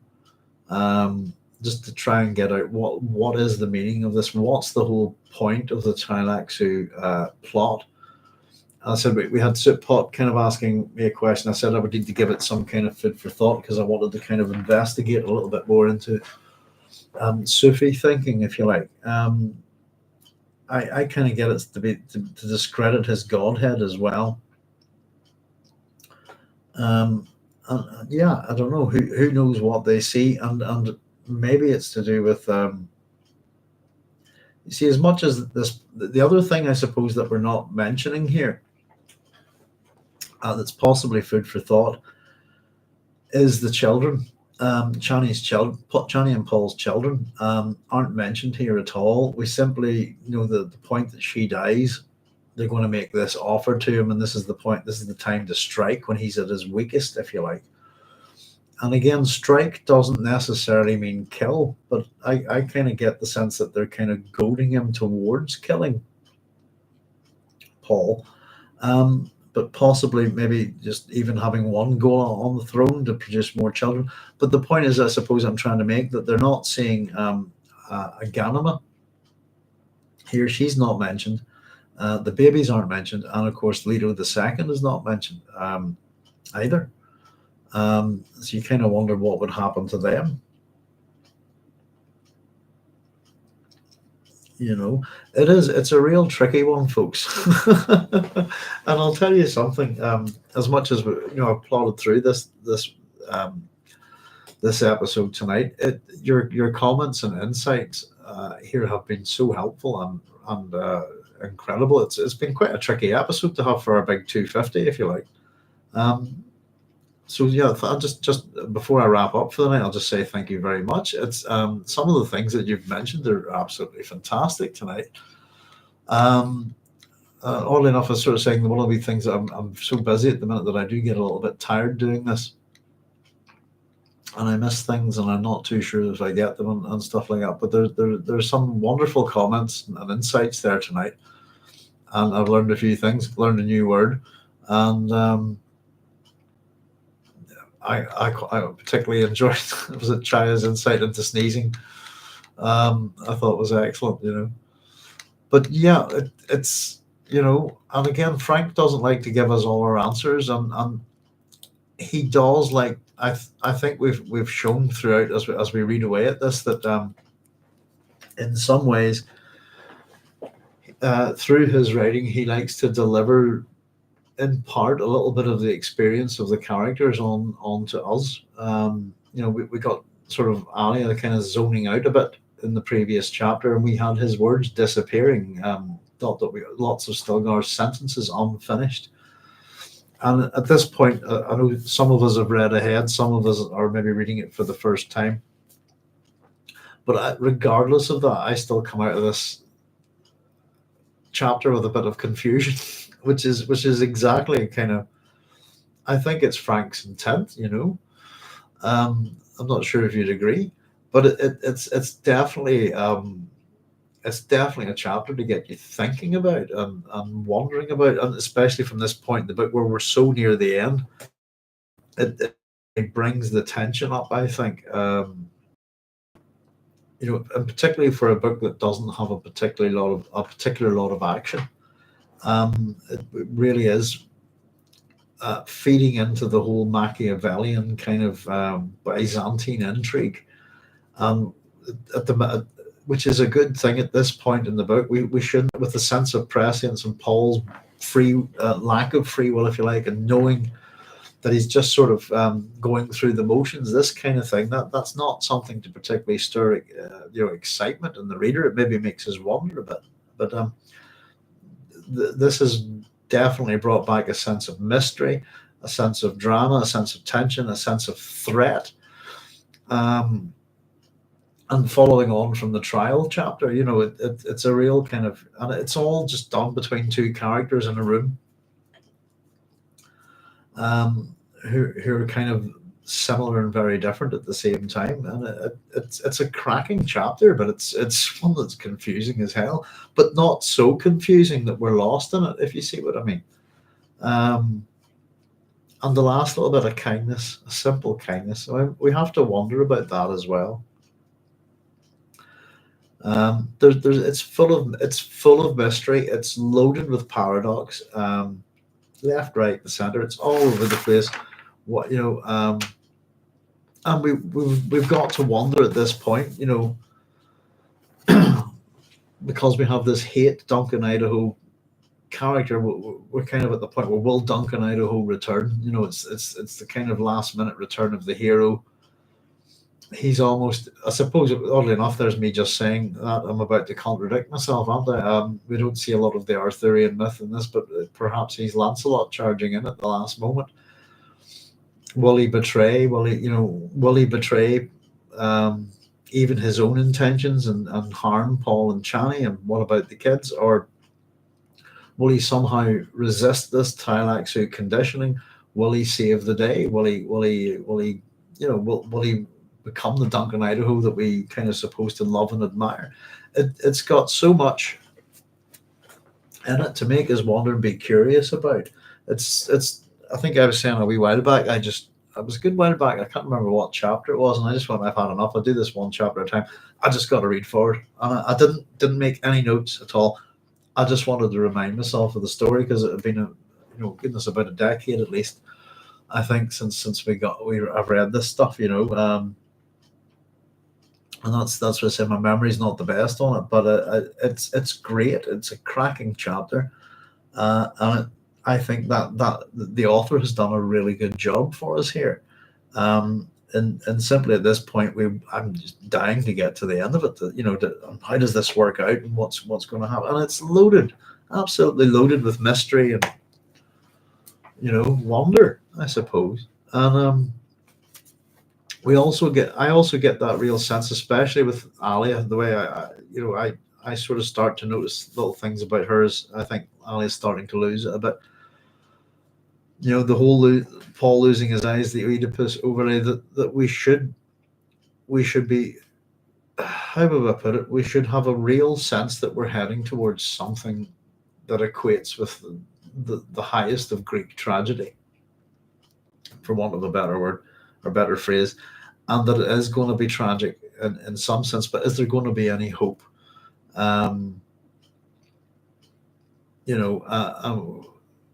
What's for us as readers, but I suppose even with a story like this, I think we were reading from Sophocles' Oedipus the King, and it's just super heavy stuff, isn't it? And if we got a sense of is that where this is going, we're talking about maybe Bijaz being a bit like the Sphinx, speaking in riddles, designed to, is he a monster? What's going on? At this point in the book, as much as I'm dying to go to bed and get some sleep, I can't wait to turn the page and get on to where this is in the book. And we're not even going to jump over to the next chapter and get there. There's more to come. So as much as I'm confused a wee bit and wondering about this stuff, I think that is the author's intent here. And if that's the case, I think he's done it really well. And he's fed us enough little clues, and we've seen enough little problems with prescience that it's not always working out, that it gives us a certain amount of doubt in our minds. And as I said, that Frank loves, he's even quite obvious about it sometimes when he talks about tension, but he's really building it here. And I think we come out of this chapter just going, well, I wonder what's going to happen, and that's the hook of a good writer. We want to turn the page, and find out.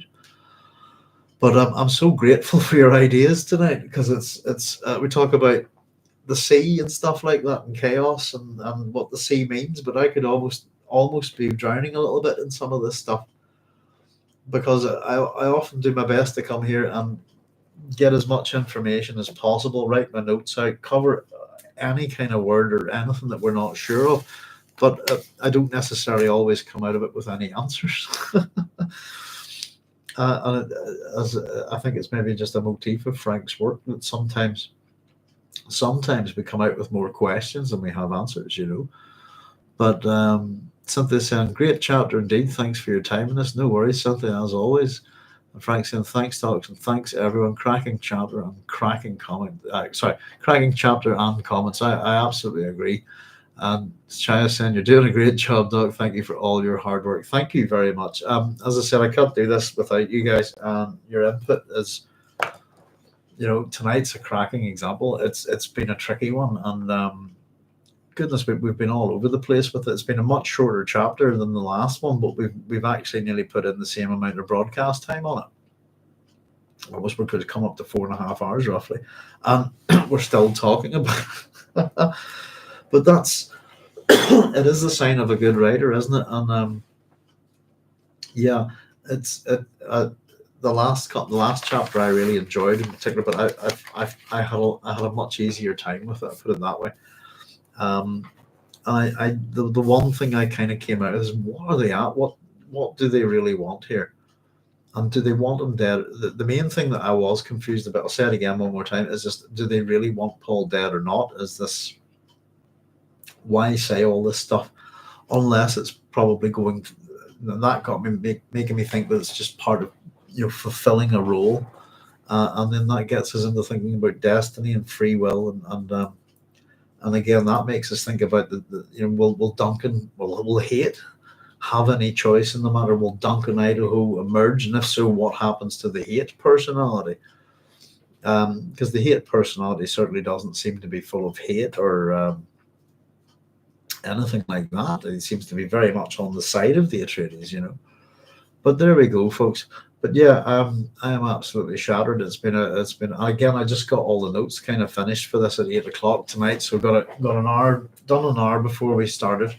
But I really wanted to go, because this was my 250th episode of Doc Sloan's Science Fiction Station. It still kind of baffles me how that's happened. I really wanted to be on time tonight and get this one done. So I don't think I have as much a hard time with the next two chapters. I think I'm hoping. I think we've got last chapter. Let's see. Oh, good. Yeah, no, actually, the next chapter is just as long, 11 pages, and then we've got a short one of 8, and then I have a ridiculously large one, which is going to take a bit of work. Chapter 23 is huge. But we're heading towards the end of the book. 4 chapters to go, and as I was saying, folks, all of my copies of the book do not have the chapter, which I believe is kind of like an interrogation of Bronzo Vix. So I think somebody sent it to me. I'll definitely get a copy. So what I will do is, once we've finished the chapters and the epilogue as they are in this book, I will do another episode to get that chapter in, and I'll probably entitle it Chapter 0, if you like. So five more rather than 4, actually. More work for me. But that's just more Frank Herbert's Dune, actually. So I'm still quite appalled at the difference in texts. Not just the mistakes, actually, but the fact that the material is actually missing. Just simply baffles me, to be honest with you. And I think that the Dune series, the books, are in a bit of a state, and I'd almost happily, vocally out loud, challenge the Herbert estate to sort their crap out, basically, because this is a very bad way to treat someone's legacy. These books sell so much. And so even on my copy of Dune, Peter de Vries is Peter de Vries, and that's where we have a whole character's name pretty much wrong throughout the book. It's appalling. And I think I got a wee comment, actually, from another email from X-Ray Zero, but he was saying one of the books that will not see Brian Herbert and Kevin J. Anderson write would be entitled Proofreaders of Dune. So there we go. So I'll probably leave you with that little witticism there. But yeah, thank you very much, as always, folks. Oddly enough, when we hit the 3rd of June, that'll actually be me here on YouTube for 4 years. So aside from the book club, we'll maybe try and do some wee thing that day, actually, as well. It'll be a Tuesday, or 3rd of June. It'll be a Monday. So we'll have hang on, yeah, it'll be a Monday. So we'll maybe do something like that then. But in the meantime, thank you, everybody, tonight. It's absolutely cracking conversation, cracking comments, really insightful, have helped me so much, and I really appreciate it. So look after yourselves, folks, no matter where you're at. Take it easy, be safe in this crazy world. There's Bojack Harkness saying, take care. Hi, Bojack. Just joining us in at the last minute there, but good to see you, sir. Look after yourselves, folks, and be safe, and we'll see you next week, hopefully, for another chapter of Dune Messiah. So I'll say good night. Thanks a lot now, and I'll leave you to ponder all the mysteries of this chapter. Take it easy and all the best. Good night.